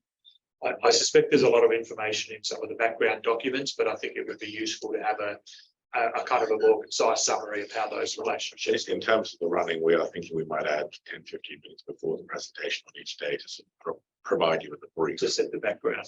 Yeah. I just had one more question for Mr. White. Just know that at this time of the day, it's being taken off your time now. Yeah. Kelly. Yeah, I'm happy with that. Permits applied for, are there any permits that have been applied for or granted for ahead of any works starting in Naya or Benifra? Not as yet, no. Yep. So no works at all have been done. That's a different question to what you asked. Yeah. Have permits been applied for, or has been any work been done? Because some works you can do without a permit as a preliminary work. So there's two questions. Have just to be clear on. Yeah. Have any permits been applied for, or any permits granted in regards to the work for the VMFRP? No. To reflect on that, the answer is no. Thank you. Thank you. I just want to check. Just lastly, Dr. Briscoe, did you have anything you wanted to ask of a critical nature at that point? No further questions for me at this stage. Thank you. Okay, it is 3:17. We'll just take a short break there till 3:30. Before we do, our opening submissions, I've suggested 15 minutes for each party. It really is to hit the high points, noting that in the discussions next week, we're going to be going through a lot of those issues in great detail. So, as I said this morning, I don't need the submissions we've already got read out. Just let's really focus on the things that are of most concern to those people who are raising them. There's an order in the timetable, which is Mr. Decker, followed by the Friends, followed by Fenner School of Environment Society, then Environment Victoria, then Nicole McKay. People happy to stick with that order just because it's there? I would like to perhaps speak for myself and allow Marilyn Nichols to speak in the 15 minutes for the Friends of Nine Benifra.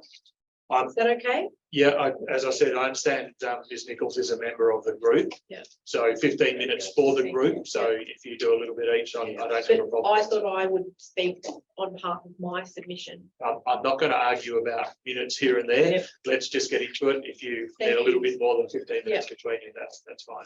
Thank Mr. you. Wimbush. Yes. I just note that Mr. Pittock, or Professor Pittock, is online now. I recall you had a question to him this morning. I do, but I'll put it to him when we get to his submission. Thank you. Okay, we'll just take a 10-minute break. We'll start at 3:30. Lovely. Thank you. People?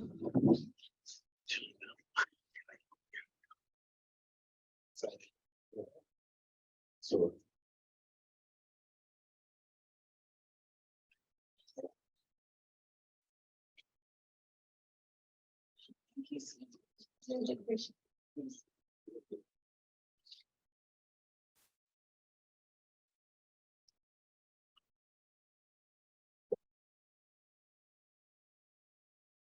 I didn't mean to. Yes, I'm so sorry, Josh. It sounds, I was You saw trying, my presentation?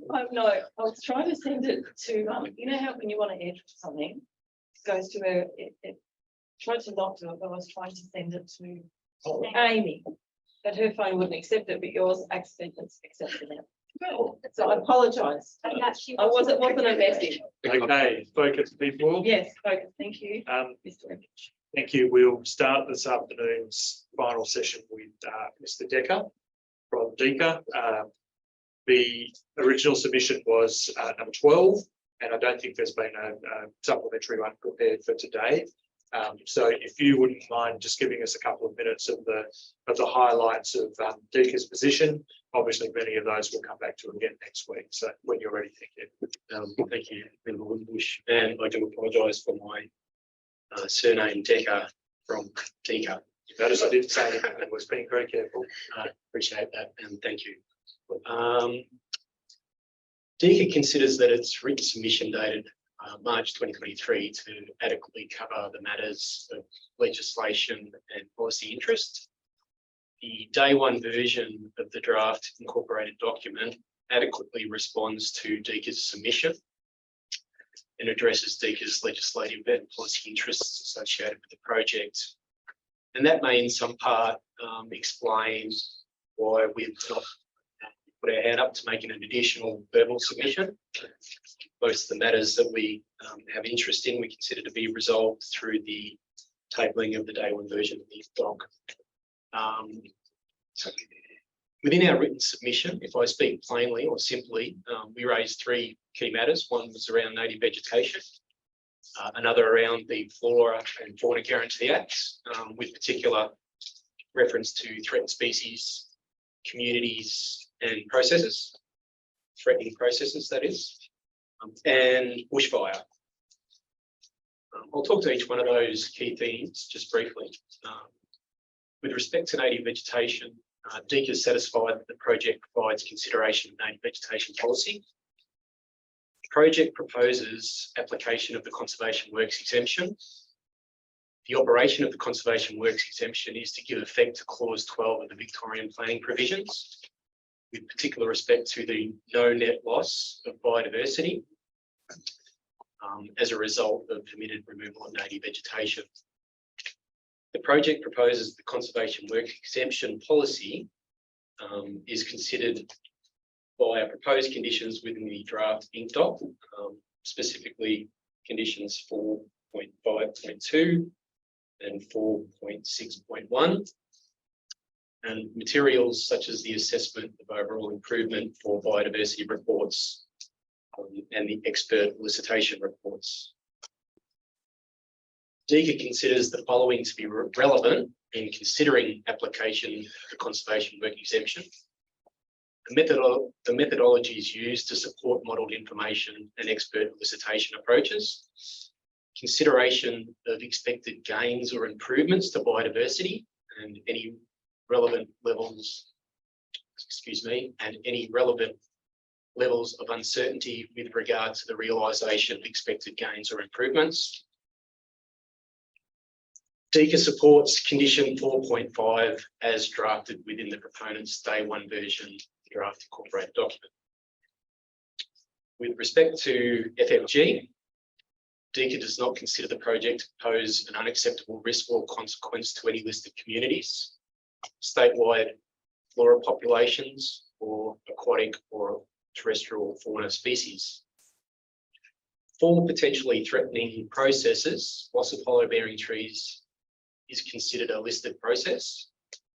And in order to consider the immediate short-term impacts associated with hollow bearing tree losses or hollow dependent species, DECA has recommended development and implementation of a hollow replacement plan. With respect to bushfire, DECA considers that the residual risks associated with the project can be appropriately mitigated by ongoing preparedness, readiness and response activities. A bushfire response plan being prepared to DECA's satisfaction prior to any works.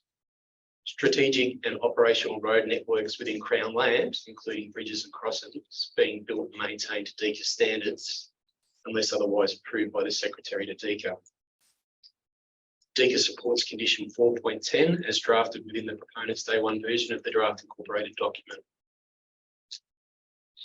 In closing, DECA has noted a few minor matters within the day one version of the draft incorporated document which may benefit from further review or refinement. They're certainly not showstoppers by any means, and we've communicated with VMFRP around what they are, and we'd be happy to work with them directly and or formally table some comments at an appropriate time. Thank you. Thanks, Mr. Decker. Yes, if you could, through the course of the roundtable, just identify what those issues are and the position that's been reached on them, if there's been agreement, or indeed if there's remaining disagreement. I just wanted to check. So the issue of the conservation works exemption, I gather that was fairly topical through the EES Central process. DECA's clearly, from what you just said, comfortable now with the approach taken in these projects and the wording, in particular the wording of the incorporated document. Great. Okay. Mr. Blake, did you want to ask any questions, raise any issues at that point? I'm just interested to understand, Mr. Decker, more the reasoning behind some of your comments in your submission. It's maybe for another day, but the paragraph prior to your conclusion, you quoted some of the words I just heard you speak to. I'll just read briefly to 3 sentences.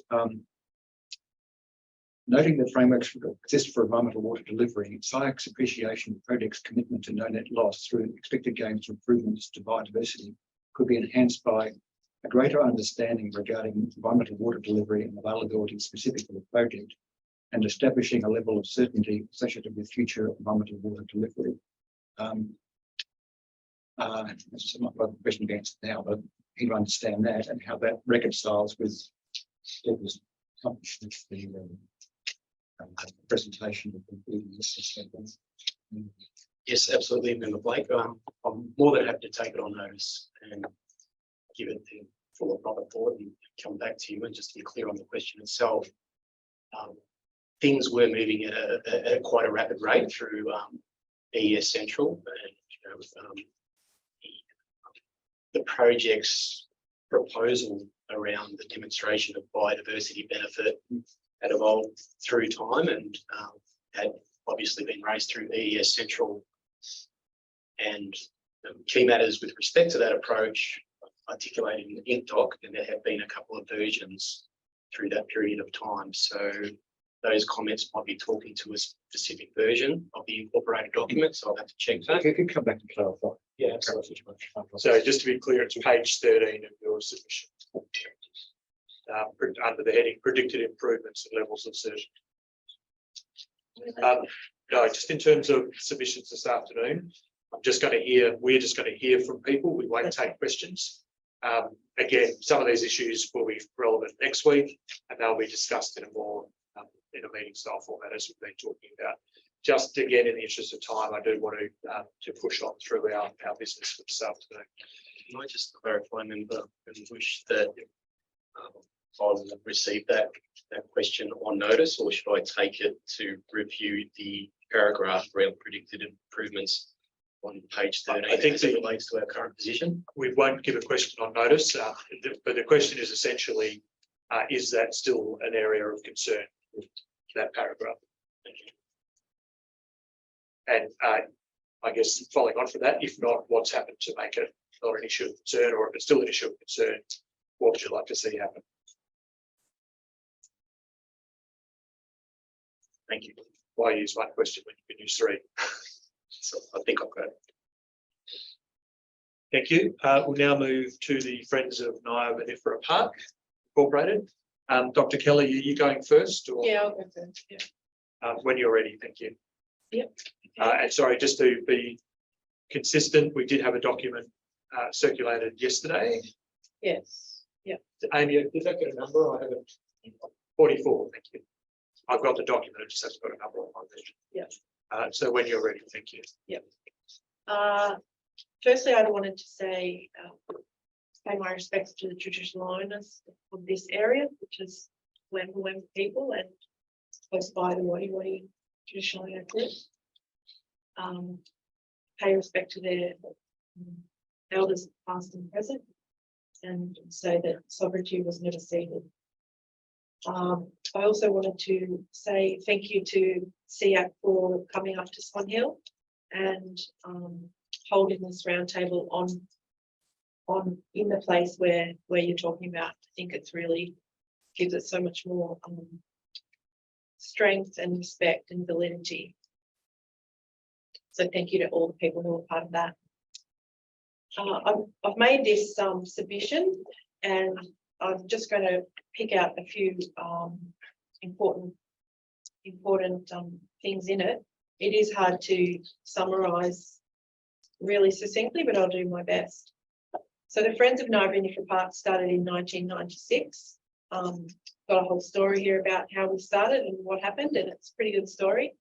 But I'm not going to say it now because it's not enough time. But from day one, we were in partnership with the traditional owners, the Wadi people and the family groups, and we're all stakeholders, and we've had a journey throughout those 20, we're coming up 26, 27 years. For a start, we were in a battle to prevent large-scale logging happening in the park and to upgrade the status from a state forest to a conservation reserve. And after 13 years, that happened in 2010. And after that, we thought we could just relax now, be a friends group and have picnics and canoe and do replanting and do all nice things. But then Murray Basin plan happened. We had climate change, the millennium drought and over extraction of water. And so our park, which used to be flooded every second year or so, didn't get a drink for 10 years, and it began to seriously deteriorate. So we began to be a much more active group again in regards to advocating for water for our park. So in October 2022, the Friends of VMFRP Park helped organise a River People's Forum, and there was consensus at this well-attended gathering that we need to pause the Murray-Darling Basin Plan, this urgency to get these projects through. We would suggest a moratorium on these projects and give everyone a lot more time to digest what's happening, to also consider how much water has been saved and brought back, what's being done with it, and learn from the recent flooding event.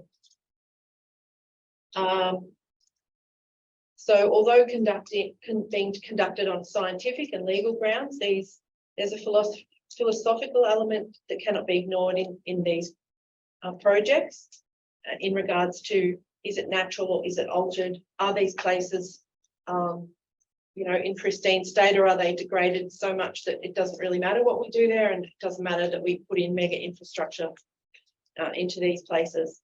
Are they worthy to be national parks? Are they should they be heritage listed? Are they Ramsar? Are we going to use a reductionist model or a holistic model? Are we going to use colonial planning model, or are we going to integrate Indigenous knowledge? So all those questions are part of it. So should we see our river as a state border? What we learned recently in the floods is that state organisations and bodies don't talk very much. They don't share, they don't manage together. So I think Member Blake's comment or question before was very valid.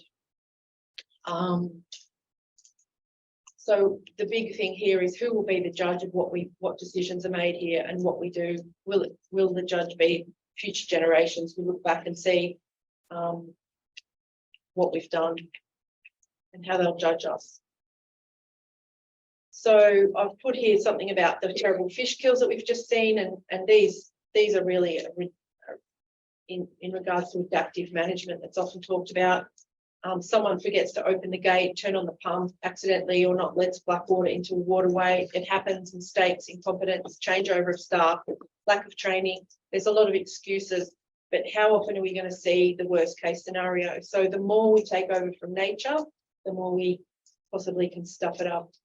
And we hear all the time the risks are manageable, but as a community group, we're saying that we don't want there to be too many risks.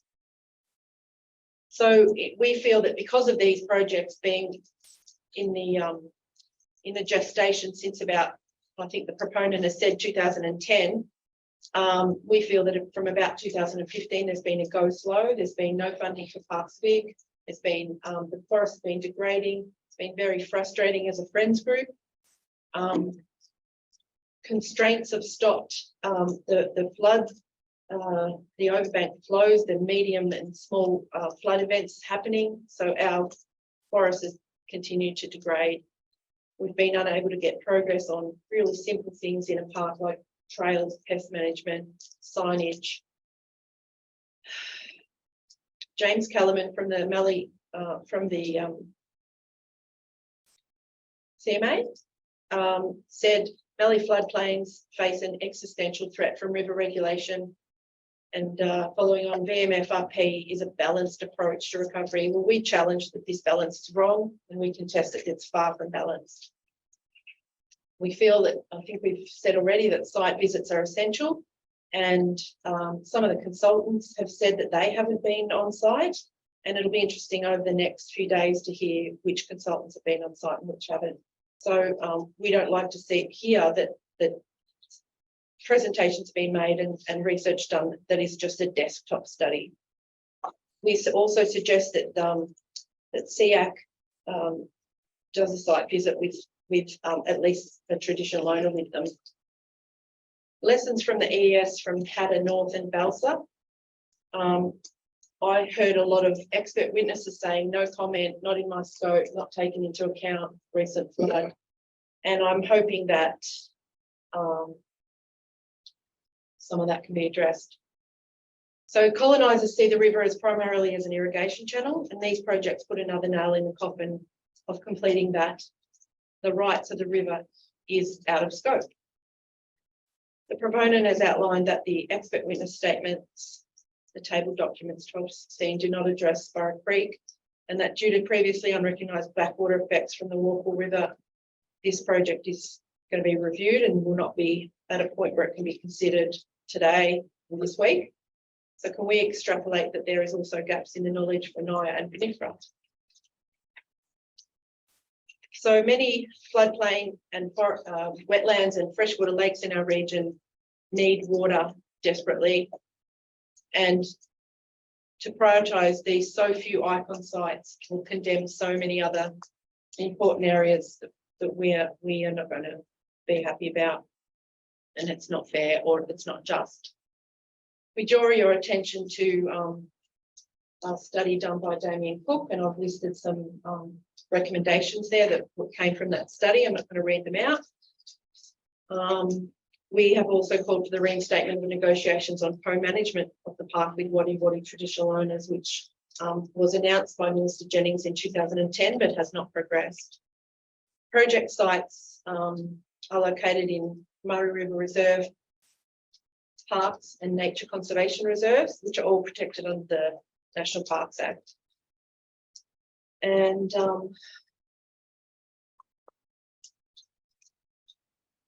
we've listed the main risks in the direct footprint as being destruction of disturbance of discrete cultural sites, rare and threatened species, loss of trees, and that includes unregistered marker trees known as ring trees, import of weed seeds and contaminants with materials to construct levees, changes to flow patterns, ponding of water and water quality risks, and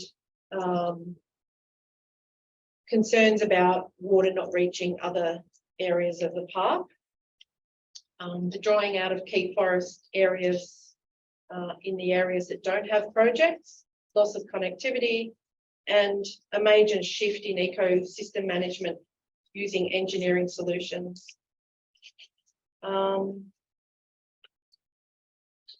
We also bring up the issue of the risk of security of held environmental water from climate change. So part of the terms of reference that we suggested, I've listed there what we put forward, and it's unfortunate that many of our suggestions were not integrated into the terms of reference, and we probably didn't realise that. So to rule out so much of our argument as not being in scope diminishes the validity of this process, and we are going to argue that certain things are in scope, and we're quite different. I'm going to be on quite a different page to the proponent who likes to narrow it down. We're going to argue that things are in scope, because you can't say not water part of the park, but then say that that's not in scope, because environmentally that is in scope. We've also brought up flow targets, the impact on detrimental impact to plants, fish, birds, other fauna, including migratory species, and that the referral only considers the direct impact of construction work. It doesn't consider the risk of project as a whole. And it's linked to any blackwater events, native fish strandings, increased carbon weed infestations, salinity impacts, aquatic ecosystems. Having to use emergency measures to save dying fish is discussed, and the community is very concerned about water being stagnant, not flowing, and episodes of blue-green algae. The residual risks of the project, in particular blackwater events, weed and carp invasion, haven't been adequately dealt with. But we feel that in regards to not being able to speak about parks funding, if these projects impact the park and make more problems, then we will need more park funding. So that cannot be off the table. The introduction of large amounts of foreign soil we've talked about. In regards to the traditional owner consultation document, I think Marilyn's going to speak more about that in a minute. These floodplain ecosystems are cultural landscapes and of immeasurable value to cultural heritage. They are a living cultural landscape that remains intrinsically important to traditional owners and First Nations people. The archaeological studies are there. I've got a document here from the 70s that lists 120 earthen mounds in the Naya forest.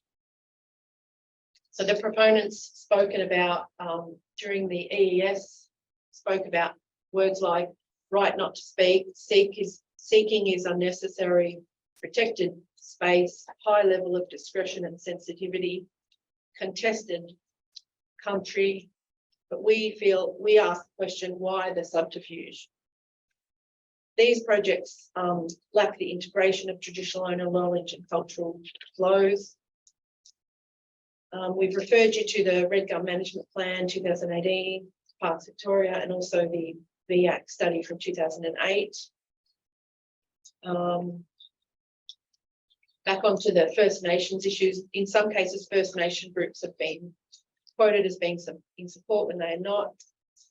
Traditional owners with cultural responsibility for the project areas, including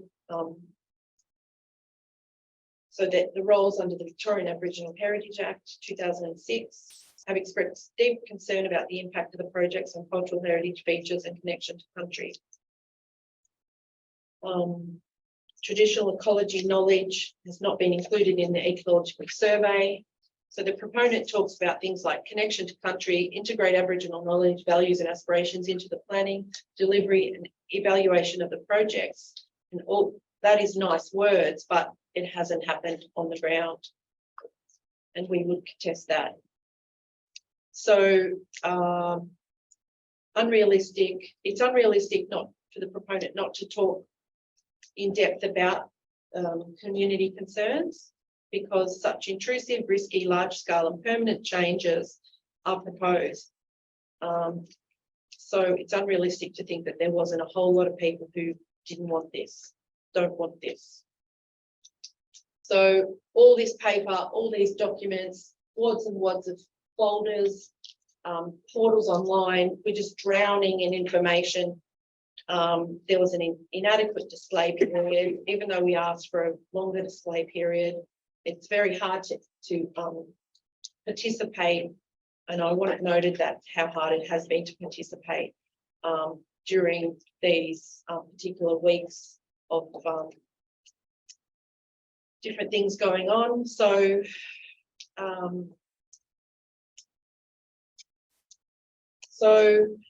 one of the issues is that the CMA either pumping water into these projects or allowing natural flow into them. We're wondering who's going to control it, what's the default setting going to be. We have observed empirically over many years now that there is problems with controlling flooding, controlling the removal of things that should have already been removed. So we question how much faith we can have in who's going to be controlling these projects. We're about 15 minutes in, and I know you want Ms. Nichols to have a word, so yeah. I'll get you to wrap it up in a couple of minutes. We believe that the real reason that the proponent avoided having a community meeting, which there hasn't been one since 2018, is that it would have brought a whole lot of people together from all different groups of the community, sectors of community, who had massive questions and objections to these projects. And they didn't want us all to get together. So, it reminds me of issues like the toxic waste dump in Nowinji in 2004 that was tried to be foisted on the community who didn't want it, and other analogies like that. We believe that there are alternatives, that this is not the only way to achieve regular flows, and we feel that that's been shown lately. I'm going to pass on now to Marilyn Nichols, but just to remind people that the photos at the back of the report here are of the B1 regulator site in VMFRP on page 14 at the top. This is the inlet to the creek that enters the Billabong. So that is where, Josh, you can confirm, is that is where one of the regulators is going to go. And this here, a few weeks later, the second photo is, it's my husband in the canoe. This is the overbank when the river starts to get high enough that it spills into the forest very naturally, very easily, and that's how it looks, which was pretty amazing to see and amazing to canoe through. And the next picture is also of you can see the water moving, so it just trickles into the forest like that. And I just think that speaks volumes for that's what we want. And then that the other way is the other way. Marilyn, I'm really just so thrilled that Marilyn's, she's a very busy woman. She's been able to come here today and speak alongside me. Thanks, Dr. Kelly, Dr. Nichols, Ms. Nichols. You've been promoted or demoted, depending on your point of view. TK area. So thank you very much, Jackie, for putting me on the spot. So I just first wanted to acknowledge our Aboriginal ancestors that have been in this landscape thousands and thousands of years. I won't go into the numbers because sometimes I feel the dating of some of those connection to country to our Aboriginal ancestors is incorrect. I myself being a descendant and became the people of these lands. So I find it really tricky and difficult to work and to accept when new changes happen to our heritage and our Aboriginal ancestors' lands. My thoughts are around that spiritual and cultural well-being, which is the people, the ancestors, and the balance, which meant that our creation stories came from many years ago, which we now know a lot of those, pretty found. And my law is based on the understanding of the two laws, the LORE and the LAW, but not to forget that the LORE is my spiritual cultural connection to country and to my ancestors. They're in this landscape that we're talking about with these projects. The only faith I have at the moment is in trusting agencies, government agencies, water bodies, and arts. And sorry, say it with Decca. Is that we look for the good faith in project workers that might see what we're trying to say. And it's not always easy to find the right person to stay with the storyline, who we are as Trishriners and country killing the country. So in saying that, some of the things that we've experienced over the many years, my parents before me, my grandparents, in our association with these lands, the Murray River floodplain areas, has extended way back, and this has brought ongoing grief and hardship for these people of the land. And our job was to do what the Creator said: take care of the country, take care of the country, take care of water. This our ceremonies. Know our traditional areas of where we're meant to go, where we're not to go, which brings me to the belief that not just any Aboriginal will do to speak the country, as in some of the stuff I've heard today and that's currently being looked at. There are Trishriners that carry the long history of working in the country that often not, and I've said it before, not outselling the ethical ancestors for the green dollar. Our scope is about taking care of country and making sure it stays as in what our ancestors rely on those plains have done for thousands of years. So I feel like sometimes it's a cultural threat to us and our spirituality and our belief systems, and how do we keep on going and doing this when we've got these so many challenges against us that are government driven and driven by policies and procedures and new interventions that are not based on the old theory of the technical ecological knowledge that our ancestors once knew about country and working with country and moving seasonally across country.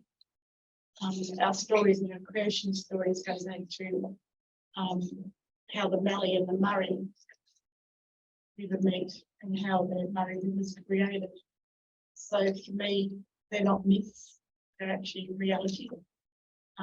We believe and still hold that scope of the creation of that Murray River, and it's a highly sacred river to us. And so to see the ongoing grief that's happening around the monopoly of conversations over governing water, in other words, the control gates, where water's put in often brings me to the sincerity of how I really feel about our ceremonies around water, including women of the water, and some of our birthing spaces, significant trees within that magnificent forest. I'm just saying I will challenge the scientific knowledge around climate change when some of those aspects in that landscape that I've just talked about being even fundamental segment. And some of it as well referenced in some of the old settlement documentations done by early settlers in this area.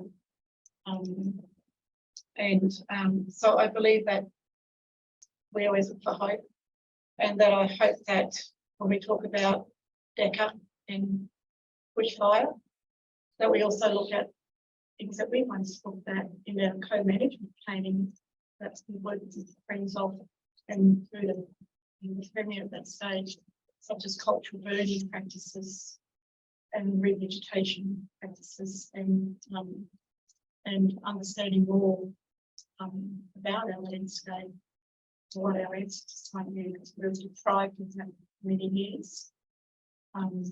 So for us to reheal, our landscape better, we need to be involved in it more and not kept on the outskirts as it's given with words like it's too sensitive to go near, let's not talk about it, because sometimes I find the systems we use a smoke screen for us to not be involved in it. So I'm just speaking my truths, and I sincerely hope I don't offend anyone in doing so, but I'm getting older and I'm not going to be around the bushes. I'm getting older now, and leave behind another generation of unsolved cultural issues around them.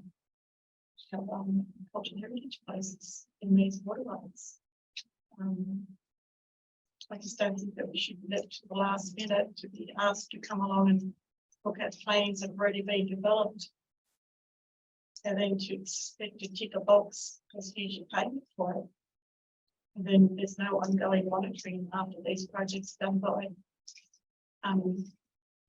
guest on country, Shriners who are not from the area.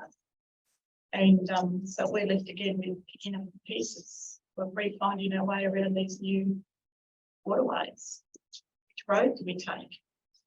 Well, where did that dirt come from to put that in? Well, how's our Murray cod going to find its way over these wetlands back into the river system and do their job that was connected to what's related to the creation story? How are we going to refine our plants amongst this black water and events that are happening, saving water, and making it wasn't chaos on water, this keep growing. We used to drink that water. So anyway, so just need to say is the ongoing grief that we have to deal with this as people who care the country and what we're here for, healing country, healing people, and staying with our ethical ancestors, law, and what we're here about. As people, we had a balance, and to refine that is difficult amongst all this.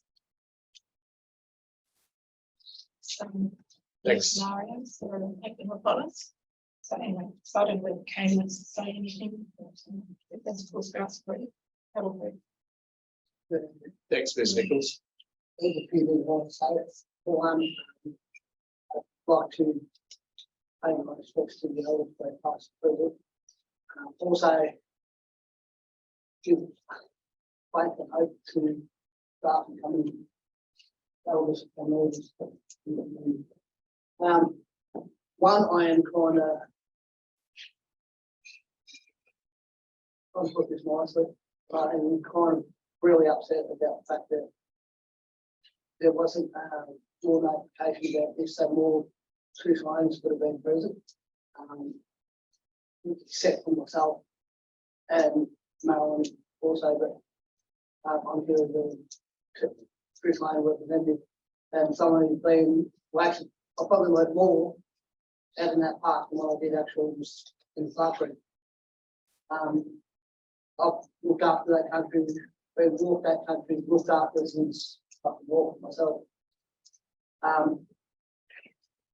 Yeah, I think it's kind of disheartening this way, this seeing the deterioration of the Niagara in general just going deteriorating so badly, when it could have been avoided many years ago.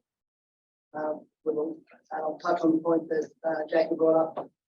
Parks have more funding, we could have done more burning off, which would have helped prevent a lot of black water events, which would stop the death of a lot of our native species.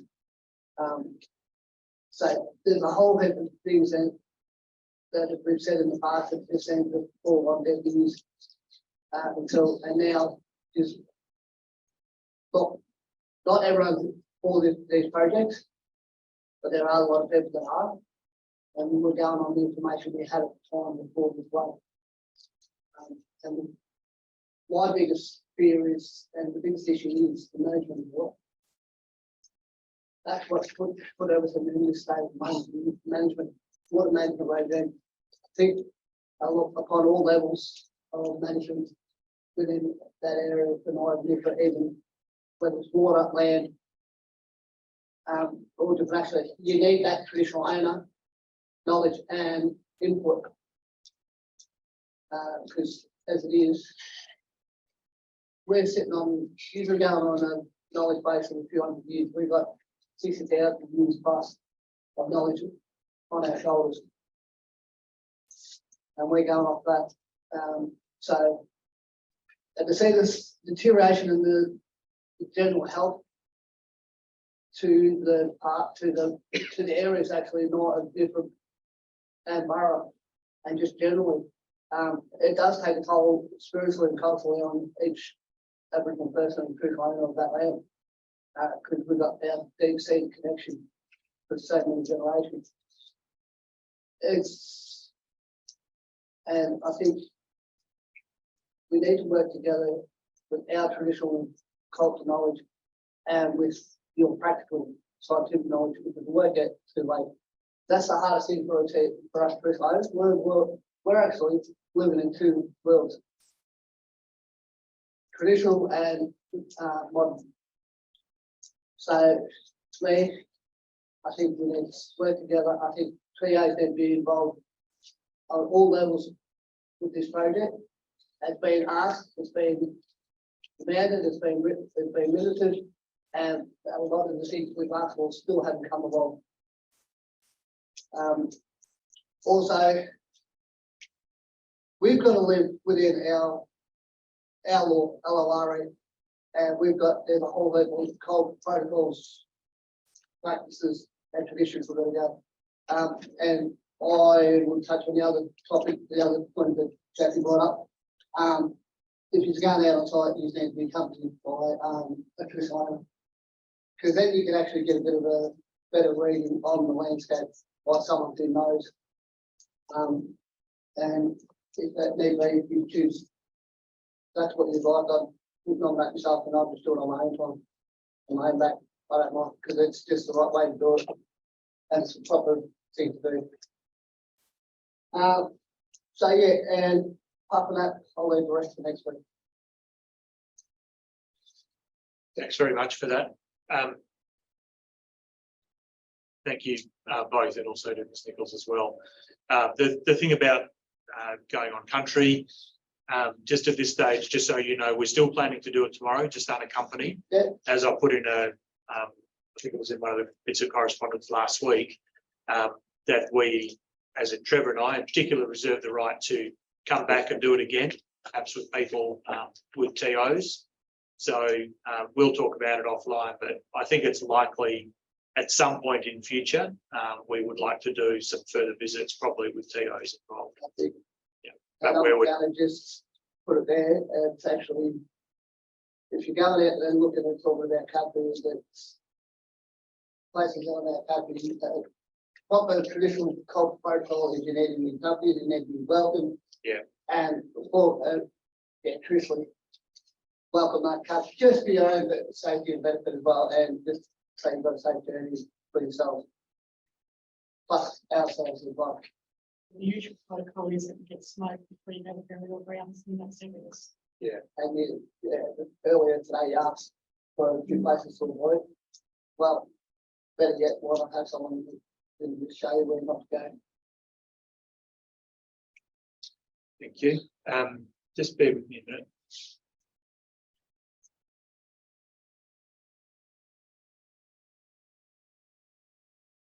Okay, thank you for that.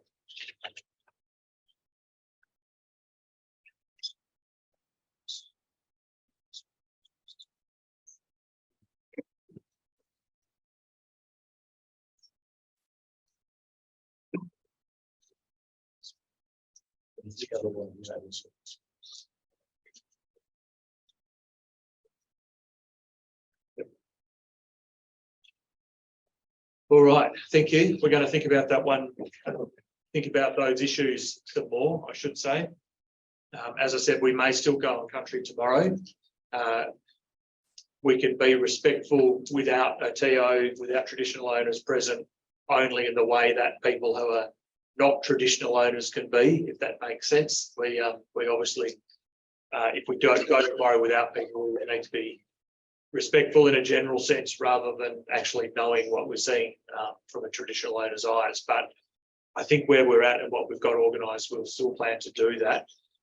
If I hear what you said about the best way to do it is with traditional owners, I would be interested to know maybe after today, at the end of today, if there are particular areas, and it's a bit, I know this is a bit of a silly thing to say in a traditional owner landscape context, but if there are particular areas you don't think we should go or go anywhere near, then we would appreciate advice on that as well.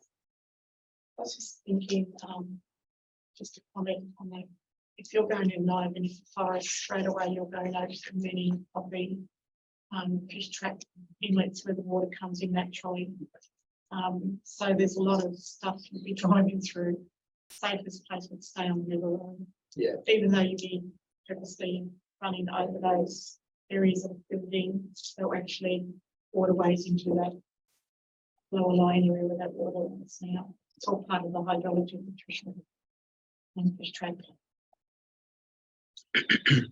Okay, thanks again to both of you for that today. Okay, I'm going to now move on to our next submitters. Can I ask if Dr. Koloff and Dr. Pittock are both here? Yeah, we are, and Dr. Pittock will be presenting. Okay, thank you. There was a presentation, sorry, let me just get my screen up. There was a presentation circulated yesterday, I understand, which we've got. I just wanted to ask, in one of the letters, it refers to some evidence to be tabled. I was just wondering what that's referring to.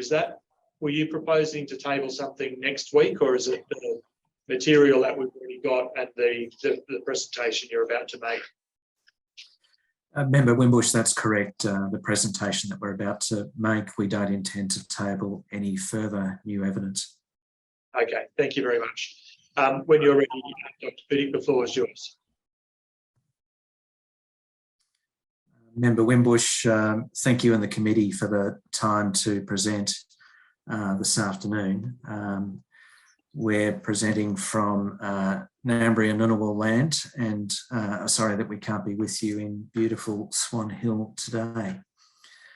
I'm a professor of geography at the Fenner School of Environment and Society at the Australian National University, and have a particular focus on water management or mismanagement in the Murray-Darling Basin. And my colleague, Dr. Koloff, is a environmental scientist who's had a long career in CSIRO, among other places, and is one of Australia's leading authorities on red gum forests. We want to make a very brief submission today, and no doubt some committee members are probably puzzled that we would even question the merit of the projects before you, in that watering wetlands is generally a good thing to do. We have no disagreement with Mr. Waters or the proponent. The that the Naya and vinifera forests have degraded and do need an improved watering regime to enhance their health. We agree with about 10% of the proposed project, that being the elements that involve removing some of the ad hoc water infrastructure that's been installed across these forests that inhibits the flow of water onto the wetlands. The key point we want to make, though, is that restoring these forests, the solution, one of the key solutions, is actually removing water infrastructure, not adding more. We are concerned about these projects. They were conceived primarily as a water efficiency measure, not a wetland conservation regime. These two projects, the Victorian government has essentially been credited with 5 gigalitres of water that need now not be recovered for the environment. So the river ends up with 5 billion litres less. Our key contention to you is that the proposed new infrastructure is redundant. And as I go through my presentation, I'll put it to you that existing and planned flow measures will provide the environmental benefits envisaged, and this doesn't require the new infrastructure.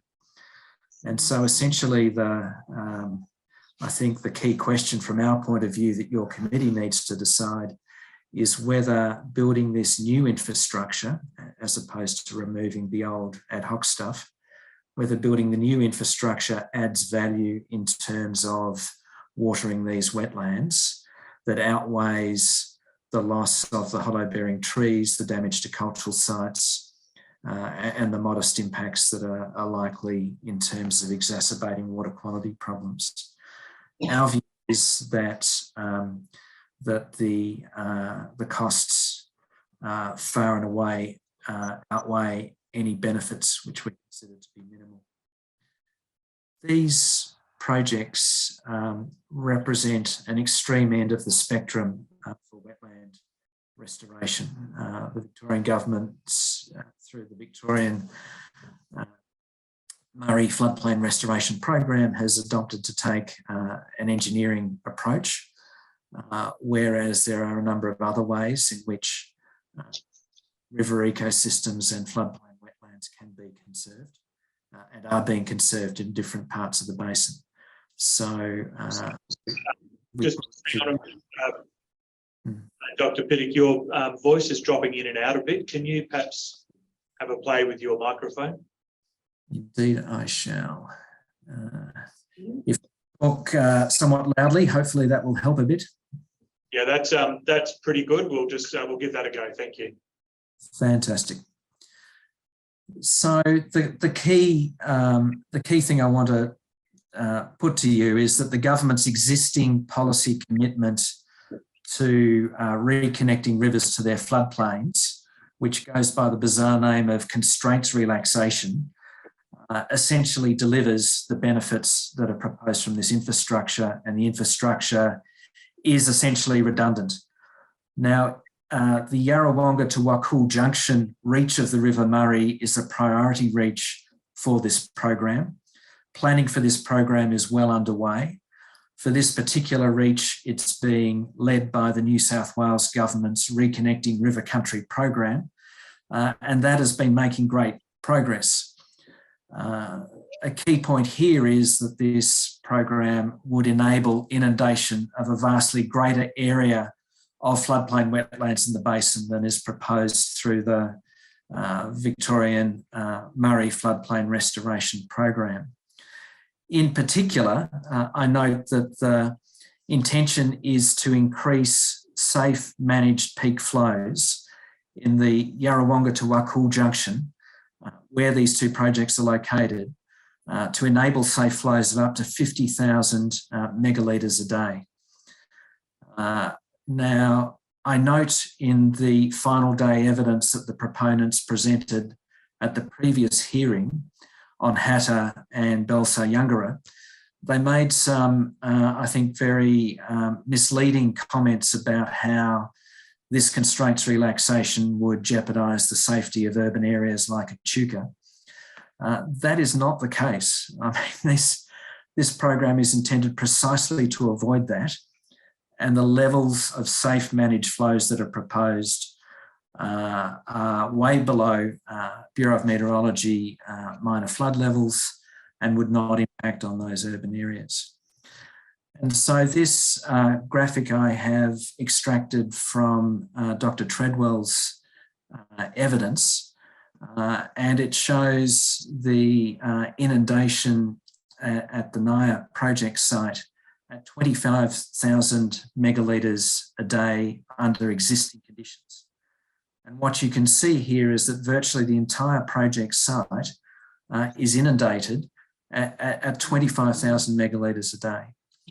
Now, as I mentioned, the constraints relaxation programs that are too slowly being implemented would enable much higher flows of up to 50,000 megalitres a day.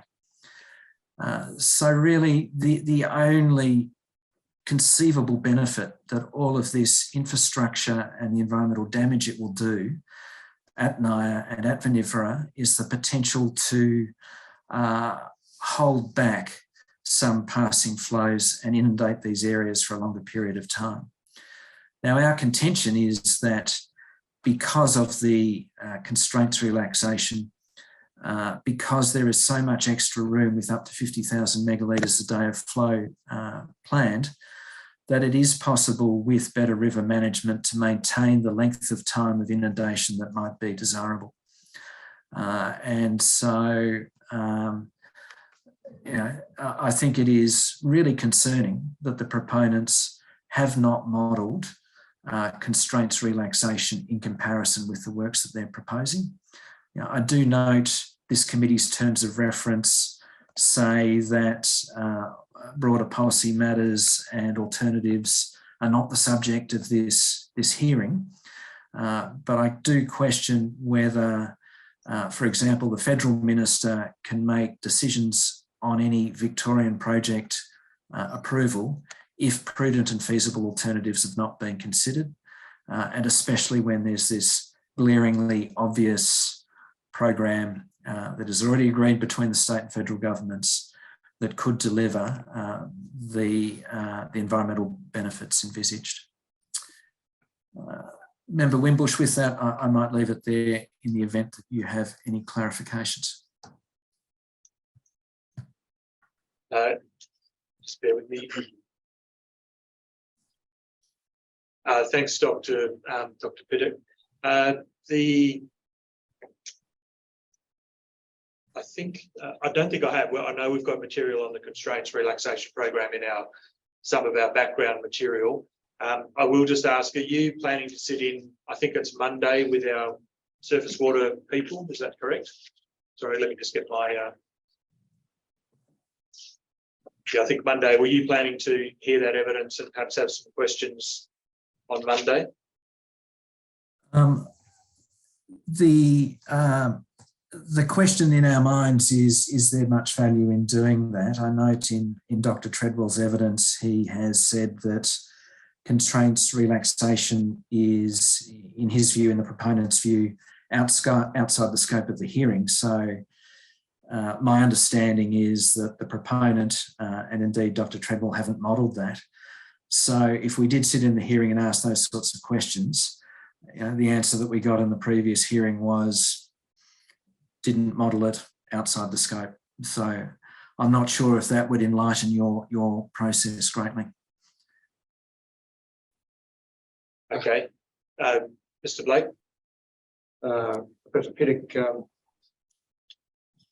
we have this separation between consideration of policy matters relating to the wider implementation of the Murray-Darling Basin Plan, distinction between that and understanding the context of the projects we're considering.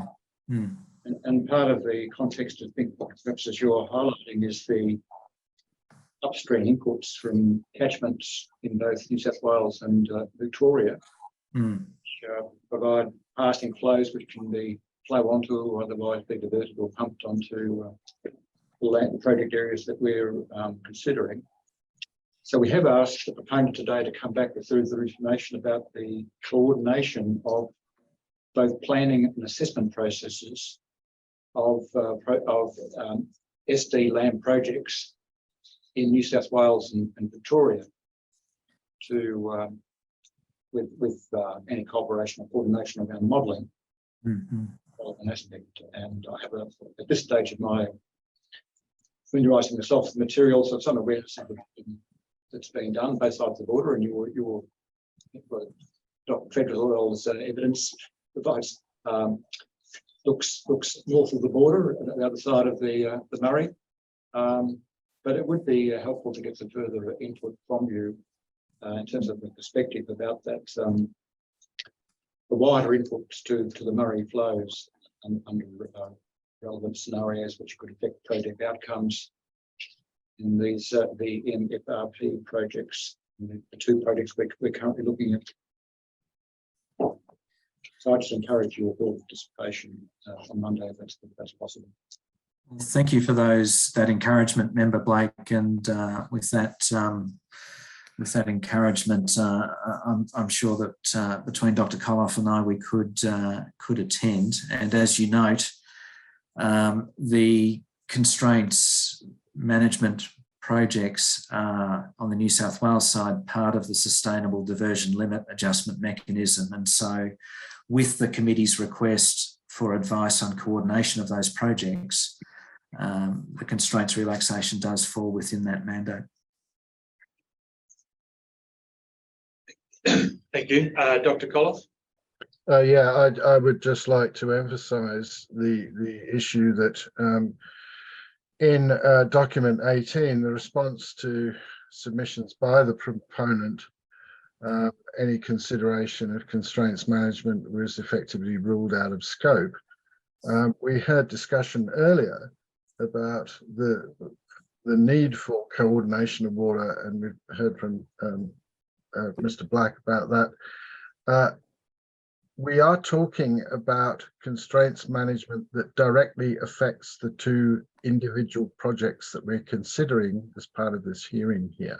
This is not some abstract, bigger picture, broader brushstroke, basin-wide issue. This is what affects Naya and Vinifera. And I just want to make that absolutely crystal clear.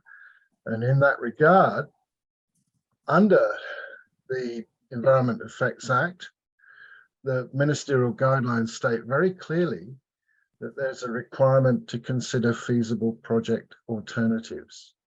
We would consider constraints relaxation that takes place at Naya and Vinifera represents feasible project alternatives. Thank you. Thank you. Can I just check, Dr. Brewster, did you have any questions? No, I understand the argument that's being put to us. And probably familiar with it to some extent from EES Central as well, I suspect. Indeed, I guess the context here is somewhat slightly different in the sense that this is a priority reach for constraints relaxation, as I understand from Professor Piddock's presentation. Indeed, and if anything, the argument is stronger for these two projects because virtually the entire project areas would be directly inundated through the constraints relaxation measures. Okay, thank you both for attending virtually today, and we may see you back next week. Thank you. I'd now like to ask Ms. Hogan, representing Environment Victoria. Thank you for sticking with us. We are coming towards the end of a long day. Ms. McKay's got the lucky last slot in a minute. We have your submission, Ms. Hogan, when you're ready. Thank you. Thank you, Chair. And I'll firstly acknowledge that I'm tuning in from Wurundjeri country today, and I'll pay my respects to traditional owners of the country that we're all joining from. I'm appearing on behalf of Environment Victoria today. I'll firstly make some preliminary comments about the scope of our oral submissions this afternoon before summarising Environment Victoria's key submissions in relation to each roundtable theme identified in Direction 23, noting that those matters are addressed in more detail in Environment Victoria's submission dated the 12th of April 2023.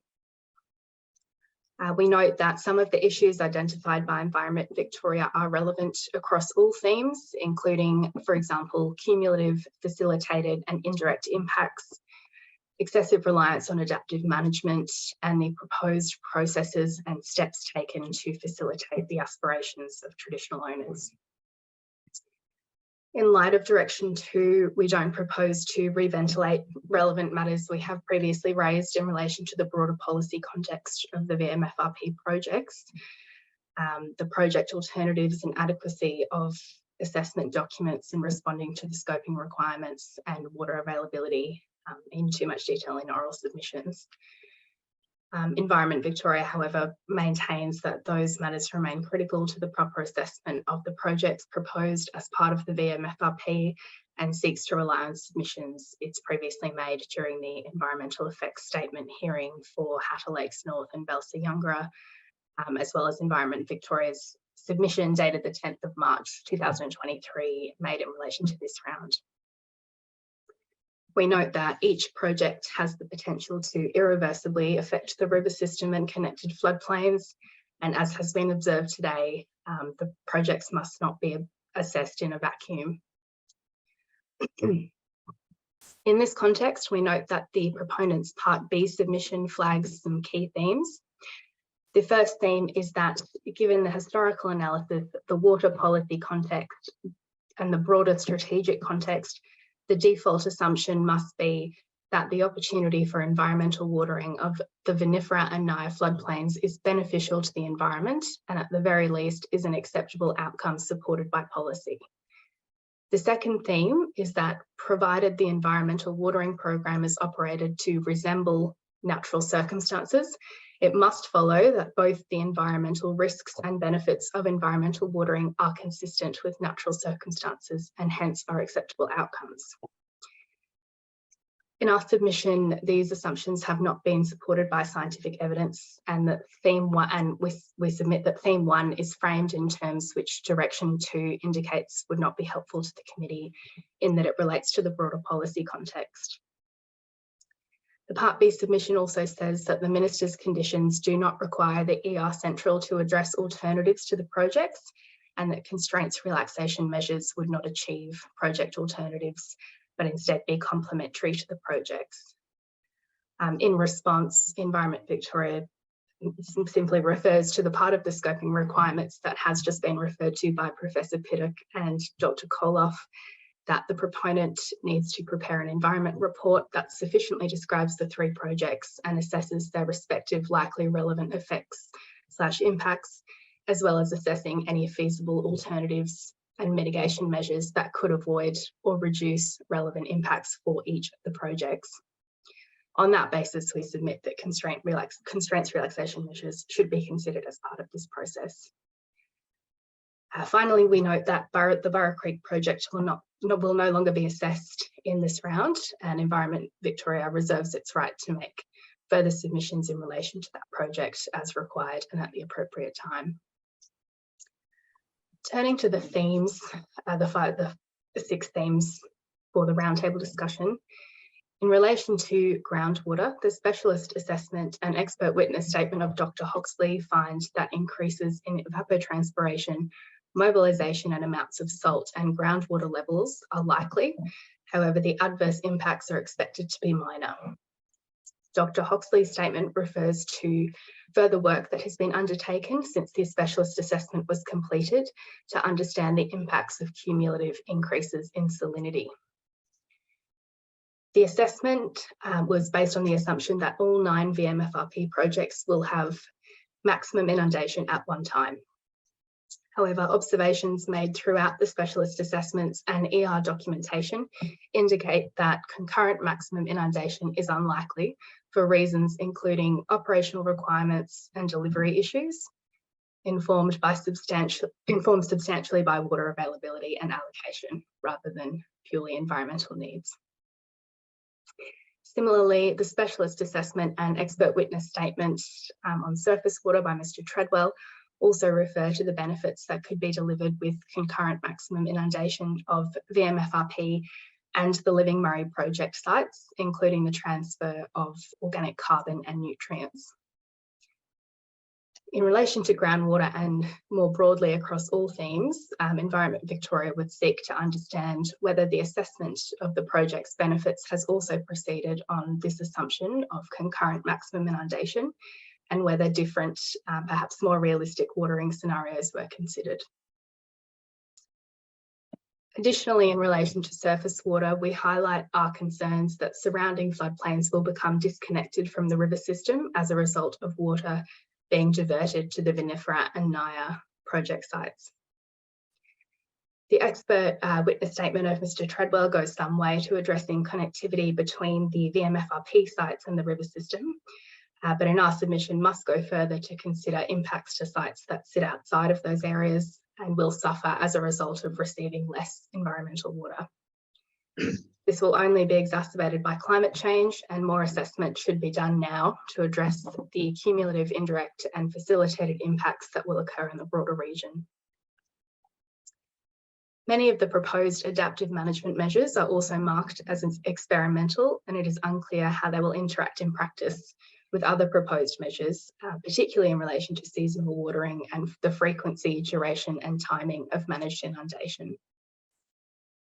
For example, we seek further information about how water will be delivered in a way that both minimises the risk of black water events from occurring and meets the needs of species during breeding season. Reduced connectivity across the river system and floodplains will also impact species like fish and turtles, which is recognised in the Aquatic Ecology Specialist Assessment and Expert Witness Statement of Mr. Benier. Those documents identify potential impacts arising out of changes to water quality and regime, weeds and pest species, and the risk of stranding of native fish species on the floodplain. Native species like the vulnerable Murray cod are specifically threatened by habitat removal, modification and degradation and altered river flow regimes, yet measures proposed to manage risks are described as experimental. A fish exit strategy, is also proposed to prevent stranding. However, we understand that this has yet to be prepared. The expert witness statement on ecology also do not appear to refer to the additional analysis that has been undertaken in relation to cumulative salt load, despite this being a potential threat to both flora and fauna.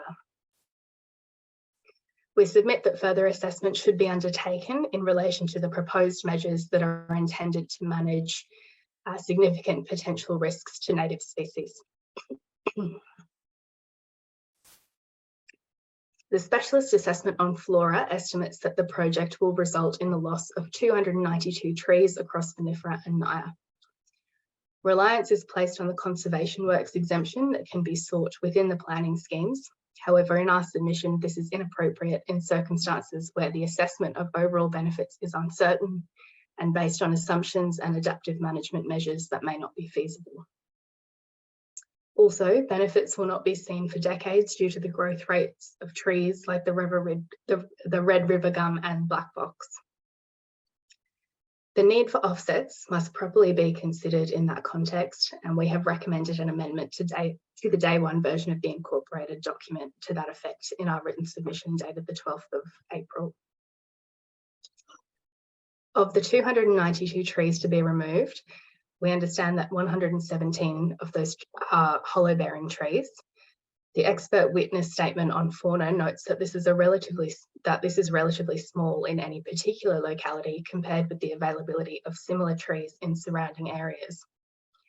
Again, we submit that the cumulative and indirect impacts resulting from the loss of trees across all 9 VMFRP sites are proposed on species have not been properly considered. Adaptive management measures are proposed to deal with habitat loss. However, like the native fish exit strategy, the native flora and fauna management subplan has yet to be prepared.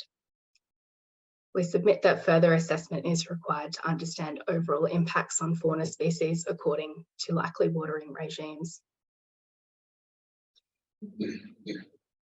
The ER, in relation to cultural heritage and traditional owner aspirations, the ER documentation states that an objective of the projects is to realise traditional owner aspirations for country and water.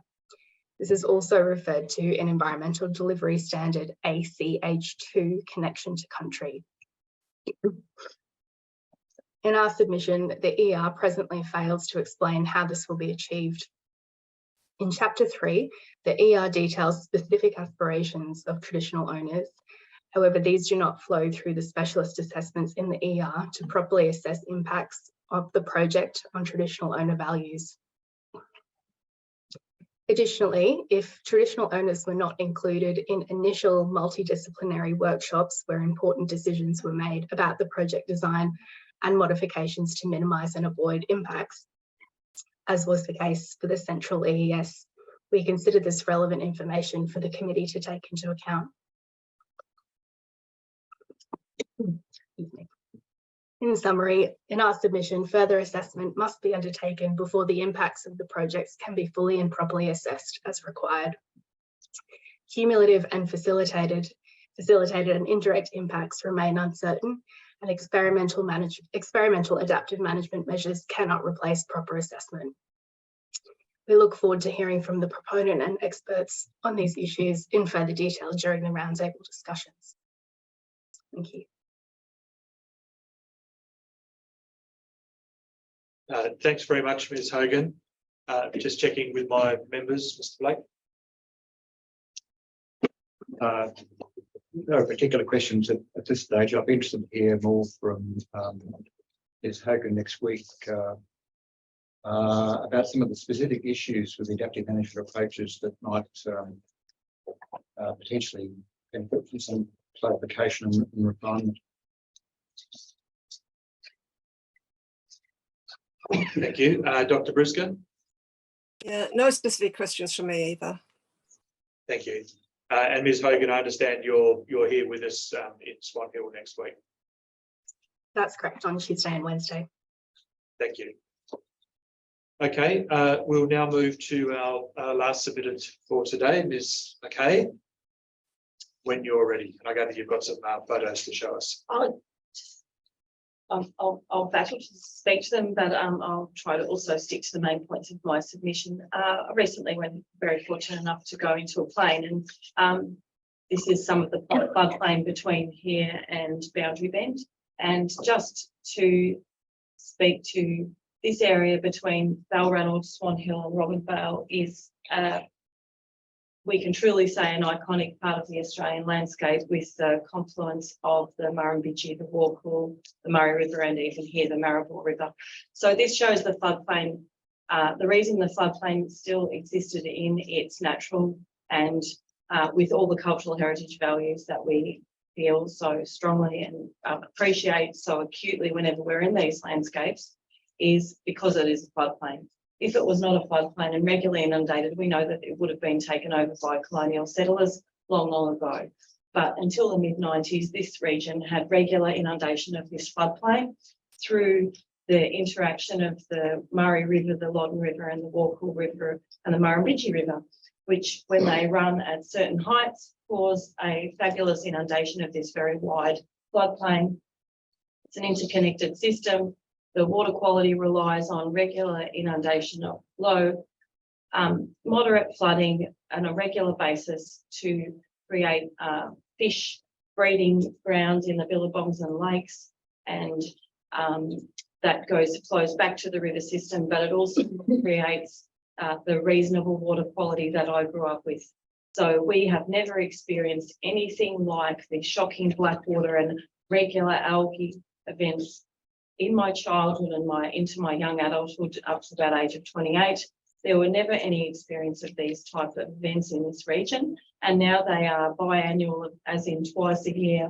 There'll be either black water somewhere and regular algae. We have heard public servants regularly say that these are natural events, and this should not be said that, just as COVID is a natural event. It's not something you facilitate or encourage, it's something you manage your ecosystem so that they don't occur.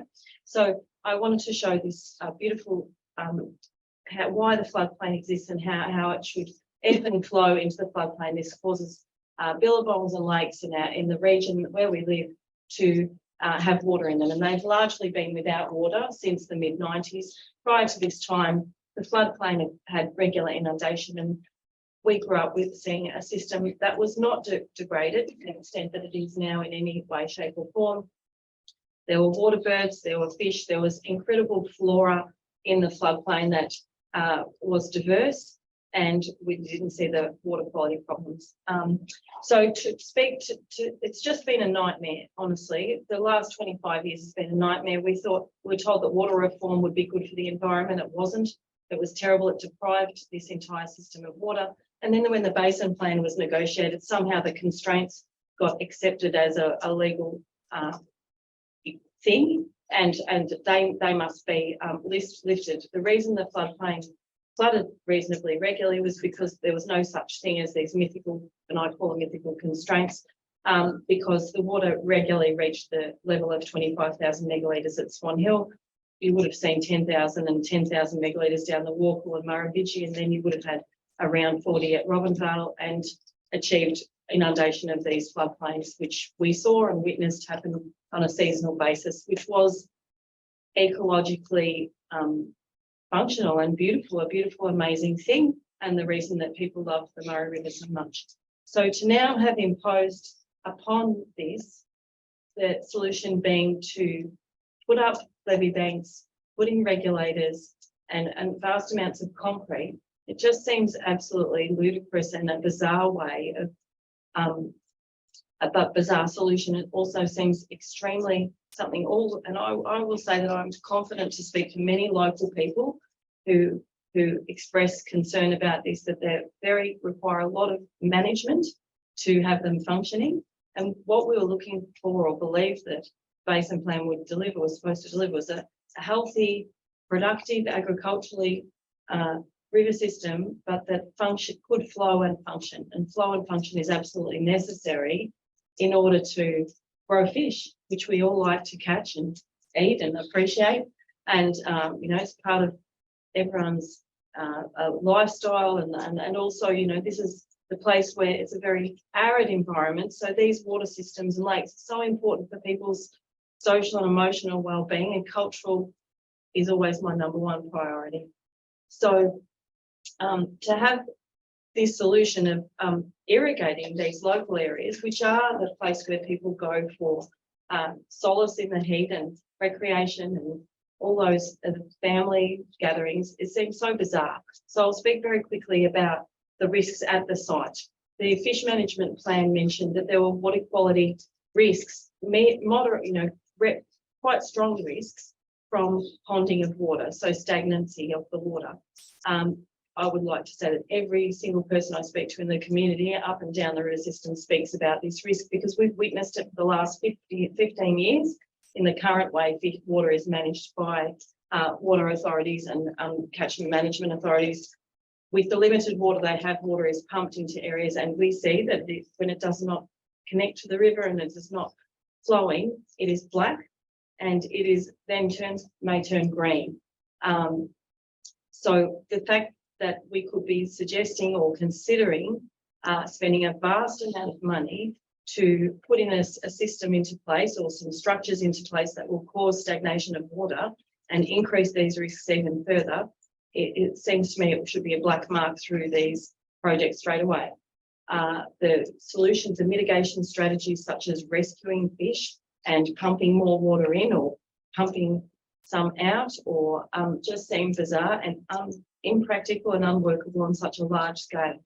We're talking about a large scale of the confluence of 3 or 4 rivers. It's not something that can be managed easily by a set amount of people. It is far simpler to try to manage flow regimens to achieve natural inundation to a floodplain, and as we can see there, it is existing, just waiting to receive the water.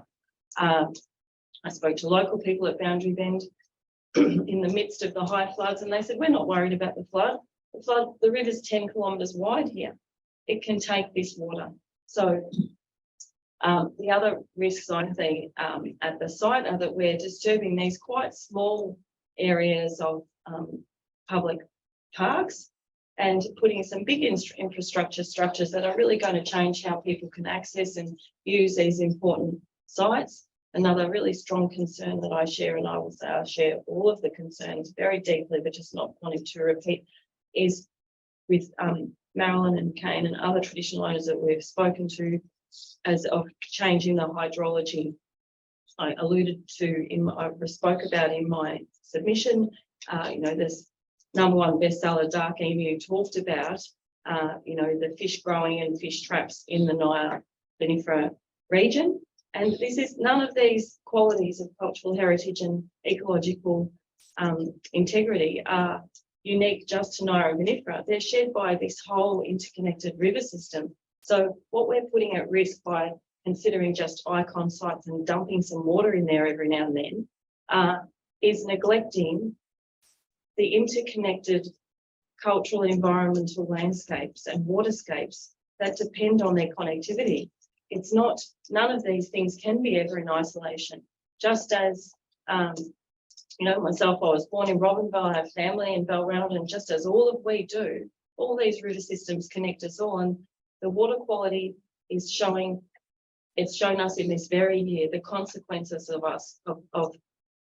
water river operations as they have been enacted in the last 15 years, which is to manage things as dump water in one site, keep the river low, do not allow flow at an environmentally suitable time.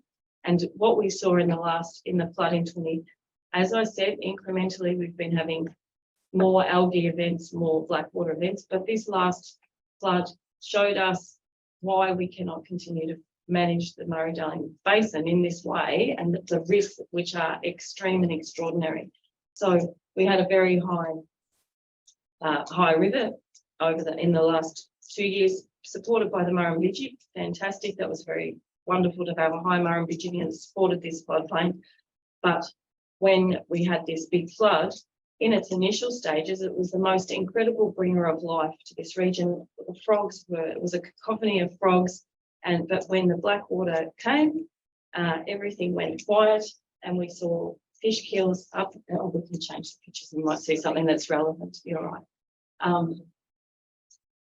I will just speak to this. The current system of water management we've had has deprived all of these areas of water, and many of the large trees. This is a picture from Vinifera, but we can see the same thing in the boundary bend forest just upstream of the Murrumbidgee Junction, is that the very large trees that are hundreds of years old are dying.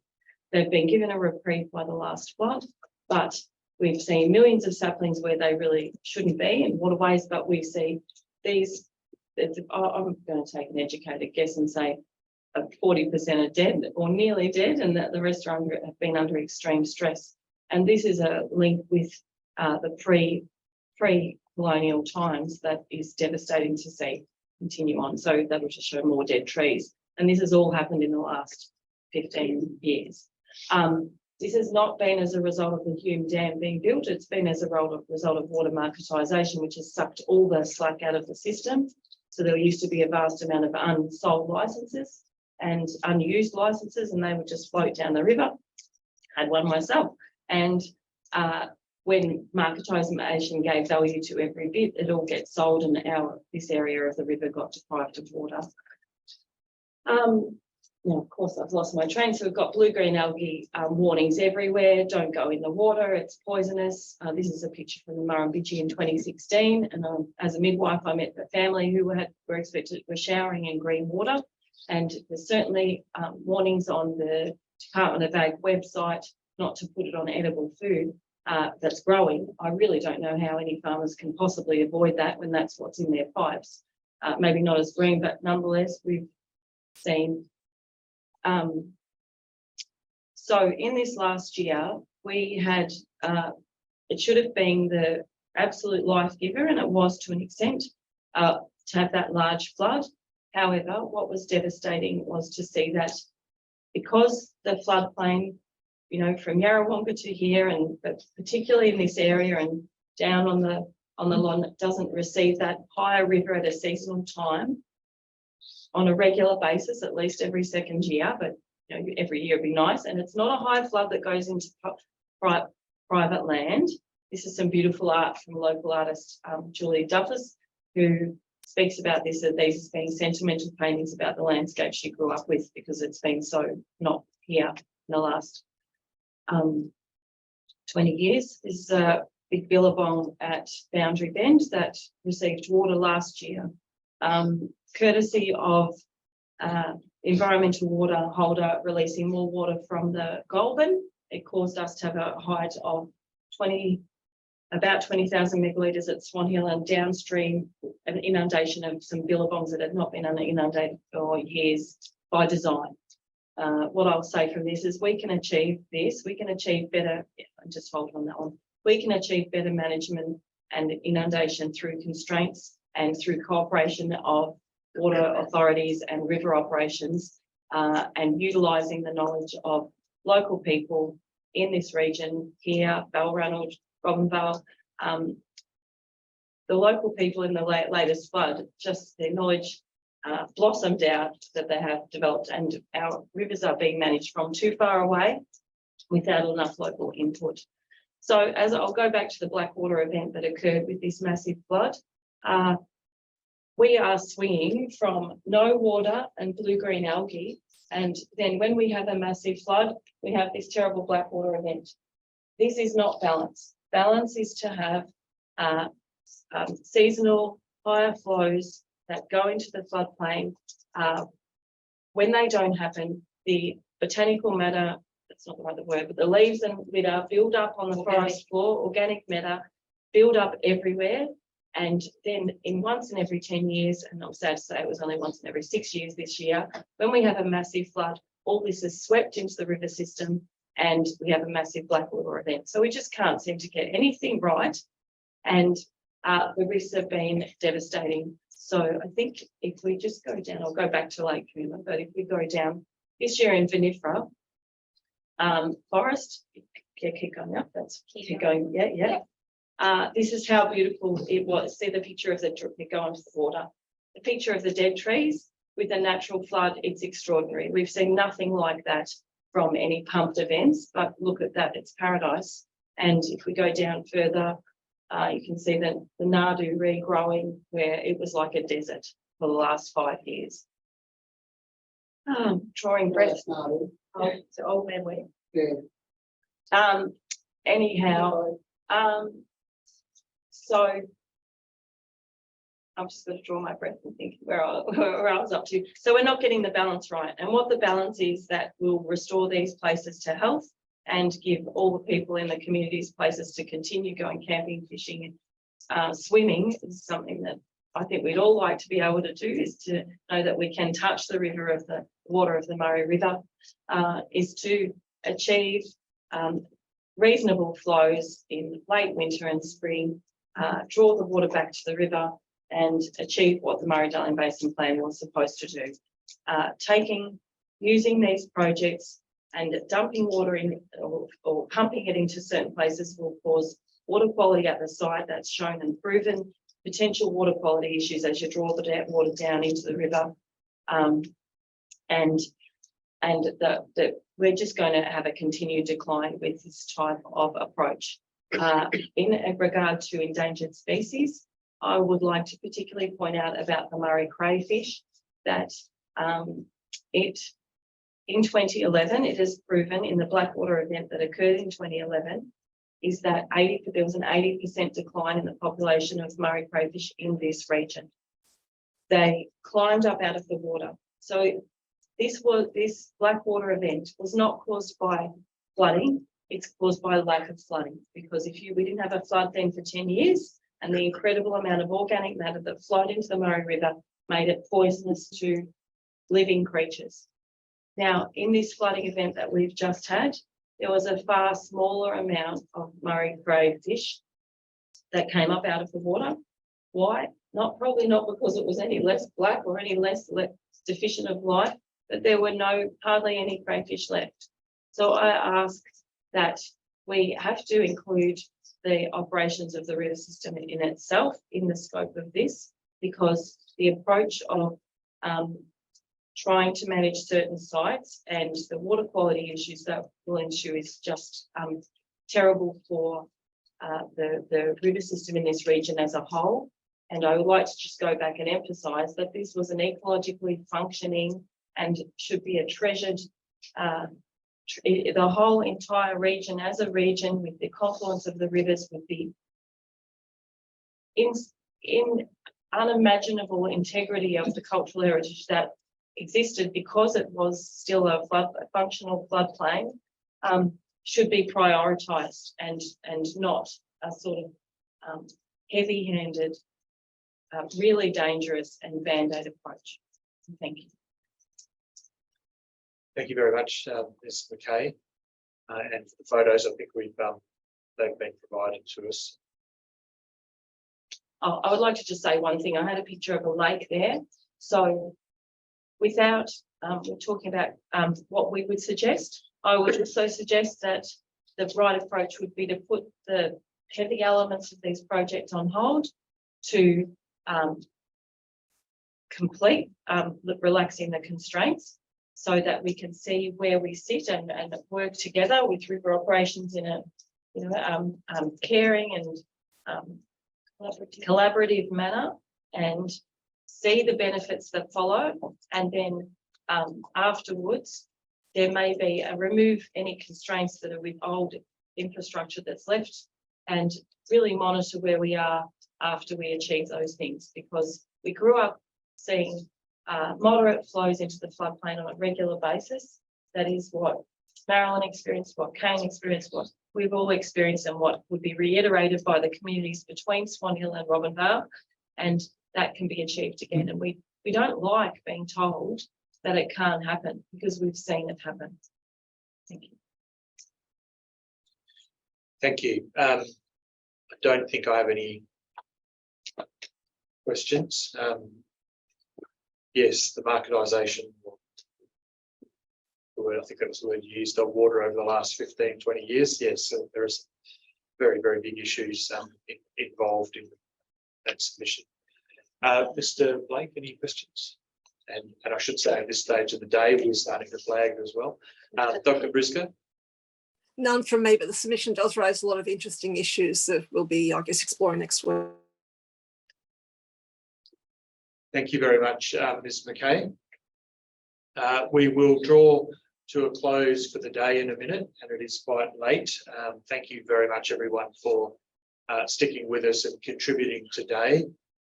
We'll be back here on Monday to start working through the expert evidence and the theme days that we've got.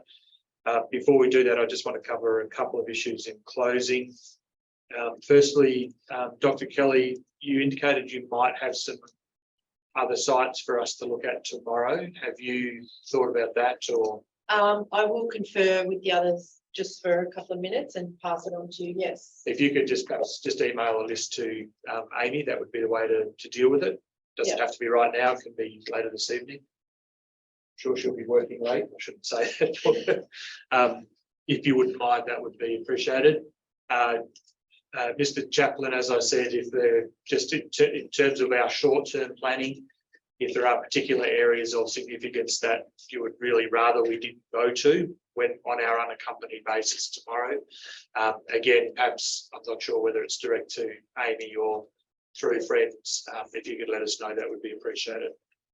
I will just say tomorrow we will be obviously staying on tracks. We're not going cross country, so to speak, with vehicles or anything like that. We will be as respectful as we can in the circumstances, with the potential for further accompanied visits to be considered as we go forward. We've asked for a few things today from the proponent in particular. I think I've run out of energy to go through those in detail, but we might do a review on Monday morning just to make sure we cover those. In the meantime, I'll go through my notes to make sure that I've done a slip through that particular net. Otherwise, before we close, are there any matters that people need to raise this evening? And I'm checking online as well. I'm not seeing any. Yeah, Ms. McKay. Out of nerves, I forgot to acknowledge traditional owners in my speech, and I want to apologise for that. Thank you. So we will close for the day there. Again, thank you. It has been quite a long day, but in terms of setting us up for next week, I'm very appreciative of the messages and the submissions that everyone has brought to the table, from the proponent to submitters as well. So thank you very much. And I won't say the real work starts next week because we have been working hard today, but thank you very much for that. And we will resume here again at 10 o'clock